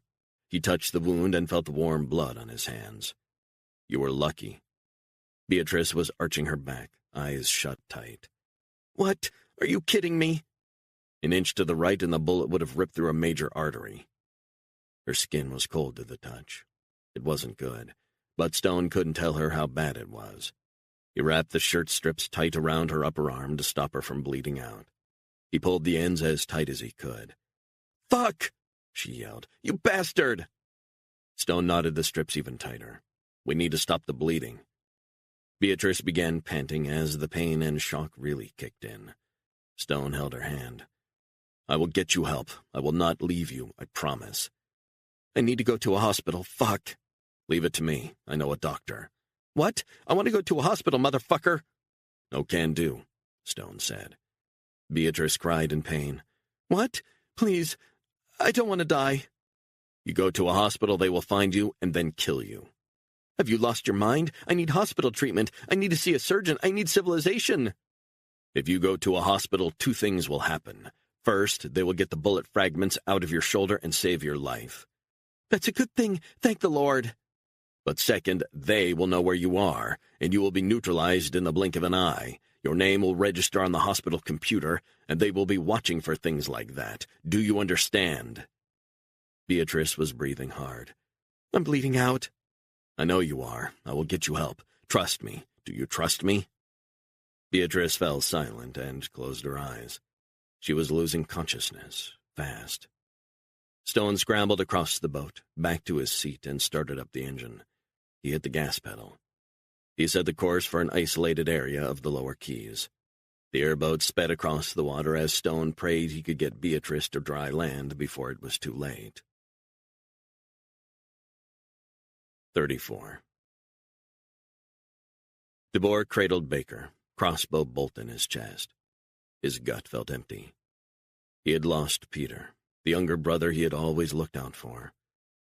Now Kevin had lost Baker, one of his oldest friends. They'd grown up together in rural South Africa. Farm boys. He and only he was responsible for both their deaths. He could have tasked someone else with the missions.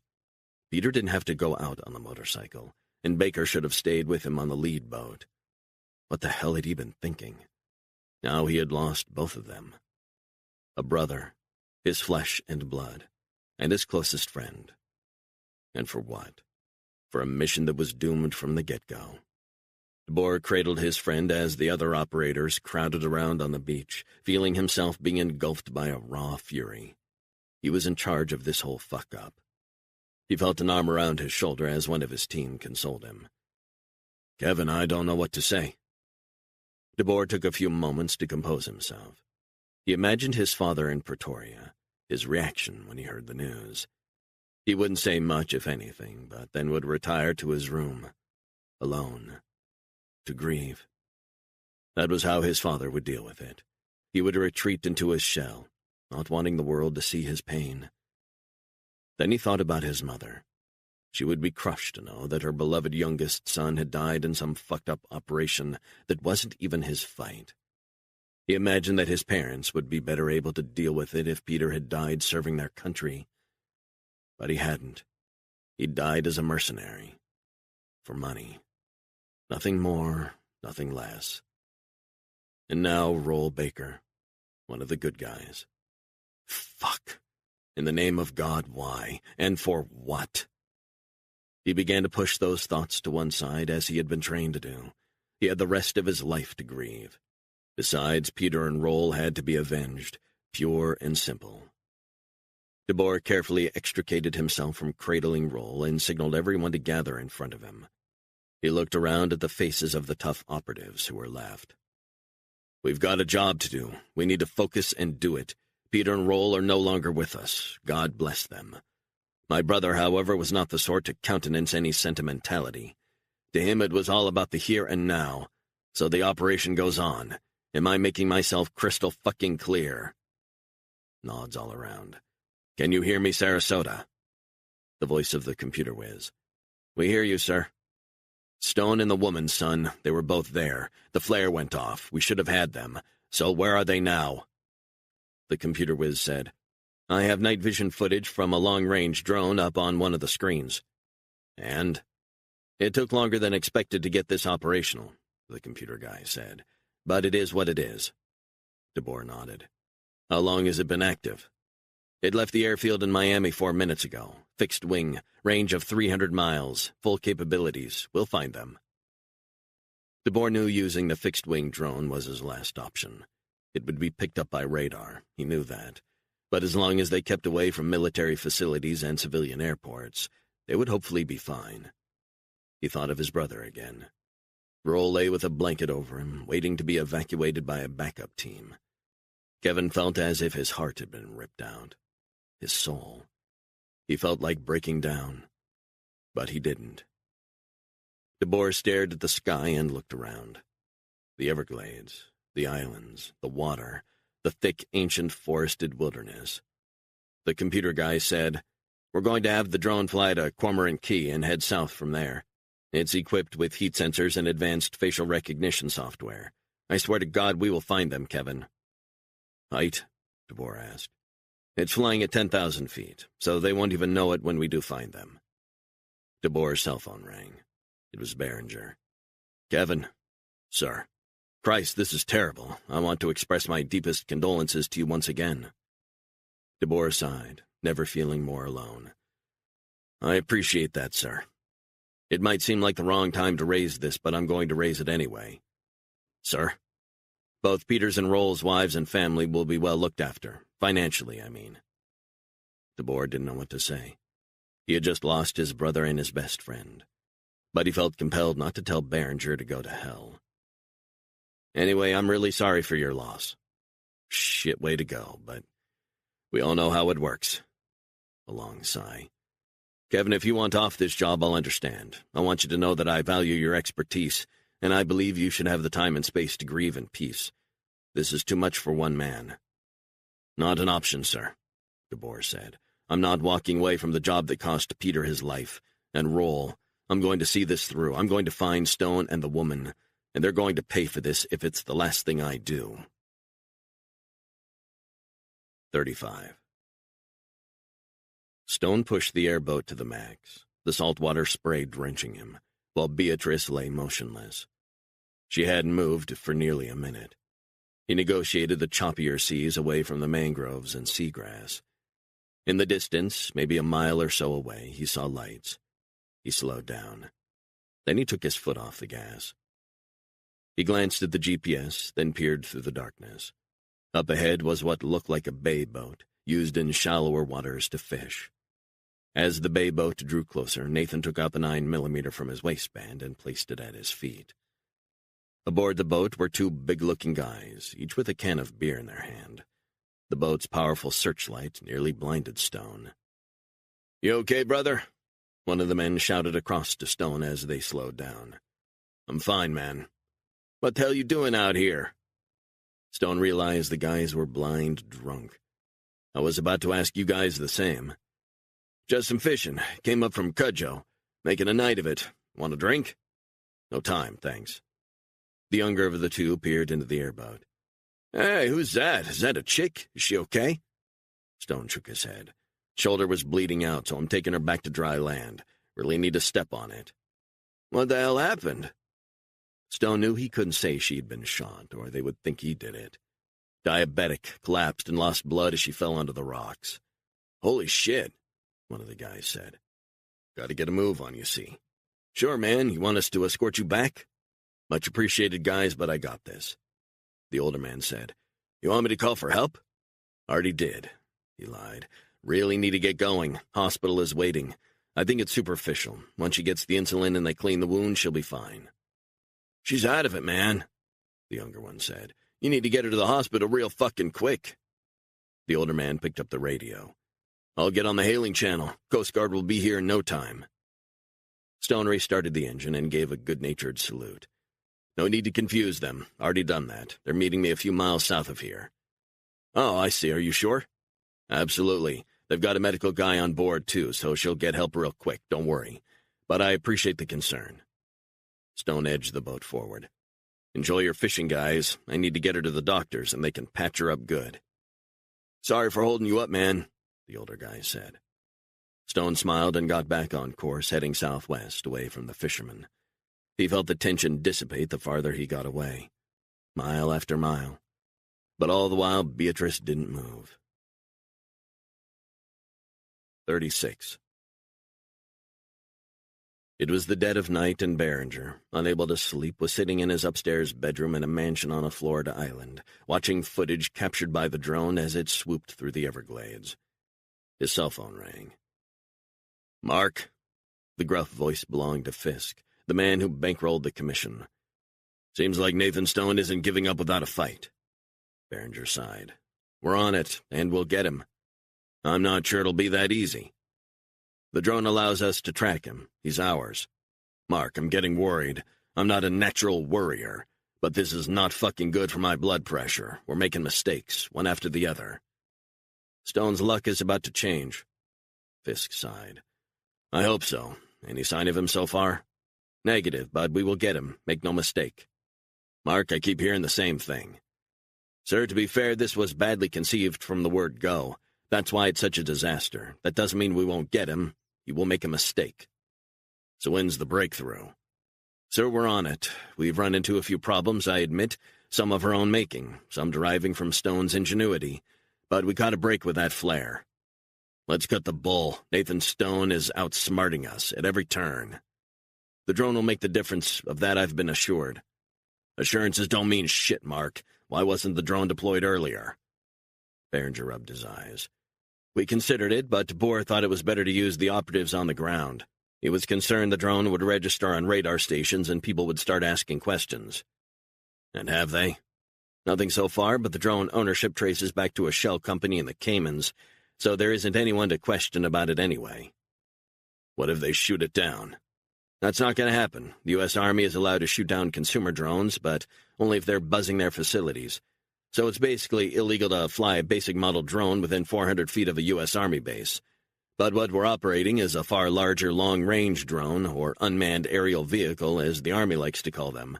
They're subject to the rules for manned aircraft. So as long as we steer clear of federal airspace and passenger plane traffic, we'll be fine? Absolutely. Behringer stared at the drone footage on his TV. Suddenly up on the screen, a tiny speck appeared in the sea. Are you still there? Fisk asked. Yes, sir. Bear with me. I'm just going to put you on hold for 1 minute. The onboard camera zoomed in fast on the airboat, skimming across the water. It was clear as day. There was a woman lying flat on the bottom of the boat and a man driving. The earpiece crackled into life. Mark, it's Kevin. Are you watching? That's them. Copy that. The camera zoomed in closer. Behringer could see the familiar features of Nathan Stone's reconstructed face. Son of a bitch, Behringer said. That's him, isn't it? DeBoer said. You better believe it. What's his location? 6 miles northeast of Marathon. Fuck, he's going to make it ashore. But not for long.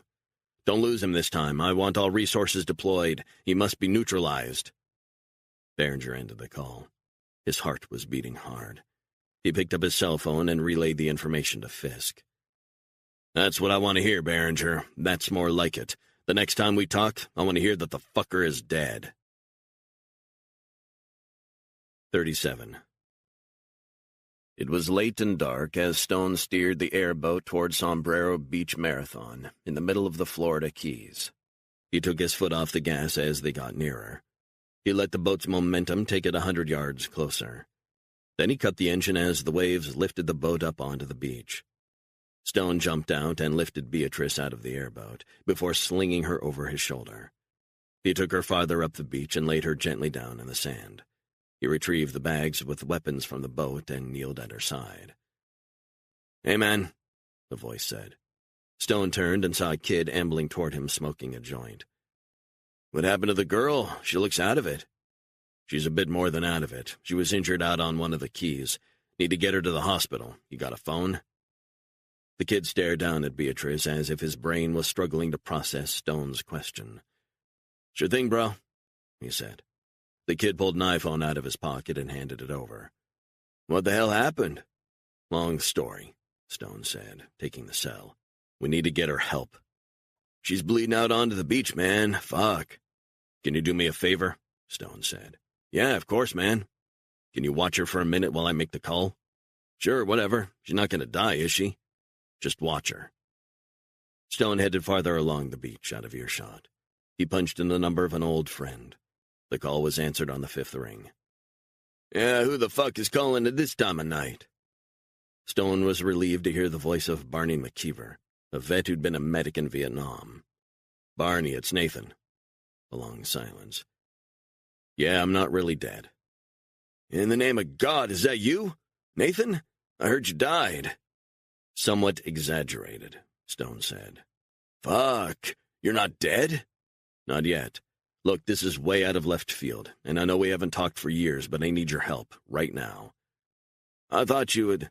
It's a long story. I'm nearby and I need help, right now. Got an injured woman.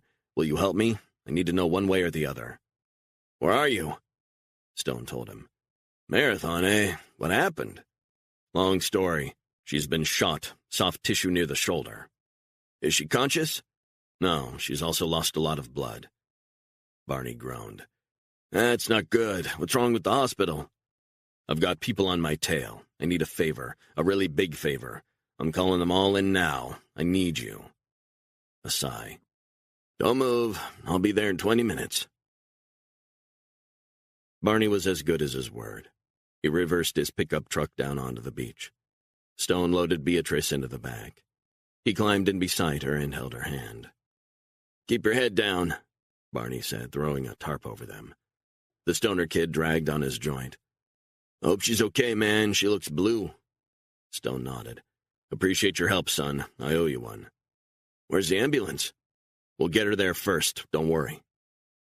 30 minutes later, they were at Barney's place, near a beach on Lower Matacumba Key. The garage door opened automatically, and they drove in. It shut behind them, and the lights flickered on.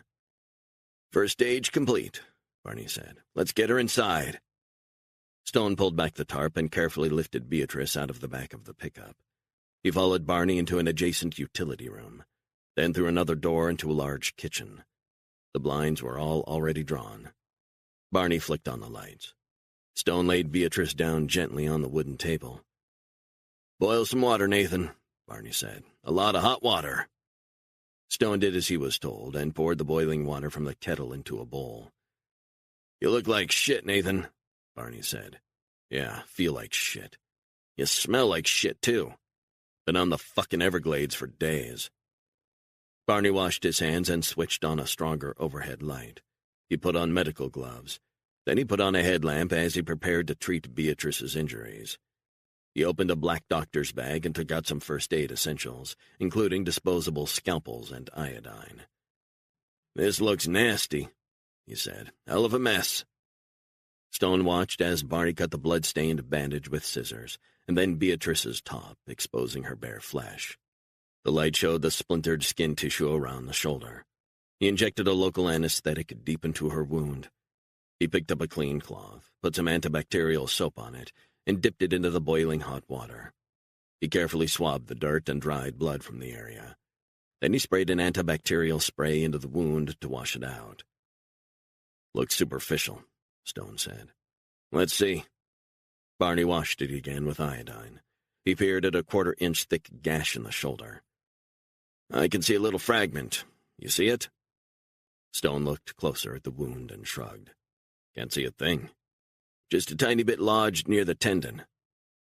Stone thought he saw a sliver of gray bullet fragment. Yeah, I think I see it. You know what I think? What? We leave it. We start slicing her open to pull it out. Chances are it could cause more harm. She could easily bleed out, go into shock, die. So we're going to leave a bullet fragment inside her? In the circumstances, that would be the smart thing. Won't that cause problems over time?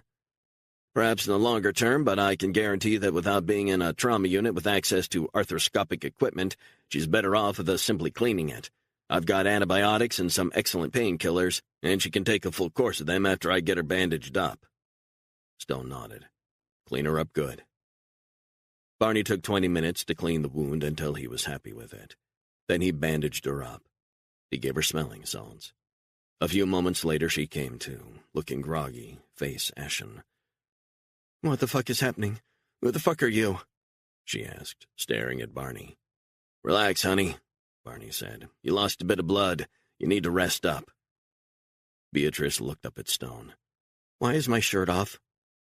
Stone patiently explained what had happened and where they were. Beatrice winced as she sat up on the table, Stone supporting her back. She looked at her bandaged shoulder. You got something to cover me up? She asked. And something for this fucking pain. Barney got a blanket and wrapped it around her. He gave her a couple of morphine tablets, a sleeping tablet, and a glass of cold water. She knocked them all back in one. How long have I been out of it? Hour or more. Beatrice looked around, eyes squinting as she winced in pain. Are we back on the mainland? Please, God. Yeah, not far from Marathon, Florida. Stone said. "Down in the Keys. Take it easy." "I made it?" "Yeah, you made it. Now you need to sleep."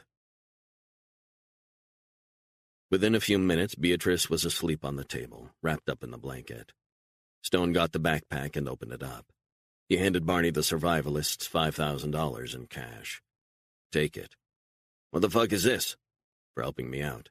"I'm not taking your money." "Take it." Barney reluctantly took it. "Are you kidding me? What's this for?" "For helping us, but I also want to borrow your truck." Barney shrugged. "Sure, take it. It's a piece of fucking junk anyway, but I don't want your money." Stone smiled. "Shut up and take it. You're doing me a major favor." "You look and smell like shit, man." "Rough couple of days and nights." "With her? Who is she?" Stone explained what had happened. "Fuck, man. That's crazy. Flat out crazy. She was hired to lure you into a trap?" Stone nodded as he looked at the sleeping woman. 100%. She didn't know anything about it. She was set up too.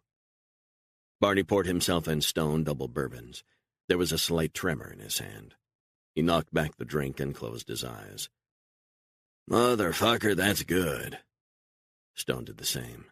He felt the booze warm his insides. "So, you're not dead, but your face is all different to how I remember. Long, long story. Which you don't want to share. It's not good. Well, just glad that you're still alive and kicking." Barney tapped the side of his glass. "You want another?" "Maybe another time, Barney. I need to get her out of here." "Already? Where the hell you going?" "Someplace I can keep her safe and sound." Barney looked at the woman wrapped in the blanket. "She's pretty." Stone stared at her. She was twitching as if she was having a nightmare. "Tell me about these guys. I still know some cops." Stone shook his head. "Cops won't be able to save me or her if these guys find us." Barney poured himself another double and knocked it back. "You want my advice? Get the hell out of Florida, at least for now." "That's the plan. For now I'm going to lie low until she gets a bit stronger." "I wish you all the best, Nathan. You need any help, I'll be there. I'm a shooter. I know all about guns, you know that." "I know you do." Stone went quiet as his mind flashed through the searing events of the past few days. "Thanks, Barney." 38. When Catherine Hudson's flight landed at Miami International Airport, she checked her cell phone. She had text messages from her husband. Her heart sank. He was wondering where she was. Was she coming home? What the hell was going on? Her daughter missed her. How long would she be gone for?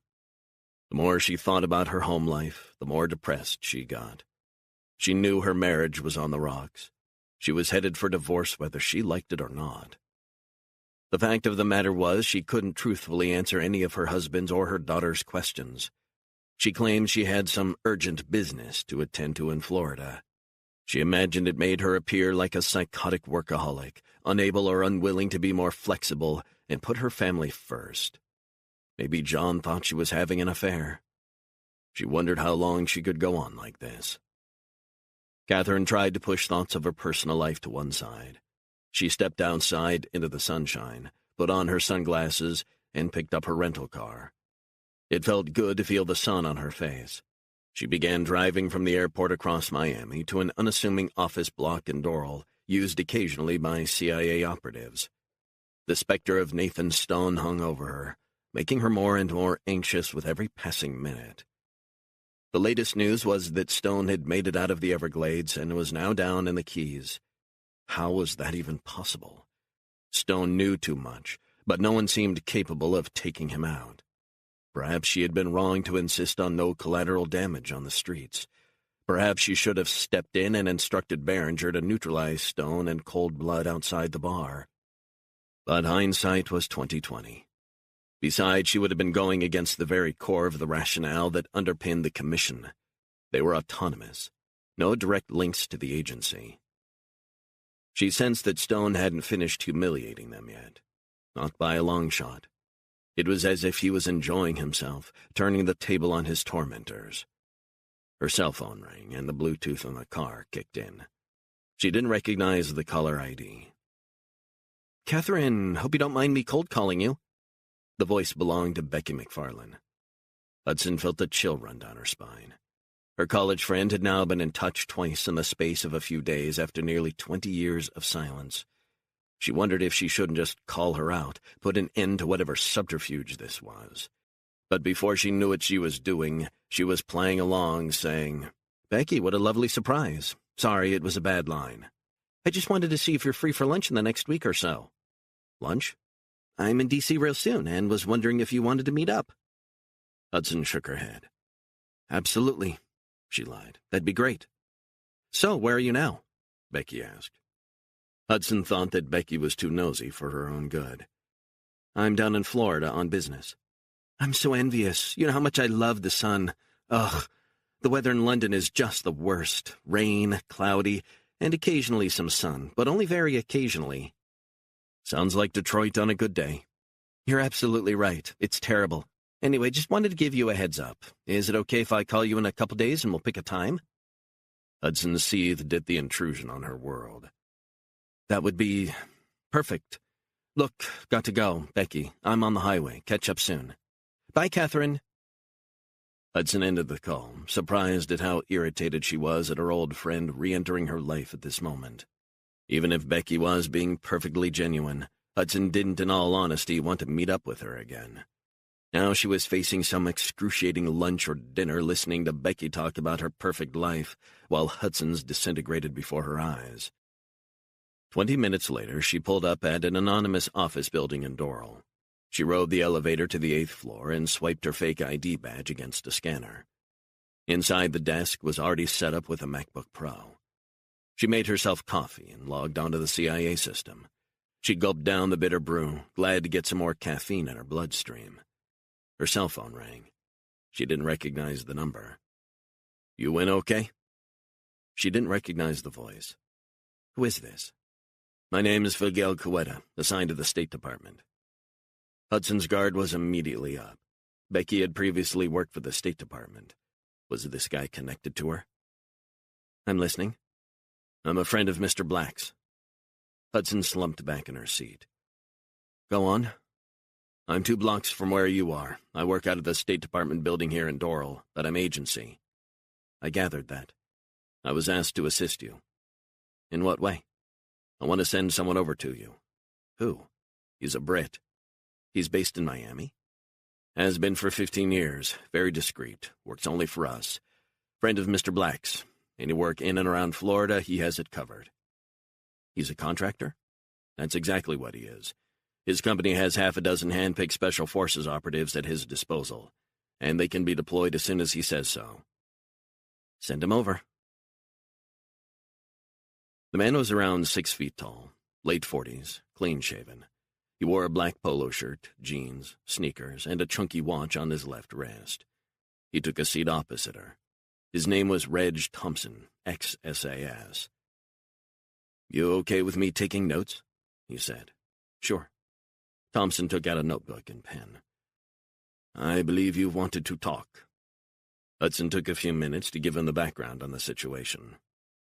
"It's not good." Thompson flicked over a page of the notebook and began scribbling. "What are your initial thoughts?" "The first thought that comes to mind is why wasn't he just kidnapped outside the bar or shot in the head? What a fucking mess. He could have been wasted there and then." "Yeah, no kidding. Unfortunately, the bar was within a stone's throw of the Miami Beach police station. We absolutely didn't want them involved. This guy, Nathan Stone, technically he doesn't exist." Thompson nodded as if he were familiar with Stone's background. "What concerns myself and Mr. Black now is the contagion. If this spreads, God knows where it could lead." "You mean if Stone isn't neutralized?" "Exactly. He knows too much. He's seen too much. He has background in this organization that we can't allow to get out. We need to shut him down for good." The man nodded, taking a few more notes. "So just to be clear, you've got a fair-sized South African crew in place monitoring the situation." "They have full operational control. We thought we had contained Stone and the girl out in the Everglades, but he's managed to get all the way to Marathon." The man scribbled some more, shaking his head. "I've got to be straight-up honest with you, and no bullshit. This is ridiculous." "I'm well aware of that, thank you." But it could also have, as you said, terrible ramifications. The blowback from this would destroy the agency. I want solutions, not a critique, thank you very much. Look, I don't mean to be on your case, or the guys who are trying to get Stone, but I mean, it's crazy that this has been allowed to go on so long. Hudson shifted in her seat. We don't want to be seen to intervene directly. Well, you might have to. I think the time for being a spectator is over. Time to sort it out, even if it means neutralizing this guy on the street. Hudson shook her head. Not an option, in any shape or form. That comes from Mr. Black? Yes, it does, and the people who green-lighted this program. But we need a contingency plan. A contingency plan if the South African team can't take him down. The man wrote some more and leaned back in his seat as he considered the situation Hudson was facing. So, excuse me while I try to get up to speed. From what I've heard, this unit of South Africans, they've been using Sarasota, and they've got boots on the ground now, down in the Keys. Their operation takes precedence. 100% correct. This is their thing. But if they fuck up again, we need to be ready. Is that what you're saying? Hudson nodded. So what you're looking for is a parallel operation lying in wait. Exactly. Thompson was quiet for a few moments. Are they an item, these two, Stone and the girl? We don't know. I don't think so. Why do you ask? Well, if they're sleeping together, an anesthetic gas could be pumped into the air conditioning system, knocking them both out. It would be easy to get them out into a truck and then take them away. Or it could be made to look like a drug overdose. Hudson nodded. That's exactly what we would be looking for. The first priority is to kill them both, but it needs to be done discreetly. And the second? Hudson frowned in confusion. You said the first priority is to kill Stone and the girl. What's the second priority? Your involvement is on the proviso, and I think it's probably a long shot that Stone escapes from the South African operatives. So, if you are called in, apart from neutralizing Stone, there are other people who will need to be disappeared. I'd like you to draw up plans when this meeting is over. People involved in the commission. Hudson said only, the buck has to stop somewhere. You got names? She nodded. But not now, not at this stage. Has this part too been green-lighted? Not yet, but it will be. Thompson nodded. To be continued, then. Getting back to Stone, I have 3 guys available, highly capable guys who are here in Miami, people I know very well, and I can get them in place within a few hours. I'm talking top British operators, very discreet. Good. You and you alone will speak to me. Your guys are not told about me or this place. That goes without saying. In terms of logistics, I'd like 2 guys down in the Keys close by. They can monitor the situation from the sidelines, so to speak. But I'd like a presence. Okay, I like it. Also, I heard it was a drone that tracked him down. Hudson tilted her head, curious. How did you know that? My company leased the drone to them. Cayman's registered. She let the information sink in. Okay. What I would like is for the drone to be reactivated so that we can keep an eye on Stone via air, in addition to my 2 guys on the ground, but it costs. Just in case? The man nodded. Means my guys don't have to run around and possibly alert Stone. Means they'll stay off the radar. Also means that by them not running around, they won't come to the attention of the South African guys. Electronic surveillance? We'll be doing that as well, of both Stone and the South Africans. You're not leaving anything to chance, are you? Never do. That's why I'm still in business. 39. Stone pulled up at a beach house on Cudjoe Key in the Lower Keys, a sedated Beatrice asleep in the passenger seat of Barney's pickup. He felt calmer than he had since the whole trip to Miami had gone to shit. This place was a safe house. He had bought the property for cash in the last year, along with the house in nearby Sugarloaf Key. He had envisioned Helen one day moving into the Cudjoe house, with him living nearby, a place where she would be free, a place to call home. It was, for Nathan, a small way to pay back the enormous debt he felt he owed his sister. Her sacrifice, her courage. She could paint, she could breathe the clean air, and feel the sun on her skin as a free woman for once. He knew deep down it was unlikely she would ever be released from the psychiatric hospital, but it felt good to know that she could have a place she could call her own if something ever happened to him. Stone glanced at the sleeping Beatrice and smiled. He took the smelling salts Barney had given him out of his pocket, unscrewed the lid, and placed the bottle underneath Beatrice's nose. She came to, eyes wide, before she winced in pain. "Fuck!" She looked out at the beach and sea. "How long have I been asleep?" "A little while." "Where am I? Where is this place?" "Just a place I use from time to time. Do you want help into the house?" Beatrice shook her head and grimaced as she got out of the truck, blankets still wrapped around her. He unlocked the front door and she shuffled after him. It was all pastel colors and whites. She walked through and opened the French doors to the deck overlooking the ocean. "Is this okay?" he asked. "Are you kidding me, Jimmy? This is beautiful. Is this yours?" "It's yours for as long as you want to be here." "Why am I here?" Stone smiled. "You'll be safe here. It's best if you stay here for a while." Beatrice looked around. She unwrapped the blanket from her body. Stone went to the closet and picked out a black linen shirt. He tossed it to her. "It's too big, but it'll do." Beatrice looked at the fabric and put it on, grimacing with pain. "Thank you." Stone handed her some morphine tablets. "This is for the pain. There's a Jeep outside. Keys are in the top drawer. Don't go too far. There's a phone." "Where?" Stone pointed to the kitchen. "It's on the wall. I've got the number, and only me. I'll contact you, but do not call out. Clear?" "Am I like a prisoner?" "No, you're perfectly at liberty to go wherever you like." Beatrice was quiet for a few moments. "I want to go back to my family in L.A. "You want to go back to L.A.? Fine. You can take the Jeep and drive there." "This is all too much to process. I feel a little woozy." "That's natural." "But I'm free to go? No bullshit?" "You're free to go as of now, I swear. But I think it might be best for you to rest and recuperate before you head back to your family." Beatrice looked around the whitewashed walls and winced, still heavily medicated. "I can't believe we made it." She shook her head. "I think I'm in the wrong business." "It's comfortable and quiet. I love it. There's $1,000 in a bottom drawer for emergencies, groceries and stuff. But the fridge also has stuff in there, and there's bread, frozen food in the freezer and all that." "So, and I'm not trying to be smart, but I'm free to leave at any time?" Stone pointed to the sofa. "Sit down and relax." Beatrice sat down as Stone got her a glass of sparkling water. "Thank you."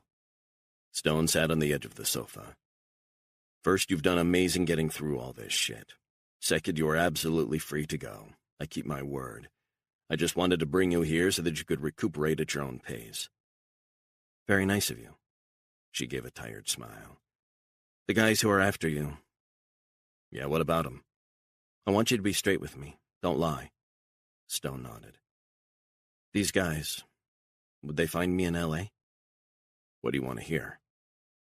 "I don't understand." "Do you want to hear what you want to hear? Yeah, everything's going to be fine. Fingers crossed.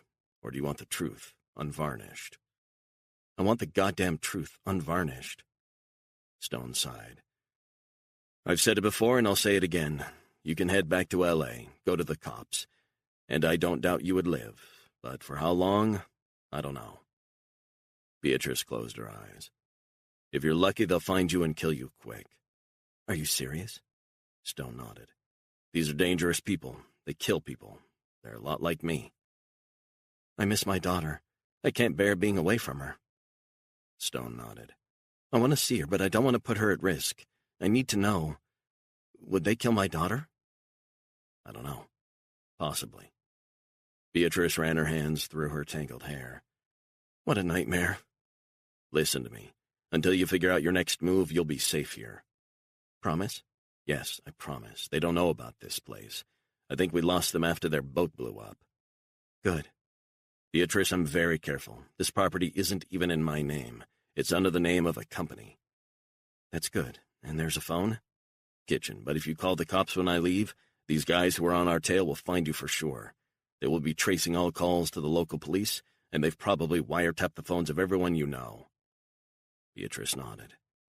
If you want to go to the cops, fine, that's your choice. But I would strongly advise you against it, at least at this stage. Your name will pop up in numerous systems across the country, some more secure than others. What about calls to my daughter?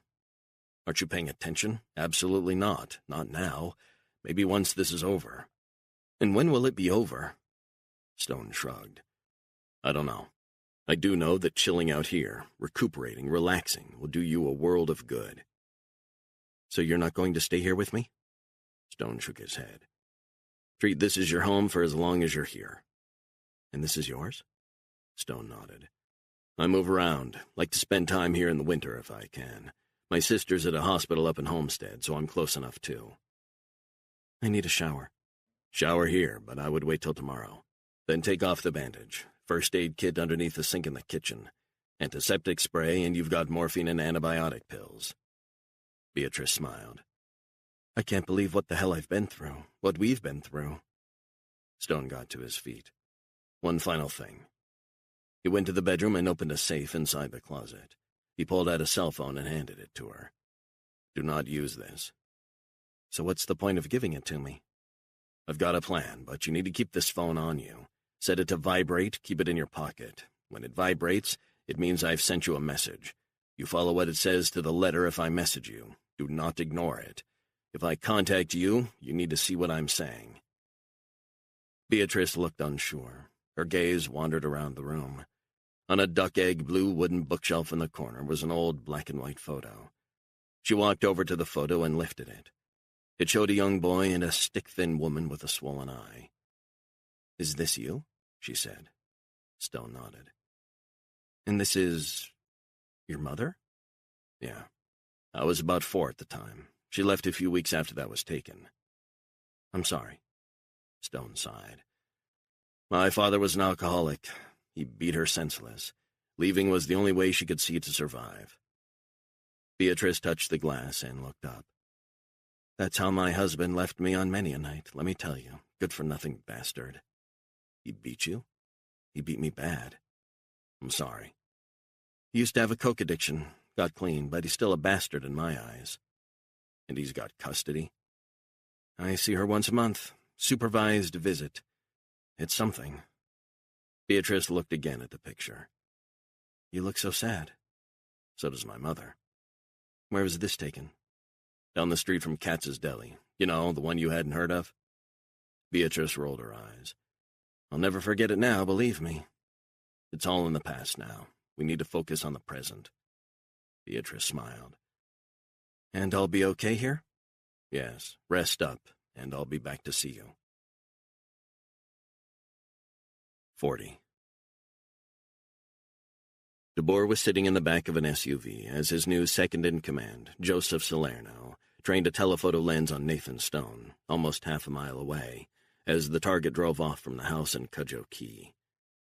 The drone had monitored Stone and the girl from off the coast of Marathon until they were taken away by a guy in a pickup truck.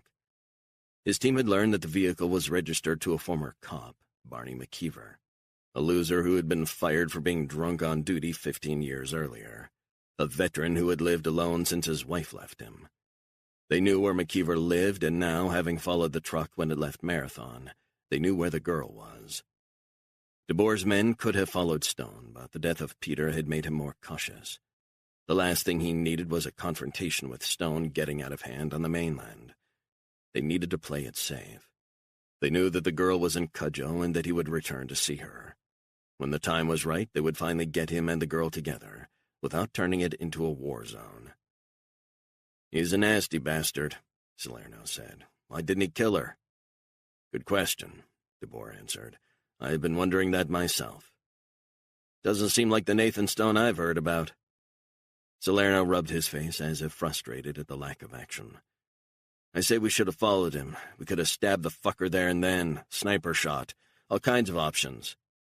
We can't have him bleeding out in public in the middle of the day. Salerno shook his head. I say we should have shanked the fuck. You underestimate him. Look where that got us with Peter and then Baker out in the fucking Everglades. Point taken. Sorry, you're right. I want him dead more than anyone, trust me. But we do this correctly and we achieve all our objectives. And get the fuck out of here and back home. DeBoer was quiet for a few moments. Salerno asked, "What are you thinking about?" "I'm thinking about Peter. His wife doesn't know yet. Neither do my parents." "Shit, when are you going to deal with that side of things?" "When Stone is gone, when this mess is finally finished, then and only then can I think about that." DeBoer's cell phone rang. "Kevin." The voice belonged to Berenger. "Where are we?" "Stone just left a nice little beach house in Cudjoe. He dropped off the girl." There was silence on the line, as if Berenger was weighing the significance of Stone's actions. "Why would he do that?" "I know, it's weird. I don't get it. Do we have any rationale for why he's keeping her there?" "She might be terrified and doing exactly what he says. That's why she's staying put. He left a few minutes ago." Berenger swore. "Why hasn't he been taken out?" DeBoer sighed. "We don't want another fuck-up, okay? The kind of fuck-up that got my brother killed. We do things slow, methodical. We don't want a bloodbath. I've had my fill of this fuck." "Kevin, I understand your caution, but the job has to be completed now that we know where they are. I'm in operational charge, and I say how we work this. He doesn't know that we've tracked them down. He couldn't have been aware of the drone, and he sure as hell wouldn't have left the girl alone if he'd known." "Unless he's hoping we kill her." "No, not buying that." Berenger sighed. "So what's the plan?" "We need to do it clean. Easiest thing in the world would be to kill them inside the house. It'll look like a double murder. The problem is that doesn't happen in the Keys, at least not often. That's when you get blowback. Serious fucking blowback. All sorts of attention you don't need." "Agreed. What we need is for them to disappear. That's the best kind of hit. They just disappear, as if they were never there." "You will have him, Mark, believe me. I'd love to just grab the fucker and shoot him, pay him back for killing Peter. But it's about picking the right moment. We're working on an operational plan as we speak. When it's done, we go." "All right," Berenger said. "Let me know when this is finished." DeBoer ended the call and turned to Salerno. "How you feeling?" "I want to get some action. All the boys do." DeBoer stared at the cottage. "Think I have a little job for you and your friends to keep you occupied in the meantime." 41. Stone felt uneasy leaving Beatrice at the cottage on Cudjoe. There was a risk that she was going to freak out and go straight to the police. But he needed some time away. He had to figure out his next move. He headed straight to Lower Sugarloaf Key, a short drive away. He pulled up outside his other house, a 4-bedroom conch-style house on Bonefish Lane West. Stone had registered the house under the name Helen O'Farrell, his mother's maiden name. He bent down and picked up the key from under a rock next to the bushes in front of the window. He opened the door, went inside, and locked the door behind him. He took a few moments to enjoy the silence. The constant talking was one thing he wouldn't miss about Beatrice. After he showered and dressed, Stone pulled down the blinds and lay back on the sofa. He needed to sleep to recharge his batteries. He closed his eyes. His mind flashed back to the bar in South Beach, where it had all begun. The Everglades. Beatrice getting attacked, then shot. And still trusting him. His mind flashed to the photo she'd seen of him and his mother on the Lower East Side all those years ago. His mother had disappeared without any notice, without a word, without a kiss. Was that how Beatrice's daughter would remember things if she didn't make it back home? The rage Stone had felt at being abandoned, left at the mercy of his psychotic father, still burned deep within him. But he had learned to deal with it better. Slowly over the years, he had rationalized his mother's abandonment, more or less. It was true what he told Beatrice. He didn't blame his mother. Her choice was purely one of survival. If she had stayed, she would be dead. He sometimes wondered what had happened to her. Was she still alive? He imagined her in the Pacific Northwest, remarried, maybe even with pictures of Nathan and his sister tucked away in a drawer somewhere. Maybe they were gathering dust in an attic. A reminder that her children existed, that they weren't just ghosts from her past. They were flesh and blood. Stone felt himself drifting off, deeper and deeper into a dreamless sleep. The sun was shining in through the closed blinds when he woke. Stone stirred and got his bearings. He got up, went to the bathroom, splashed cold water on his face, brushed his teeth, and popped 3 steroid and amphetamine pills. He washed them down with a glass of cold water, then stared at his reflection in the mirror. The new face, specially crafted by plastic surgeons in Saudi Arabia, still looked strange to him, even after all this time. He still hadn't accepted it. It looked like someone else. He began to think about what lay ahead of him for that day. He felt the adrenaline begin to surge. The edge was returning. He was mentally attuned to what he needed to do. A plan was in place. A new plan. He needed to get Beatrice to safety, but he also needed to consider the people who had been following them from Miami out to the Everglades. Whether they'd been able to track him after he blew up their boat was something he needed to know before he could move forward. Stone got in Barney's pickup truck and drove across to nearby Sugarloaf Lodge. He wolfed down a huge burger, fries, and a large Coke. Then he ordered a margarita pizza and 4 cans of Diet Coke. The waitress looked at him as if there was something wrong with him. An idea was beginning to form as his mind got sharper. He ran the scenarios through his head before he acted. Stone called the number of his house in Cudjoe. The phone rang 7 times before Beatrice picked up. "Hello?"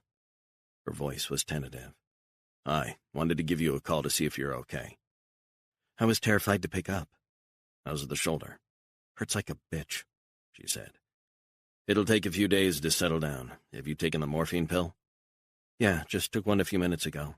"Good. You'll be feeling better in an hour or so." "I hope so. This pain's driving me nuts." "Other than that, how are you?"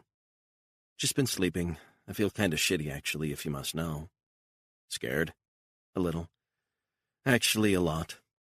Stone laughed. "That's natural. It happens. It'll pass." "What the fuck is so funny?" she said. You worry too much." "Of course I worry. What the hell is wrong with you? This is worrying. Do you understand?" "Sure." "I don't know if you do. I'm gonna have to change my name, my life, start again." "Was your old life so great?" "No, it wasn't, if I'm being honest. But it was a life, my life. Now I'm scared. I want to get out of here. I feel like a sitting duck." "We'll get you out. Have you eaten anything?" "Yeah, I had some food, and drank gallons of water." "That's good." "I don't have any clothes." "If you want, go down to Key West, pick up some clothes, and then head back to the house. You're only 20 minutes away." "Now?" "Why not?" "Is that okay?" "Do not use credit cards. Use the cash I gave you." "Are you sure?" "Yes, and we can meet up later. I'll give you a call." "Is this a date?" "I wouldn't call it that." "So what is it then? A drink? A meal?" "We could do both." A beat passed. "How long until it's safe for me to go back to my family?" "I don't want to lie to you. It might be a while.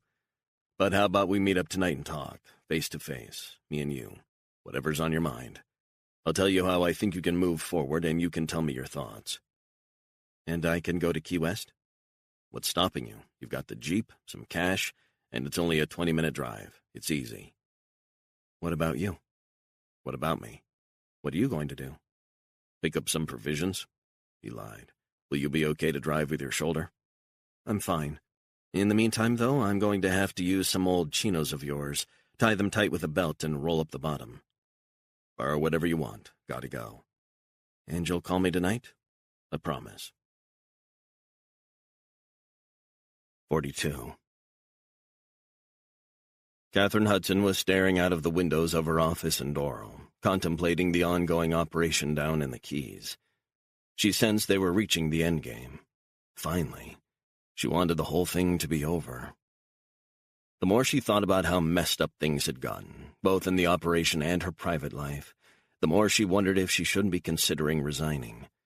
Suddenly being a stay-at-home mom seemed more attractive than negotiating the quagmire that had become the commission. Hudson was surprised the thought had even crossed her mind. She had begun to consider her future without the agency.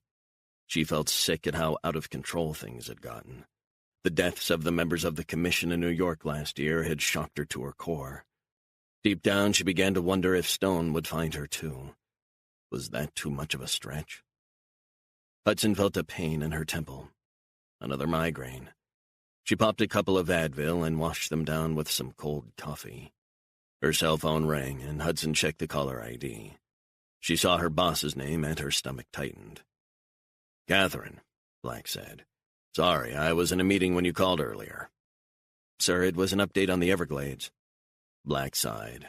"Geez, isn't this over yet?" "Not quite, but soon, I believe." Hudson relayed the information from the intercepted call that Stone was going to be meeting up with the actress that evening in the Keys. She also let him know that the woman was headed down to Key West to do some shopping. "That sounds like the best break we've had in days. We need to get this done." "I don't know." "What's the problem?" Hudson looked at the dashcam feed from DeBoer's SUV in the lower Keys. "I don't like it. Maybe Stone has me spooked, I don't know. It almost feels too easy." "Let's try not overthink this. We get to the location and we end this." Hudson sighed. "I hope you're right. Maybe I'm just frazzled. It's all been a lot to handle, to be honest." "Are you okay, Catherine? You don't sound quite like your usual self. You don't sound like you're in a good place." "Honestly, sir, I'm not. This thing has me thrown for a loop, but I want to reassure you that I'm on it. I'll get this mess cleaned up, one way or the other." "Is there anything else?" Hudson closed her eyes and sighed. "It's also—" She watched the images from the SUV. It was on the move again. "Just an old college friend. Remember I mentioned her?" "Yeah, the one in London." "Right. Well, she gave me a call saying she wanted to meet up again in D.C. It all sounds strange."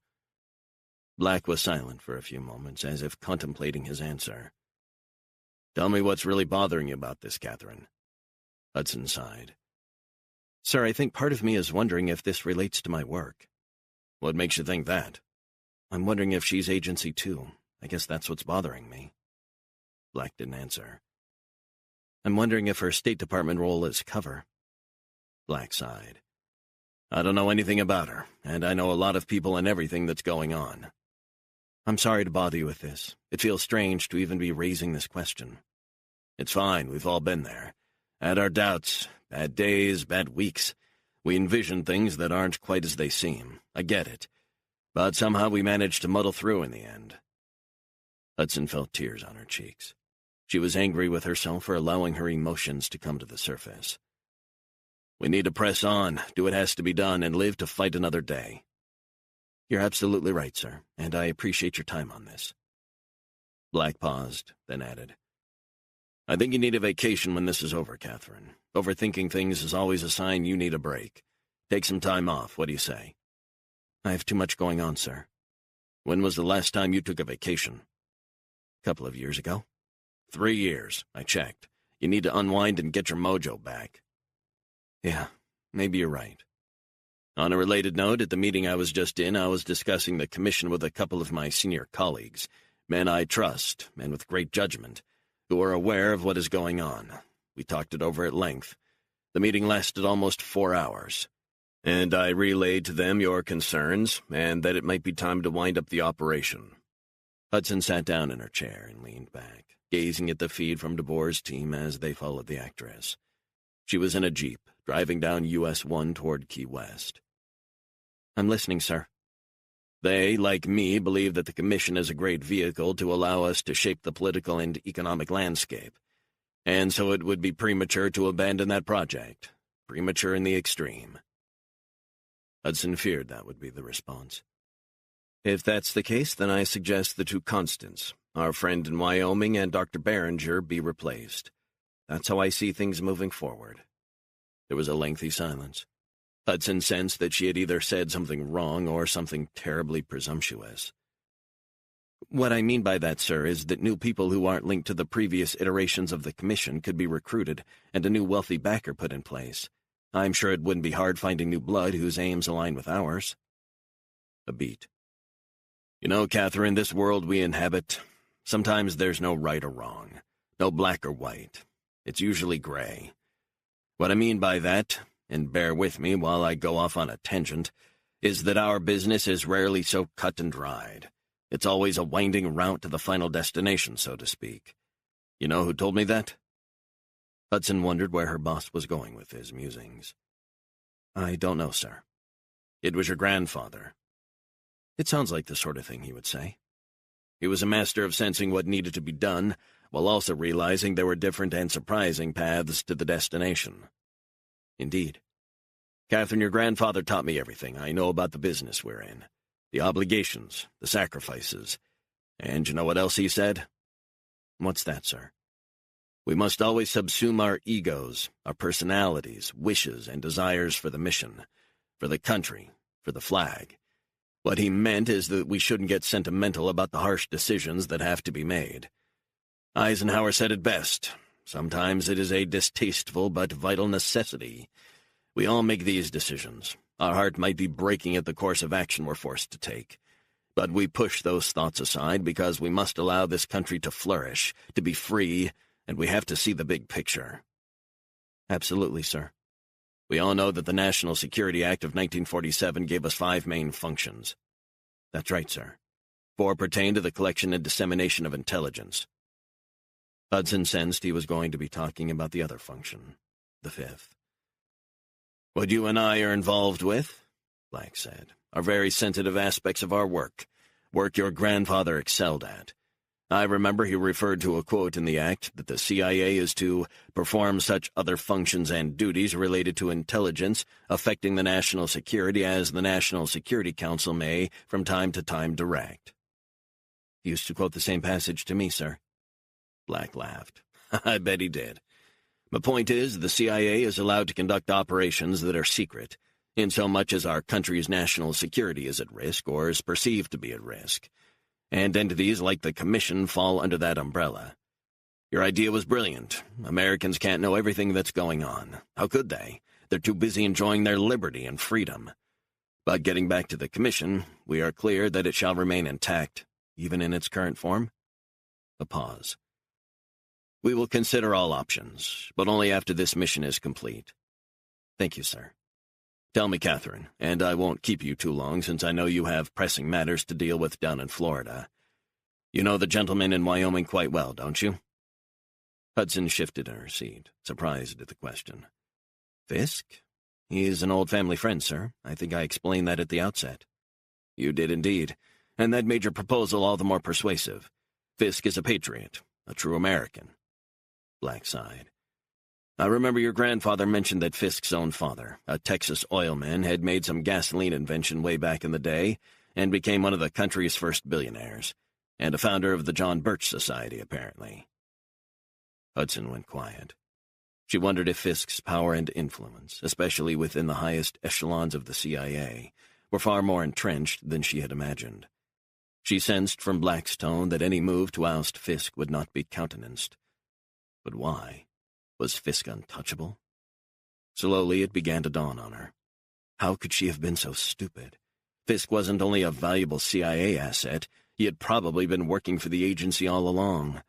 Perhaps for decades. How could she have misread Fisk's role? She had assumed he could be removed if and when she said so. But it was clear Fisk was not in any danger of losing his role. Far from it. She was the one who was actually at risk. Fisk's father was a smart man, Black said. Indeed he was, sir. He saw earlier than just about anyone in America the threat from the Soviet Union, now Russia. But he also saw the threat from communism. He despised it, a visceral hatred of the state and state intervention. The same traits are there in his son, John Fisk, Jr. Hudson said nothing. How well do you know Fisk? Well, when I was younger, I occasionally went with my grandfather on his visits to meet him down in Florida, once in Wyoming. What was your abiding memory? I was allowed to get some chocolate ice cream. That's all I was interested in. Catherine, I'm glad you have a backup plan in place. My British friend Thompson is someone worth knowing. The abrupt change in topic threw her off balance once again, leaving her certain she'd said the wrong thing. Yes, sir. And when Stone and the woman are out of the picture, give me a call. We'll draw up new plans for the Commission going forward. Hudson began to realize she was no longer calling the shots. It felt like a betrayal. An overwhelming sense of foreboding washed over her. What kind of plan, sir? You'll see. The line went dead. 43. Stone filled Barney's pickup with gas. bought a pair of sunglasses, and headed north on US 1. He planned to return the vehicle to Barney, an hour's drive away. Then he hoped Barney would be able to drop him back in the Lower Keys. If not, he could rent a car nearby Isla Morada before meeting up with Beatrice that night. The truck's window was down. The salty breeze felt good on his skin. He always loved driving on the overseas highway, the beautiful blue Gulf waters below. It felt like being suspended in time. He drove past Marathon and then farther up the Keys, past sleeping towns, villages, and roadside food shacks. When he pulled up outside Barney's home, he looked around. Nice, peaceful area. He locked the pickup and knocked on the front door. Stone waited a few moments, since he knew Barney had suffered partial deafness in one ear after a shell exploded close to him in Vietnam. He knocked again, but still there was no answer. Stone opened the mail slot and shouted, "Hey, Barney, you decent? I'm returning your pickup."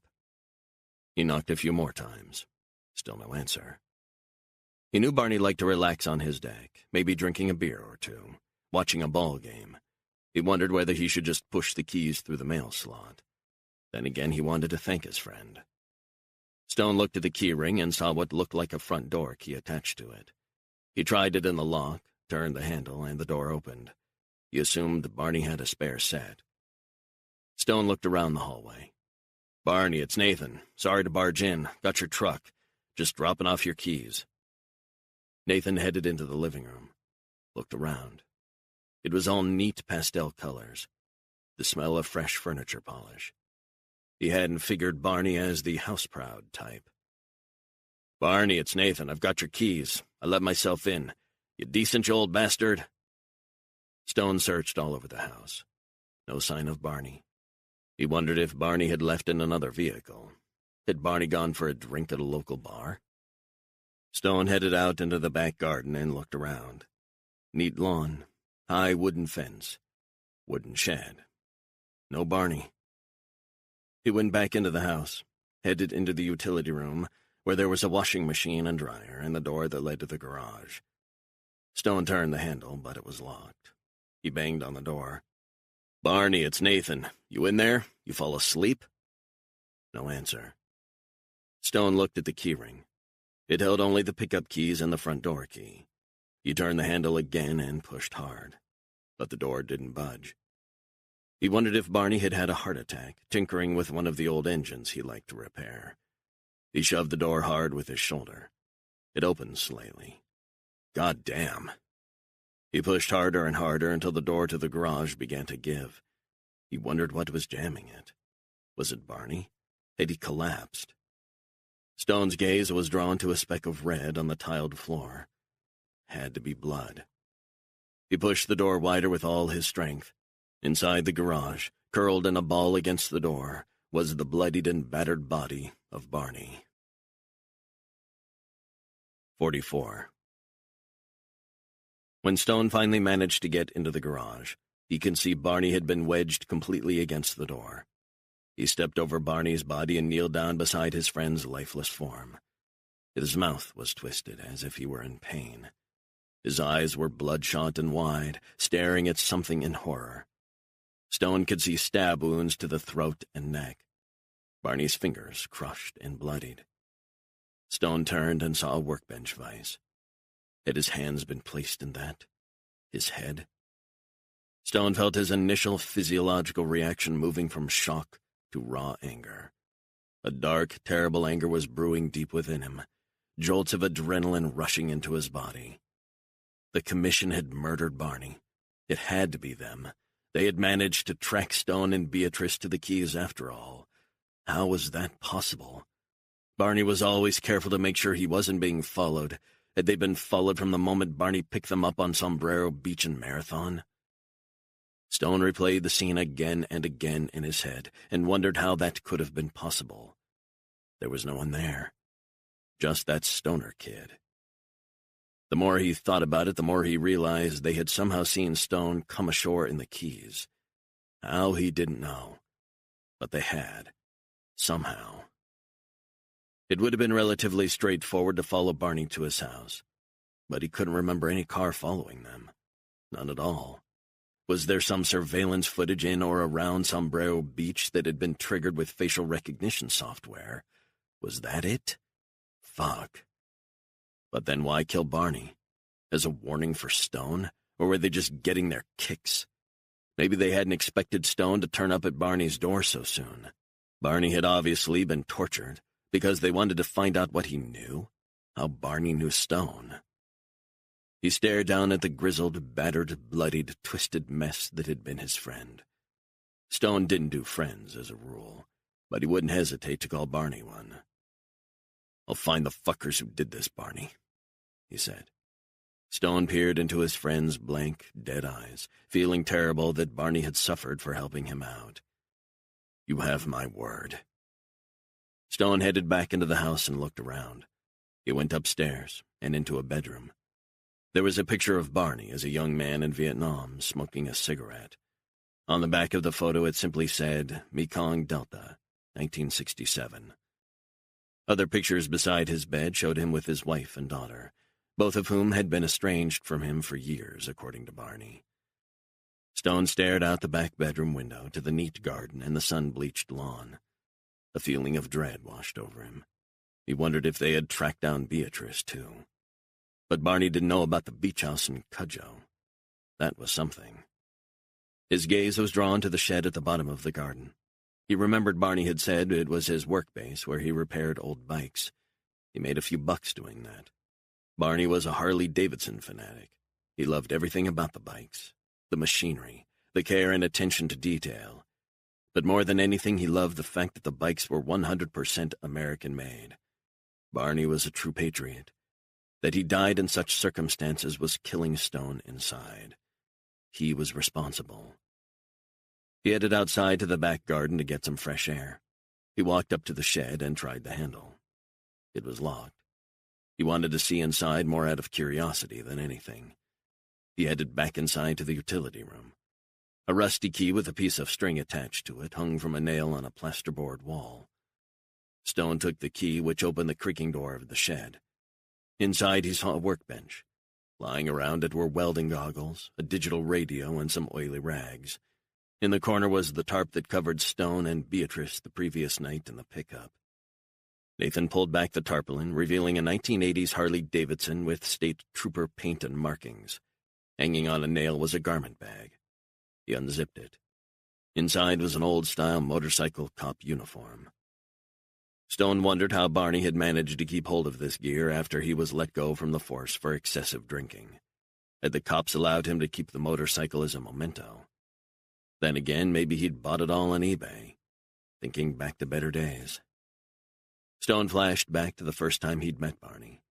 It was a decade earlier, a bar in Key West. Barney had got to talking. Stone didn't want to talk. Eventually, Barney had bought him a drink. Stone felt compelled to buy him one back. Within a couple of hours, they were sharing stories about the Army. Stone listened as Barney talked about Vietnam, the terror of night patrols, being eaten alive by ants, trapped in jungle firefights, scared out of his wits. They had kept in touch after that until Stone had nearly drowned a few years back during that fucked-up operation in the Everglades that had ended with him getting plastic surgery in Saudi Arabia. Stone's mind snapped back to the present. He had been formulating a plan for getting Beatrice to safety, but Barney's murder meant he would have to adjust his plans. It was then, in that moment of reflection, that a germ of an idea began to form. It was rough. It was dangerous. It was a high-risk strategy. But the more he thought about it, the more excited he got. Stone stood in the shed and looked around the confined space. He began to contemplate a move that would get revenge for Barney. The high-risk strategy forming in his head at that moment was a way for him to escape from the Commission's clutches. But it was also a way to get the bastards out of Beatrice's life forever. Suddenly he could see the plan with staggering clarity. He mentally worked through the steps, closing his eyes as he envisioned each possible path and his response. Stone pulled up a seat in the shed and sat in silence for nearly an hour, thinking and planning. Satisfied that he now knew what to do, he took out a cell phone and called his Cudjoe home. "Hello?" Beatrice answered. "Only me," Stone said. You back already?" "Picked up what I needed and headed straight back. After what you said, I thought that would be the smart thing to do." Stone sighed. "Listen, do you still want to have a drink and bite to eat?" "Yeah, can we also talk about when I can finally go home? That's top of my list. I need to see my daughter, my family." Stone cleared his throat. "Not a problem. We'll talk about that. Absolutely." "I can't believe I'm having this conversation." "What do you mean?" "I don't know. This is all very surreal." Stone said nothing. "So where do you have in mind?" she asked. Stone cleared his throat. "There's a really nice place. It's called the No Name Pub, Big Pine Key." "Is this some sort of joke?" "Seriously, that's what it's called. Cool place. It's only about 10 miles away from you." "What time?" "Let's make it 9 p.m., so you should leave at 8:45. "That's very precise." "I'm a precise person. That's why we're both still alive. Don't leave until 8:45. "Is there a reason why I shouldn't leave until then?" "A beat. 'Cause I say so. Plus I don't want you hanging around." "Got it." "What will you be wearing?" Stone asked. "I'm sorry, what?" "You got a t-shirt?" "I've got a new floral patterned dress." "What color are the shoes you'll be wearing?" "What's that got to do with anything?" "Simple question." "Are you messing with me?" "No, I'm not messing with you. I'm asking you what shoes you'll be wearing." "Have you got a fetish about shoes, is that it?" "Not at all. Can you answer my question?" "Red flats. Happy?" "Good," Stone said. "Tell me again what the plan is." "Why?" she said. "You told me." "Just so I know you're clear." "I'm headed to the No Name Pub on Big Pine Key, 9 o'clock tonight, but I don't leave until 8:45. Is that right?" "Perfect." Beatrice sighed.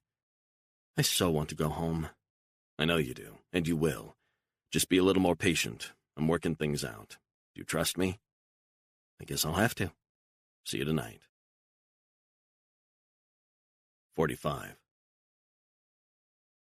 DeBoer sat in the back of a white van with 3 members of his team in a parking lot in Cujo, giving them an ideal line of sight to the beach house where the actress was staying. He checked the monitors for any sign of movement, but still nothing.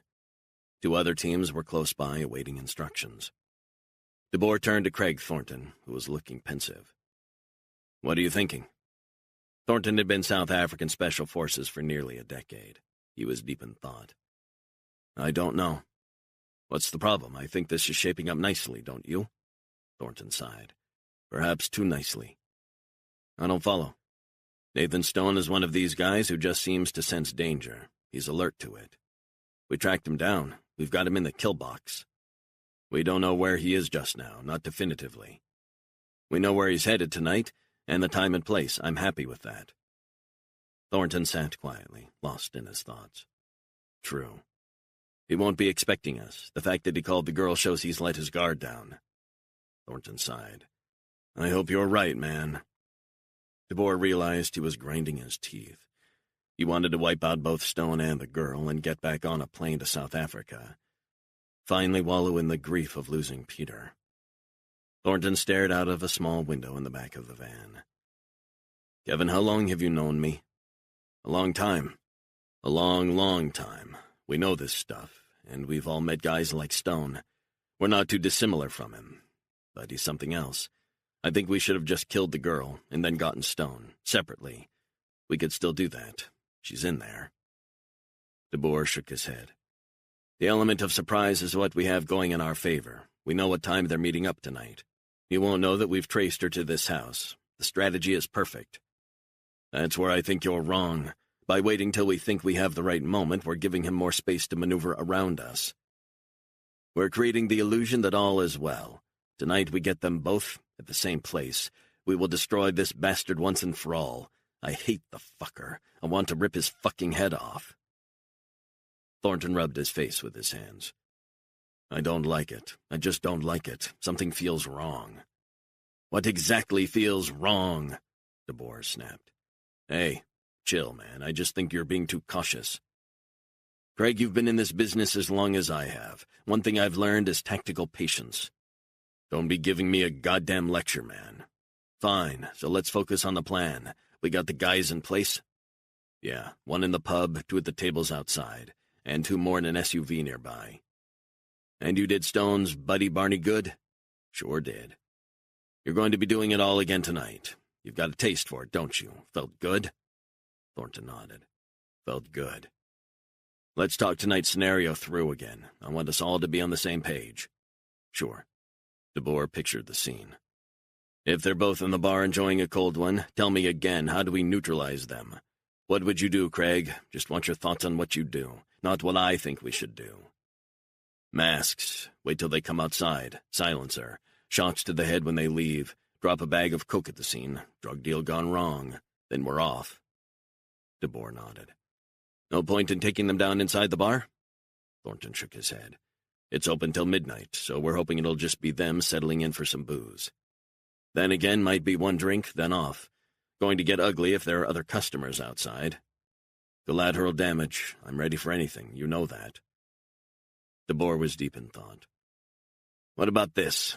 When Stone arrives, 2 of our guys wearing masks are waiting in the parking lot. They shoot him point blank with a 9mm with a silencer when he gets out of his vehicle.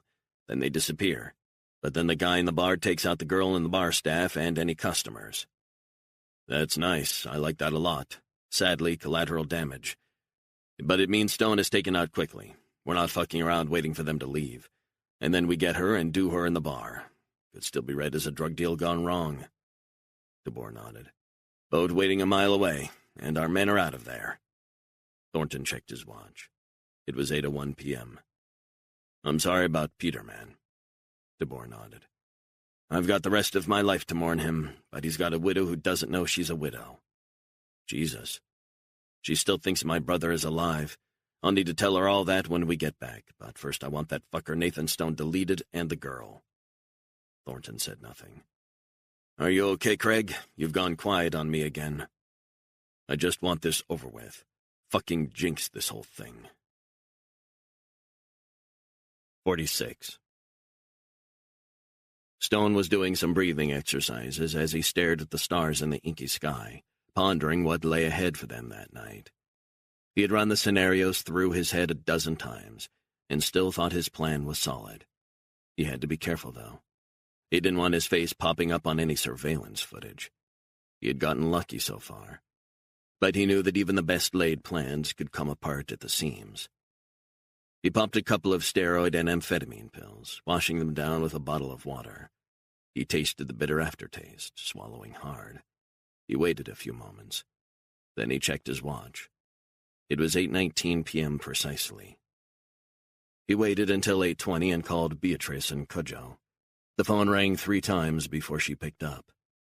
Change of plan, he said. Beatrice said, Why?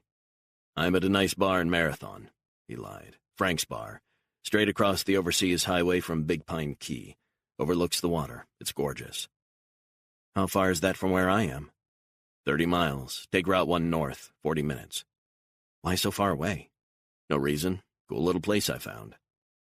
She was silent for a few moments. He was worried she wasn't going to respond. You still there? He asked. Sure. Did you hear what I said? Change of plan. Beatrice cleared her throat. When do you want me to leave? Leave right now. Right this second? Yes, drive straight here. Beatrice sighed. You're there already? Yeah, he lied again. Got a strong mojito. You like mojitos? I'll get one lined up for you. Sounds nice. Beatrice's voice betrayed nervousness. You okay? I'm good, I'm not good when plans are changed. Don't worry, I've got this. 47. DeBoer took off the headphones he'd been using to listen in on the conversation between Stone and the woman. What the fuck is he up to? Changing plans. Fuck. Thornton stared at the monitors. I don't like it. It's almost as if he knows we're listening and taking his bait. Thornton clicked his fingers. That's what it is. He's setting the bait for us. DeBoer stared out the side window. You don't know that. You're overthinking it. Maybe. I hope so. DeBoer stared at the monitor, showing the entrance to the beach house where the woman was staying. Still no sign of her. She's doing the classic thing. He's setting a time and place to meet up. Then he changes it at the last minute. Then again, maybe we're making false assumptions. What reason would he have to think the phone in the house is being bugged? Thornton was quiet. Isn't it more likely that Frank's is just a bar and marathon he likes and was always going to use, perhaps concerned that she might be compromised, maybe have gone to the cops? Thornton sighed. Could be. I say we send one team up there now, just to sit outside until we're all there. Observation only until they both leave, then we take them down. Fine. DeBoer sent out the message that Team A was to move from the bar in Big Pine Key and head up to Marathon. Stay in vehicle until further notice on arrival, he instructed. What about the no-name pub? We've still got your operatives in position. I say they stay as they are until further notice. Thornton got on his cell phone and passed on that instruction to his team. So we've got both places covered? DeBoer took a few moments to consider the development. Fuck. I know, it's like we're being played. It's either that or he's just unpredictable. We need to be on the ground in Marathon, or nearby to make sure this fucker doesn't disappear again. DeBoer nodded. He glanced out the side window as the door to the house opened. An operative's voice came through his earpiece. We've got movement. She's on the move. Copy that. I want one car in front of her and one at a distance. DeBoer stared at a monitor as the woman locked the front door of the beach house and walked over to the Jeep. He watched as she pulled away. He waited for a minute until she was out of sight. Then he cocked his head at Thornton. Let's get in the SUV, leave the van here just in case Stone decides to return. Thornton climbed out the rear door of the van and got into the back of the waiting BMW SUV. DeBoer got in the front. Marathon? Said the operative who was driving. Frank's bar. They pulled away, leaving the white van with the two other operatives inside. 48. Berenger was in Sarasota watching dashcam footage from the BMW as DeBoer and his guys finally closed in on Stone when his cell phone rang. Mark, plane waiting outside. It was Fisk. Sir, we're reaching the endgame here. I thought You don't have to hang around for the endgame. I've seen the latest report. We're in a position to finally nail that fucker Stone. But I want you out of Florida and back with your family before the shit hits the fan down in the Keys. Berenger took a few moments to contemplate what Fisk was getting at. Sir, with all due respect, my work will only be done when Stone is neutralized. Mark, when's the last time you saw your family? Quite a while ago. Months, so we're going to put this right. DeBoer and his guys have this in hand. Two men in suits appeared at a side door within the facility. Two of my people will accompany you back home, Fisk said. Berenger stared at the men. Those are your guys? They work for me. They will make sure you arrive at your destination safely. Part and parcel of the contract. And you want me to go now? The facility will be shutting down within minutes of Stone being taken out. I want you out of there, out of sight. The Cessna is waiting. Berenger thought the whole situation strange. Sir, if it's all right with you, I'd rather just wait until I have confirmation that the job is done. It ain't over till it's over, as they say. You can't do any more, so get on the plane, get out of there. Berenger looked up at the footage showing DeBoer and his guys talking in the car. I've got some personal stuff I need to organize. We'll pack it up and ship it out to you. As of now, you need to get on the plane and become a civilian again. You need to get out of Florida. The money all went into your account this morning. I saw that. I thought it was on completion. Mark, we'll talk soon. Shouldn't I say goodbye or something to the team here? No, your job is done. The line went dead. Berenger was accompanied out of the facility by Fisk's men. He turned to look around, and only the computer hacker brought in by DeBoer looked up from his monitor. The kid nodded in acknowledgement. A few minutes later, he was in the air, headed to Iowa. As quick and as sudden as that. Berenger was handed a whiskey on the rocks. He tossed it back as the Cessna climbed through the night sky, the lights of Sarasota below. He closed his eyes. He began to think of Nathan Stone at the mercy of DeBoer and his crew. Finally, the end of the battle to track him down and kill him was in sight. He felt an emptiness in his soul despite everything, knowing Stone's life would soon be over. 49. DeBoer opened up the iPad. It showed the BMW's GPS position, headed north through the Keys. Okay, looks good, so let's take this nice and easy. We've got people in position, and we're on her tail. But we need to keep at least a half-mile gap. No closer. Are we clear? Got it, the driver said. The miles rolled by as they headed on to Summerland Key, and then Big Pine Key. From there it was Bahia Honda Key, then Ohio Key, and Missouri Key, then on to the 7-mile bridge, which would take them up to Marathon in the Middle Keys. He couldn't help but think of his brother, his tough brother, who would have to accompany Peter's body all the way back to South Africa when the mission was complete. He knew his sister-in-law would have millions in her bank account as compensation. But that wouldn't mean anything to her. She was a widow now, raising the kids by herself in a gated community. He wondered if maybe his brother's family should move to his ranch for better protection. DeBoer stared straight ahead as the headlights illuminated the asphalt. His earpiece buzzed. "Kevin, we're in position in Marathon."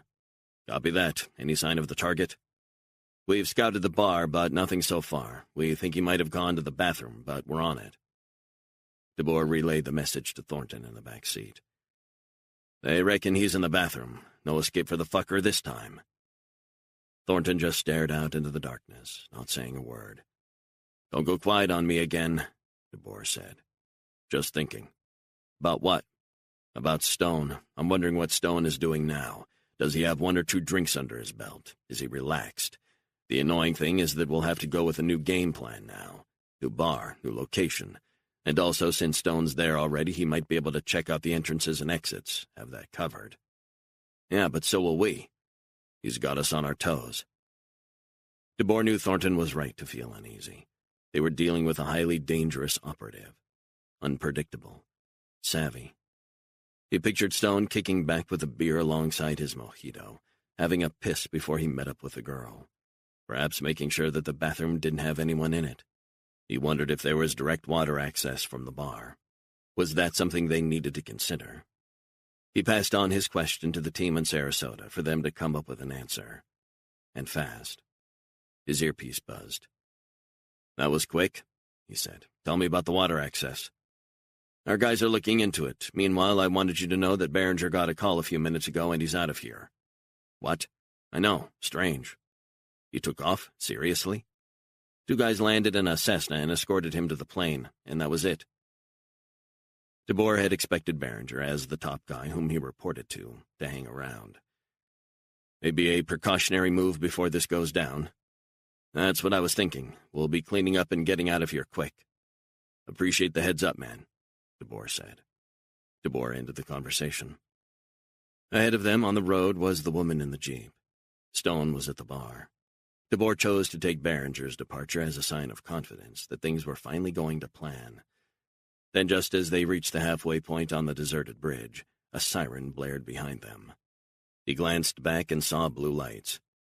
"Are you kidding me?" Thornton looked back, then turned to face DeBoer. "All our IDs are fine. Relax, we're allowed to carry. We're good." "I know, just a fucking irritant, that's all. Pain in the fucking ass, this whole job." DeBoer looked back again as the cop started flashing his lights. "You think he wants us?" The driver nodded. "Yeah, he's signaling for me to pull over." DeBoer sighed. "Fuck. Okay, do what he wants. No smart-ass comments. The guy's just doing his job." The driver slowed down and pulled over. He adjusted his mirror, keeping an eye on the cop. "Yeah, he's taking a good look at our taillights." DeBoer glanced in the side-view mirror and saw the cop approach. He wore sunglasses and the uniform of the Florida Highway Patrol. His motorcycle was parked a few yards behind them. The cop knocked hard on the window. The driver lowered it. The cop was wearing forensic gloves. He smiled. Then he pulled an Uzi out and sprayed the vehicle with bullets until everyone was dead. 50. Stone reached in through the window to unlock the car's doors. Then he rifled through the blood-spattered pockets of the 3 men in the SUV. He took all their cell phones. And it was clear that the guy in the front passenger seat had been giving instructions, sending operatives to the bar in Marathon where Beatrice was headed. He sent a text to Beatrice on the cell phone he'd given her. It read, "Drive past Marathon. Meet up where we first met." Stone threw the Uzi into the blood-soaked back seat. He wanted the cops to think it was some drug deal or some gangland thing gone wrong. He climbed back on Barney's old bike and gunned it across to Marathon. He found a deserted beach. He was careful to dump the Harley among the dunes and bury it with sand. But first, Stone pulled a backpack out of the pannier. Inside was a change of clothes. He took off the forensic gloves and bloodied cop clothes and buried them, then put on his clean clothes and switched the new cell phone on. He walked a quarter-mile, hot-wired a Toyota he found in a parking lot, and got back on the road, headed north, straight for Miami. 51. Catherine Hudson was staring up at the big screens in the Miami office, struggling to comprehend the blood-spattered dashcam footage from the SUV that had been carrying DeBoer and the other South African operatives. It was her worst nightmare. The whole operation had imploded. And still Stone and the woman were free. When her cell phone rang, she nearly jumped out of her skin. "Yes," she snapped. "You've got a problem." It was the harsh voice of Reg Thompson, the ex-SAS operative. "What the hell happened?" "Your men should have seen that change of time as suspicious. They must have had their doubts, but they were led to that location by that simple call. Staggering." "How is that even possible? I can't understand this." "I've been in the business for the best part of 15 years, and I've never seen anything like this. Who the hell is this Nathan Stone? I mean, really, who the fuck is he?" "Where are you now?" "Watching things from my office here in Miami." "What about your guys? Where are they?" "One on a motorbike, two in a car, trailing Stone as we speak." "Fuck." "I know. Complete utter mess. It's a full-on clusterfuck, and you guys are rapidly losing control of this situation. Actually, I'll correct that. You've lost control of the situation, and it's going to head south from here." "That's what you think?" "You've lost the head of your operation. Stone has the rest of the team split between 3 locations, and no one has a clue where he's headed or what he's planning." Hudson closed her eyes. She felt as if she was losing her mind. The commission, her brilliant idea, was in shambles, and their specially picked assassin, Nathan Stone, had spun so far out of their orbit of control it was beyond belief. The more she thought about it, the more she wondered whether it was even possible to take out Stone and the woman without a bloodbath. How was this all going to end? "Talk to me, Reg," she said. "How do we clean up this fucking mess?" "I don't know if you or your guys have any idea what you're dealing with." "Excuse me, I know exactly what we're dealing with." Thompson sighed. "I didn't mean to snap at you, but this is not fucking good, and I don't think there are any good solutions to this. You need to let your superiors know. This is out of control, and you can quote me on that." Hudson saw a light flashing on her desk phone. "What do you want my guys to do?" Thompson said. "Your call." "Look, keep tracking Stone, and we'll make the call on what needs to be done when it's time." "And when will it be time? Let's get serious. We have a GPS fix on the car Stone stole. He's heading north, we think toward Miami, and so is this woman. So that's something to work with. I think we should move a team into position in Miami to await instructions. How does that sound?" "Do it." Hudson ended the call and picked up the desk phone.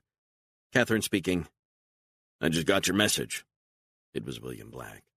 "It's a full-on nightmare scenario, sir, and it's not over, not by a long shot." "Catherine, in 5 minutes I'm meeting with the director and the chairman of the Joint Chiefs of Staff, and let me tell you it's not going to be pleasant, so I need answers, and I need to know the containment strategy." Hudson glanced up at the screens. One was tuned to Fox News, which was now trumpeting breaking news in the Florida Keys. On the other screen, a police forensics team, visible on the dashcam, was photographing the sides and front of the SUV. "Shit, Fox is already on this." "What?" "Stone killed everyone in the vehicle. Kevin DeBoer, all of them, close range." "Fuck." "Sir, the time for containment has come and gone. Nathan Stone and the actress are both driving north on US 1 separately. Current GPS indicates Stone is 2 miles south of Key Largo. Next stop, Miami. You can count on it." "He's clearly communicating with the actress. He's obviously given her a clean phone, untraceable." Hudson sighed. "Possibly. Who knows? The fact of the matter is, he will be heading to Miami." "Why Miami?" Black asked. "Good place to disappear. Bus, train, and plane hubs.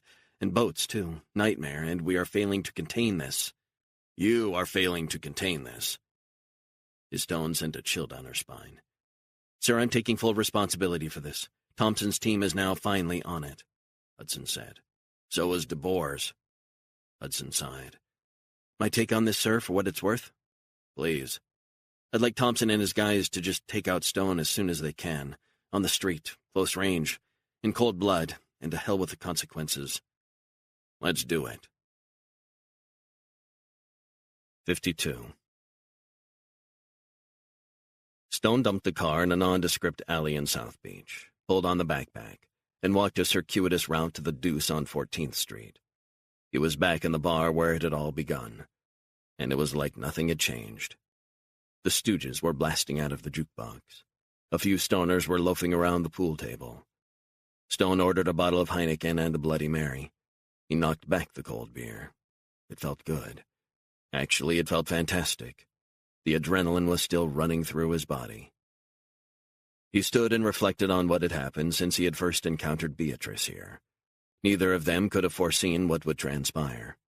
He wondered whether she would turn up. Then again, he wondered if she wouldn't just head straight to the cops. The Miami Beach police were only a few blocks away. Stone didn't have to wait too long. 20 minutes after midnight, she strolled in, wearing sunglasses and smoking a cigarette. She stopped beside him, picked up the Bloody Mary, and knocked it back in one. Stone ordered another round. "How you holding up?" he said. Beatrice stared straight ahead. "Is it finished?" Stone shrugged. "I sure as hell hope so." She leaned in close for a moment. "You didn't think I'd turn up, did you?" "I had my doubts." The bartender handed over the beer and the Bloody Mary. Stone clinked her glass with a bottle. "Gotta hand it to you." "What do you mean?" "You're far tougher than I imagined. I misjudged you." Beatrice shrugged. "Story of my life. Besides, I'm not buying that compliment. I was a terrified nutjob most of the time." "You had your moments, that's true." Beatrice smiled and shook her head. She looked over at the guys playing pool. "I'm terrified we're being watched." "Relax. Easier said than done." Stone gulped some more cold beer. "Did that actually happen? Seriously? I'm trying to make sense of it. Shit, and this is where it all began. I'm having flashbacks." Stone nodded. "I mean, did that actually goddamn happen?" "Keep it down," Stone said. He turned to the bartender and slid a napkin with a $100 bill under it across the bar. "That's for you, but I need a favor." "Not a problem, man," Beatrice said. "What's going on?" Stone gave her a sideways glance. "Give me a minute." He leaned in to speak to the bartender. "You smoke?" "Yeah, cigarettes, not weed." "Same as me. Do you go out the back for a cigarette break?" "Why do you need to know that?" "Just humor me." "Sure, that's exactly where I go." "I need a favor, in return for that crisp $100 bill." "What kind of favor?" "Get a coffee and a cigarette and go out there." "Now?" The guy frowned. "Why?" "So you can tell me if there's anyone else in or around the alley. I mean, any dudes hanging around, guys in cars, on motorcycles, whatever." The bartender shrugged. "Why would you want to know that?" "I'm a curious person." "You're weird, my friend. Humor me. And if there is someone out there, what do you want me to do?" "Take your time, have your smoke and coffee. Then come back and tell me what you see." The bartender was grinning. "Are you a cop? Is that it?" "Like I said, I'm just curious." "Okay, man, I'm in." The bartender slid the money into his pocket and disappeared out back. Beatrice stared at Stone. "What the hell was all that about?" "Just trying to get the lay of the land." "You think we have a problem, don't you?" "Just keep it down and keep it together." When the bartender returned, he was flushed. "You okay?" Stone said. "Yeah. So what's the story outside? Anything?" The bartender nodded and leaned in close. "Two white guys in a car." Stone processed the information. "Is that right? What kind of car?" "A Suburban, black. You know those guys?" "What else?" "One was talking into a cell phone." "Passenger or driver?" "Passenger." Stone slid another $100 bill to the guy. The bartender took a peek at the money.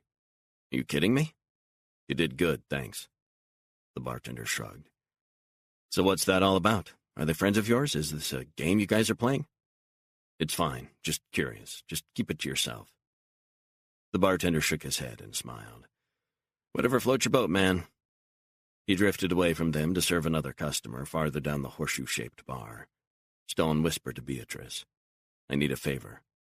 "What kind of favor?" He glanced over his shoulder toward the pool table, then handed her a $20 bill. "I'd like to see what you've got." "I beg your pardon?" "I mean, I'd like to see your acting abilities." "Why?" "I want you to go over to those guys shooting pool and ask to borrow their cell phone for a minute. Say your cell battery died, and give them the 20. That's for their trouble." And why would I want to say that? Just do what I say. There's something wrong, isn't there? Just do it.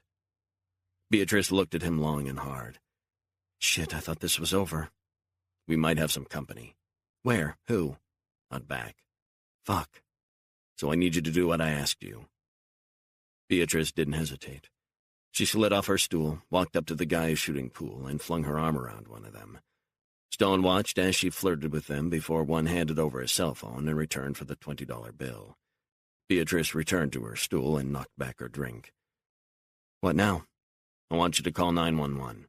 Why? Just do it. I don't like this. It is what it is. What does that mean? It means they weren't there when we arrived 10 minutes ago. Suspicious. You think they tracked us down? I thought it was done. Make the call. And what do I say? Go into the women's bathroom, make sure there's no one there, and really give it everything you've got. I want you to sound frightened, and I want you to say there are guys with guns and drugs in a black Suburban behind the Deuce Bar, 14th and Collins Court. Got it? Beatrice nodded. 911. You sure? Positive. Then hand the cell phone back to those guys. Beatrice disappeared to the bathroom for a few minutes, handed back the cell phone, and sat down again. Done. What now? Stone bought 2 more bottles of Heineken. He handed her one and clinked the bottle. Well played. She took a couple of large gulps and put down the bottle. It wasn't long before they both heard the blare of sirens in the distance. Stone handed her the backpack. I want you to leave the bar and get on a bus. Why? I just got here. Do it. What about you? What are you going to do? I'm going to deal with something, but I want you to get to safety. What's the backpack for? Don't open it. Why? Promise? Beatrice nodded. Yeah, if that's what you want. I thought all this shit was over. It will be soon. So I catch a bus. I don't understand. I'll call you on the cell phone I gave you within the hour. I want you to be on a bus headed to New York. I don't live in New York. Just do it. Where do I get a goddamn bus? Downtown bus terminal. Catch a cab a block from here outside the Flamingo Apartments. Okay, then catch a Greyhound bus headed to New York. Stone nodded. What about you? What about me? What are you going to do? Don't worry about me. Just get on a bus, and I will call you in an hour. Keep a close hold of the backpack. I'm scared. Do this and you're almost home. Promise? A promise. Take care, Beatrice. Beatrice smiled as she lingered for a moment. Then she got up and left the bar. Stone finished his beer and ordered another. A minute later, red lights seeped into the dark dive bar. Stone signaled the bartender. Can you do me another favor? Sure thing. Stone pointed at the bag behind the bar. What's in that? You crazy? Why do you want to know that, man? Just curious. Gym gear, workout clothes. Member of the Flamingo Park Running Club. I usually head on over after work. $500 okay? You kidding me? For a fucking gym bag? Stone nodded. The barman grinned. You're crazy. Are you a drug dealer or something? None of this makes any sense. Stone slid the money to the bartender.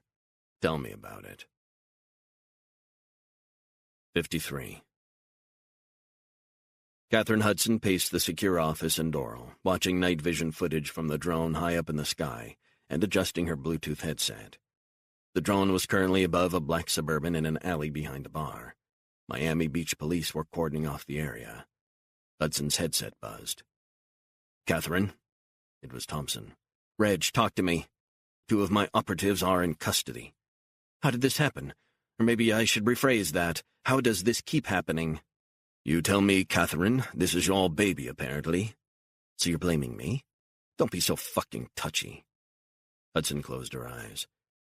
One of my guys is still in the game. As soon as Stone leaves the bar, he's dead. Hudson didn't say anything. She'd watched all her plans turn to dust before her eyes. They had one more roll of the dice. Do you copy that? I copy that. We need to take him down now. We have to kill the fucker. You're sure your operative can handle it? He's on a motorbike, line of sight to the bar entrance. We've already ID'd Stone. He's in the bar. Drone footage showed the woman leaving. We need to act. And quick. Hudson was quiet as she contemplated this next move. It was so far from what the commission should have been all about. The actress can be dealt with another day, Thompson said impatiently. Stone is the #1 target. I say we go into the bar and kill him point blank. Hudson began to pace the room. How far away is the biker? You need to greenlight this, don't you? Yep, not in the bar, outside on the street. I want him to die like a dog. 54. Stone headed into the back office at the Deuce. The bartender was waiting for him and shut the door. He handed over the Adidas gym bag. Stone gave him a wad of notes. The guy flicked through it. $500? You've given me $1,000 in total. Are you kidding me? Stone took the bag. Thanks. Did you rob a bank or something? Something like that. He glanced at the TV monitors. The security cameras showed cops combing the area around the black Suburban. The bartender opened the door. 2 minutes, and you need to be out of here. Got it. Stone closed the door and locked it from the inside. He unzipped the Adidas bag and pulled out the guy's gym gear. He stripped off his clothes. Then he pulled on the guy's white t-shirt, white shorts, matching trainers, marled gray sweatshirt, and sweatpants on top. He popped on some sunglasses. He stuffed his backpack inside the Adidas bag and slung it across his body. He put the Glock in the elastic waistband of the sweatpants and pulled down the sweatshirt. Stone glanced in the mirror. He could be any guy headed to or from a South Beach gym. He adjusted the bag to conceal the gun down the back of his pants. He took a deep breath. Time to play, Nathan. Stone unlocked the door and nodded at the bartender as he headed out of the bar.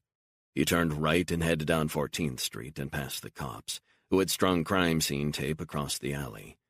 His senses were primed. He knew exactly what he was looking for.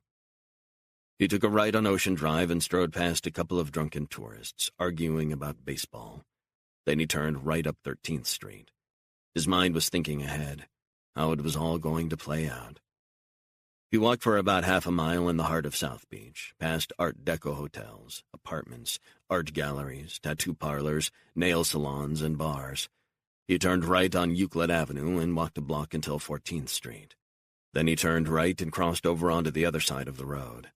Then he crossed over at Washington. Farther down the street, Stone saw a guy on a high-powered bike. Black leather, Ducati logos. He figured the biker was about a block down from the Deuce.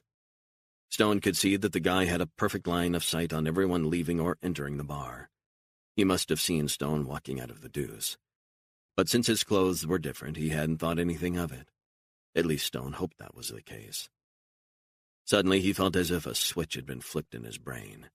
He was in the zone, hyper-aware of his surroundings. He began to walk down the street, coming up behind the biker. He felt crazier than he had for a while, adrenaline coursing through his veins. His focus was the man on the bike. The guy was speaking into a yellow and black walkie-talkie. Stone was getting closer, 50 yards or so, nearer and nearer. He watched as the man put down the walkie-talkie. Perfect. He approached, unseen by the guy. He walked up to the biker and took aim, then shot him in the neck. The guy collapsed to the ground, the bike crashing on top of him. Screaming filled the humid air. Stone stood over the biker and drilled 2 shots through the man's visor and into his gaping mouth. Pedestrians fled in all directions. Stone picked up the bike, turned it around, and gunned it down the street, not bothering to look back. 55. 3 minutes later, Hudson's cell phone rang. She stared at her computer showing the feed from the dead operative's crash helmet. She felt strangely disengaged, blood spilling into sight. "Catherine, you need to get out of there," Thompson said. "What?" "My guy just got taken out. Didn't you see that?" "Yes, I saw it. Of course, I'm watching it." "That's why you need to move. Protocol." "What the hell are you talking about? I don't answer to you." "I'm acting on instructions from Black. I've got him waiting on the line to talk to you now." Hudson couldn't seem to get a handle on the nightmare that was unfolding. "The director? I'm sorry, where are you?" "Parking garage downstairs." "Here?" "Doral, yes. So you need to get out of there, and I've been tasked with getting you back home immediately." Hudson closed her eyes, not knowing what to do. "Why doesn't the director contact me directly?" "Why don't you speak to him yourself? I've got him waiting on the line." "What? Now?" "Right now. Better get a move on. Don't keep him waiting." Hudson's mind was racing. She quickly locked up and headed down in the elevator to the parking garage. She saw Reg leaning out of a silver Audi, signaling her. As he approached the car, she glanced in the back window. Sitting in the back seat were a woman and a swarthy, middle-aged man wearing a black jacket. Her blood ran cold. What the hell? For a split second, she was thrown by it all. Hudson slid into the front passenger seat and buckled up. Thompson buckled up in the driver's seat. Reg cocked his head toward the guy in the back seat. "This is one of my colleagues." Hudson turned, but it wasn't to look at the man. She'd recognized the woman next to him from a photo she'd seen on LinkedIn. "What the hell is this, Becky? Thought you were State Department." Hudson's old friend smiled sheepishly. "Sorry, there was no time. I was hoping to meet up with you and explain things. You probably guessed I'm not State Department." "Yeah, I gathered that, so what's going on?" Becky pointed to Reg, who was holding up a cell phone. "Boss is on the line. You might want to talk to him first." Reg handed her the phone. Hudson cleared her throat. "Sir?" "Catherine, we thought it best to get you out of there while we can." "Sir, this is most irregular." "The events that have transpired are most irregular. We needed to act. I believe your old friend Becky is with you." "Yes, sir. Would have been nice to be introduced earlier." "That had been the plan." "You knew about this?" "Yes, I did." Hudson was startled. He had misled her, but why? "Becky will be joining your team. She'll be working with you to clear this up." "Working with me?" "Sir, with respect, you've taken on a great deal, and I know you've had a hell of a time on this. We want to spread the load." Hudson felt as if she'd been hit by a truck. She decided it was best on reflection to suck it up for the time being. "If that's what's deemed best, I can handle that." "She's very good. She's worked in Europe for at least a decade." "Doing what?" "Trying to penetrate a foreign intelligence network within the UK. But I believe her skills could augment your own." Hudson seethed. "I don't understand why we're getting out of Miami. What will that prove?" "Listen, Catherine. I know it's a terrible situation." "That's where you're wrong. This is not just a terrible situation, it's intolerable. And we need to take action. We need to secure our assets. In particular, you." "But I thought it was important to stick around until we tracked Stone down." Hudson glanced at Thompson, who was staring ahead as he drove onto the highway, headed north. "Catherine," the director said, "I can't have you compromised by being there while this all goes down. I don't want the feds or police throwing up a dragnet and inadvertently pulling you into this mess. I can't have that." Hudson could see that it made sense, no matter how tough a pill it was to swallow. "Sir, I'm sorry. I'm responsible for this." "There will be a full debrief when you and Becky get back to see me. We're going to start fresh, new ideas. I'll talk to you in a few hours. Reg and one of his guys will accompany you and Becky on the flight." "A flight to where?" "We've got a facility not far from Orlando. We're assembling a new team to work on this around the clock with you." "A new team? What new team?" But Black was already gone. It was surreal boarding the Gulf Stream with Becky, Thompson, and the surly British operator, whose name she hadn't been told. Hudson and Becky made small talk during the bumpy flight. Becky knocked back 2 whiskey and sodas, and was deeply apologetic about not having been in touch and not being able to divulge her work. Hudson felt nauseous and popped a migraine tablet, washed down with a Diet Coke. The Gulfstream touched down at an airfield nestled in some scrub 20 miles outside Orlando. An SUV with tinted windows was waiting for them. Hudson was shown to the passenger seat. Thompson got in the driver's seat as Becky got in the back, the man in the black jacket directly behind Hudson. She turned to Thompson. "So where to now? I'm exhausted." "Not far. A few miles from here. It's a nice facility. It's like a 5-star hotel. You'll like it." Hudson was surprised Reg knew about the secret facility. Had he been briefed by Black? Thompson buckled up and glanced in his rearview mirror. "We all set?" Becky's cell phone began to ring. "I'm sorry, this is a source of mine in London. I need to step out for 2 minutes to speak to her. Looks like an emergency." Hudson rolled her eyes and sighed. "And this isn't?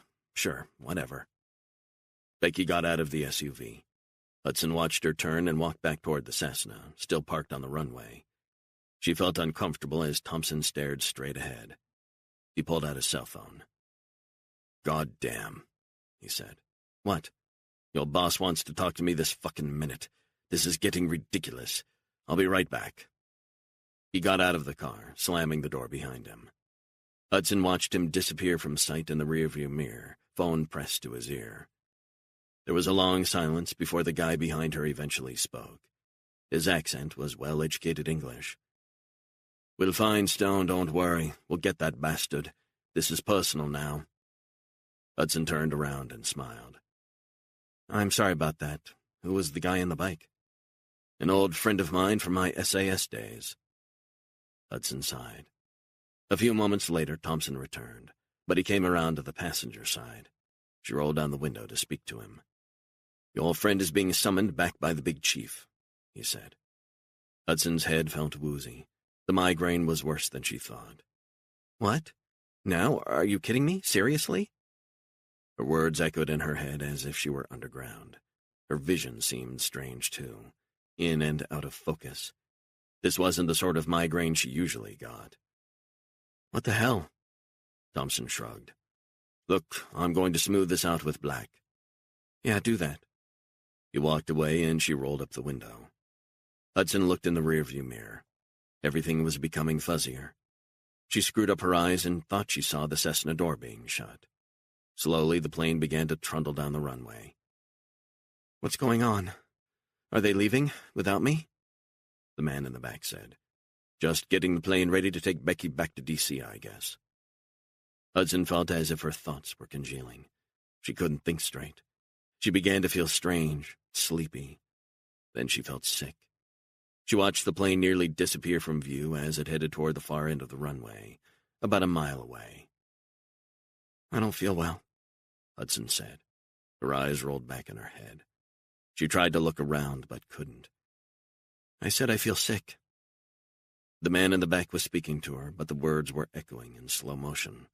She felt as if she were sinking into a black hole. Hudson's foggy mind tried to pinpoint what was wrong. And then it struck her. She had been poisoned. Or drugged. It had happened so quickly once she got into the car. She began to panic. Despite the swirling colors and shapes and forms merging and mingling into a terrible vision, she got some words out. "I think I'm going to be sick." The guy behind her loomed in her peripheral vision, as if checking whether she was okay. She glanced in the rearview mirror and saw Thompson on the phone as the plane took off in the background. It dawned on her that she was going to be killed, drugged and killed. Hudson felt a primitive fear grip her. Adrenaline raced through her body. She needed to run. Where? Anywhere. Now. "I'm going to be sick outside," she said. She reached for the handle, flung open the door, and ran in a blind panic for the woods. Hudson's first step on the tarmac got traction. She began to run. Faster than she'd ever run. She didn't look back. She just ran. She was a good runner. She was wearing sneakers. Thank Christ for sneakers.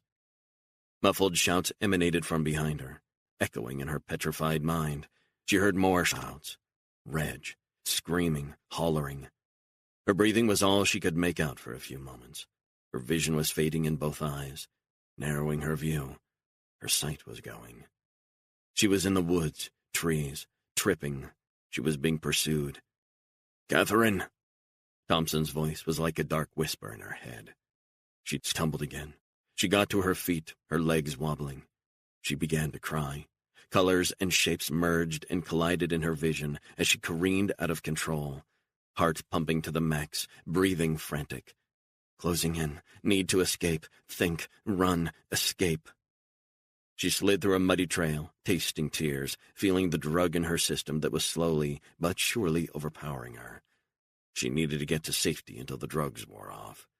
She'd stumbled through a brook and fell flat on her back. Mud and blood smeared her remaining vision. It was the same sensation as when a skiing accident had resulted in a detached retina in her left eye.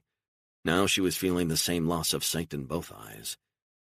She got to her feet and immediately slammed into a low tree branch. Tasted blood.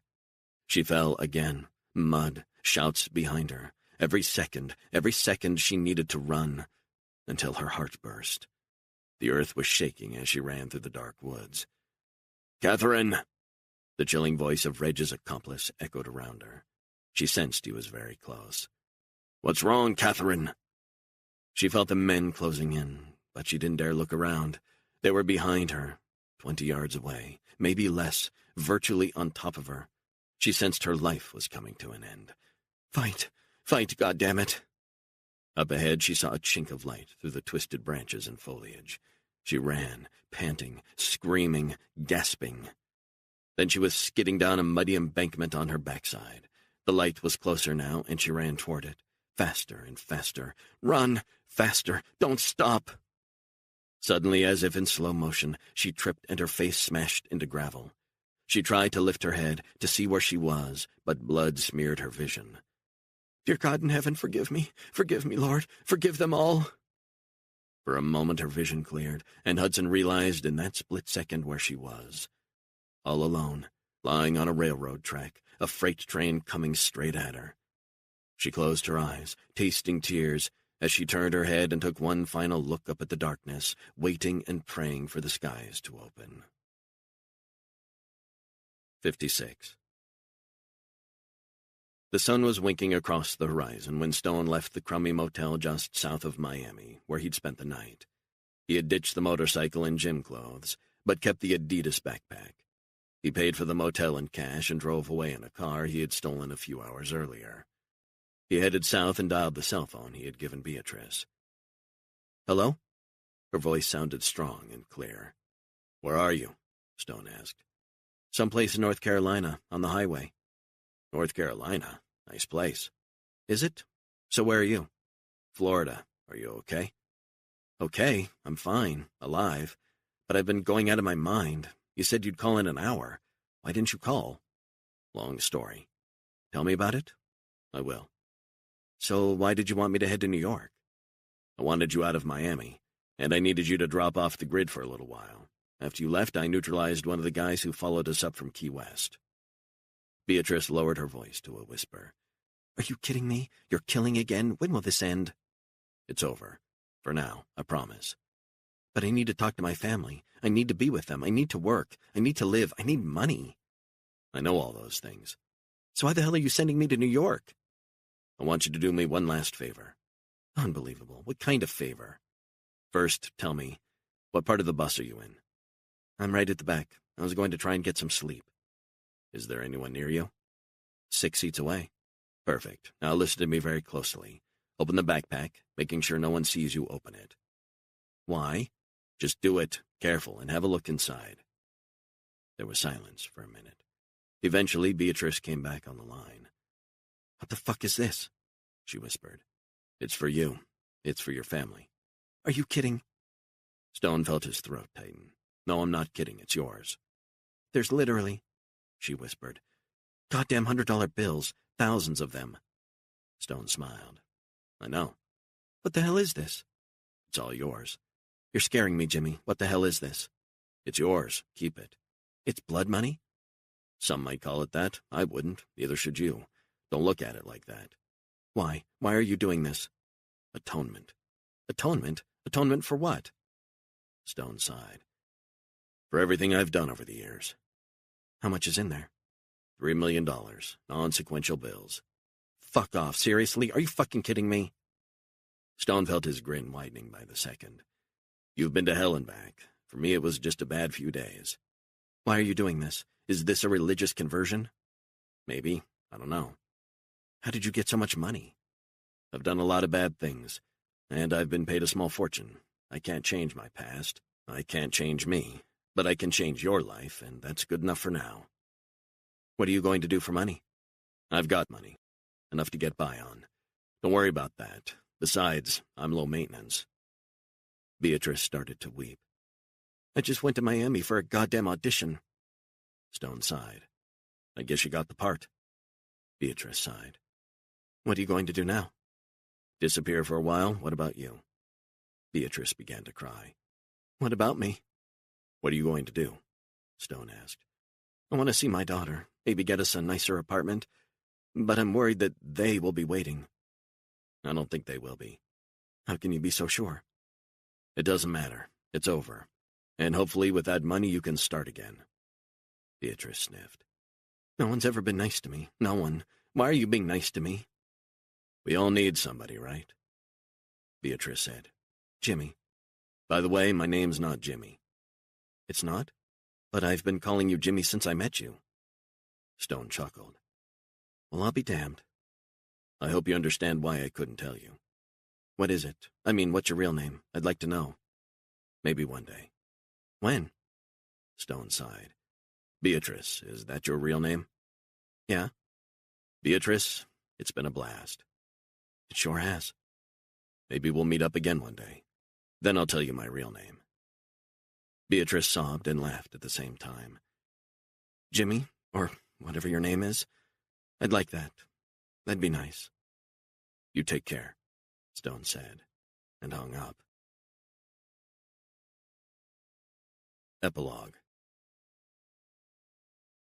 3 days later, William Black was staring out of the window of a Cessna, en route to Kabul, when the phone on the armrest rang. He picked up the secure line. Black, he said. Sir, I was told to call you. The voice belonged to CIA officer Becky McFarlane. Thanks for calling back. How are you settling in?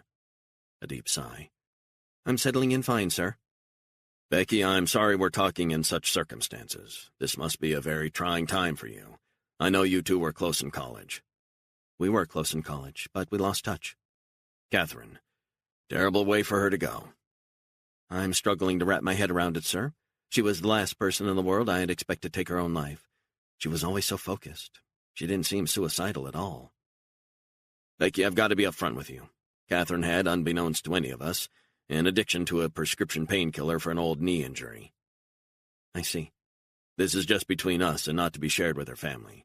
She was also taking antidepressants. A lot of antidepressants were found in her system, according to the medical examiner. Toxicology tests are showing signs she was using a drug used to treat epilepsy. Epilepsy? No history of that at all. So, we've got a cocktail of drugs in her system, and I've just been told that she had consulted a psychologist in Arlington. She revealed that Catherine had talked of suicidal thoughts. Oh my God. If only we'd known. I feel so bad that I had to fly back. And to think that I was one of the last people to see her. What exactly happened? Black wasn't going to get drawn into a conversation. We should have spotted some of the signs, but her line of work was very isolating, not being able to divulge her work to her family, the whole strain of it, and the disintegration of her pet project. It's all very sad. She seemed pretty touchy when I spoke to her in the car before the flight, even the couple of calls I made to her. But I had no idea she was suicidal. Black sighed. I thought the world of her. I was thinking of perhaps paying my respects at the funeral. I think under the circumstances it would be best to allow her family the space and time to come to terms with this. I understand. Becky, I'm out of the country, and I've got a video conference call in an hour, so I need to talk business. Sir? I want to talk about your new role. This wasn't how I had imagined you joining the team a few weeks back, but we are where we are. We think it is imperative that all Catherine's work and vision don't go to waste. The truth of the matter is her idea... The commission? Her idea was a great one, but she wasn't served well by some of the people on her team. But those people are gone, and that's neither here nor there. The fact of the matter is that you now have the responsibility of tracking down Nathan Stone.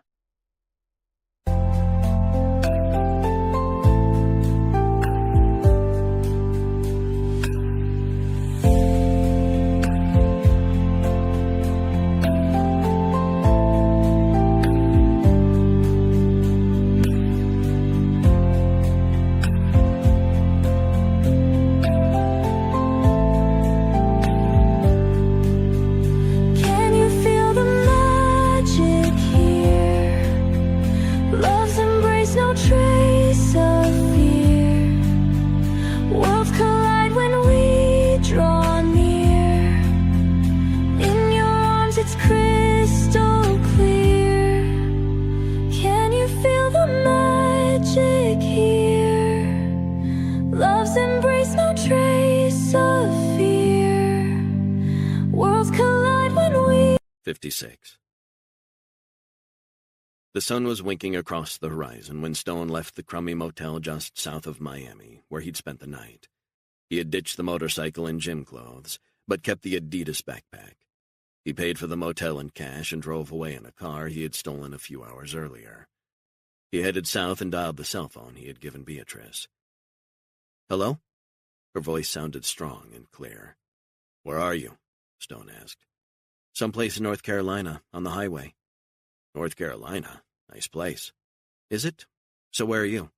Florida. Are you okay? Okay, I'm fine, alive. But I've been going out of my mind. You said you'd call in an hour. Why didn't you call? Long story. Tell me about it? I will. So why did you want me to head to New York? I wanted you out of Miami, and I needed you to drop off the grid for a little while. After you left, I neutralized one of the guys who followed us up from Key West. Beatrice lowered her voice to a whisper. Are you kidding me? You're killing again? When will this end? It's over. For now, I promise. But I need to talk to my family. I need to be with them. I need to work. I need to live. I need money. I know all those things. So why the hell are you sending me to New York? I want you to do me one last favor. Unbelievable. What kind of favor? First, tell me, what part of the bus are you in? I'm right at the back. I was going to try and get some sleep. Is there anyone near you? 6 seats away. Perfect. Now listen to me very closely. Open the backpack, making sure no one sees you open it. Why? Just do it, careful, and have a look inside. There was silence for a minute. Eventually, Beatrice came back on the line. What the fuck is this? She whispered. It's for you. It's for your family. Are you kidding? Stone felt his throat tighten. No, I'm not kidding. It's yours. There's literally, she whispered, goddamn $100 bills, thousands of them. Stone smiled. I know. What the hell is this? It's all yours. You're scaring me, Jimmy. What the hell is this? It's yours. Keep it. It's blood money? Some might call it that. I wouldn't. Neither should you. Don't look at it like that. Why? Why are you doing this? Atonement. Atonement? Atonement for what? Stone sighed. For everything I've done over the years. How much is in there? $3 million. Non-sequential bills. Fuck off. Seriously? Are you fucking kidding me? Stone felt his grin widening by the second. You've been to hell and back. For me, it was just a bad few days. Why are you doing this? Is this a religious conversion? Maybe. I don't know. How did you get so much money? I've done a lot of bad things, and I've been paid a small fortune. I can't change my past. I can't change me. But I can change your life, and that's good enough for now. What are you going to do for money? I've got money. Enough to get by on. Don't worry about that. Besides, I'm low maintenance. Beatrice started to weep. I just went to Miami for a goddamn audition. Stone sighed. I guess you got the part. Beatrice sighed. What are you going to do now? Disappear for a while. What about you? Beatrice began to cry. What about me? What are you going to do? Stone asked. I want to see my daughter, maybe get us a nicer apartment, but I'm worried that they will be waiting. I don't think they will be. How can you be so sure? It doesn't matter. It's over. And hopefully with that money you can start again. Beatrice sniffed. No one's ever been nice to me. No one. Why are you being nice to me? We all need somebody, right? Beatrice said. Jimmy. By the way, my name's not Jimmy. It's not? But I've been calling you Jimmy since I met you. Stone chuckled. Well, I'll be damned. I hope you understand why I couldn't tell you. What is it? I mean, what's your real name? I'd like to know. Maybe one day. When? Stone sighed. Beatrice, is that your real name? Yeah. Beatrice, it's been a blast. It sure has. Maybe we'll meet up again one day. Then I'll tell you my real name. Beatrice sobbed and laughed at the same time. Jimmy, or whatever your name is, I'd like that. That'd be nice. You take care, Stone said, and hung up. Epilogue. 3 days later, William Black was staring out of the window of a Cessna, en route to Kabul, when the phone on the armrest rang. He picked up the secure line. Black, he said. Sir, I was told to call you. The voice belonged to CIA officer Becky McFarlane. Thanks for calling back. How are you settling in?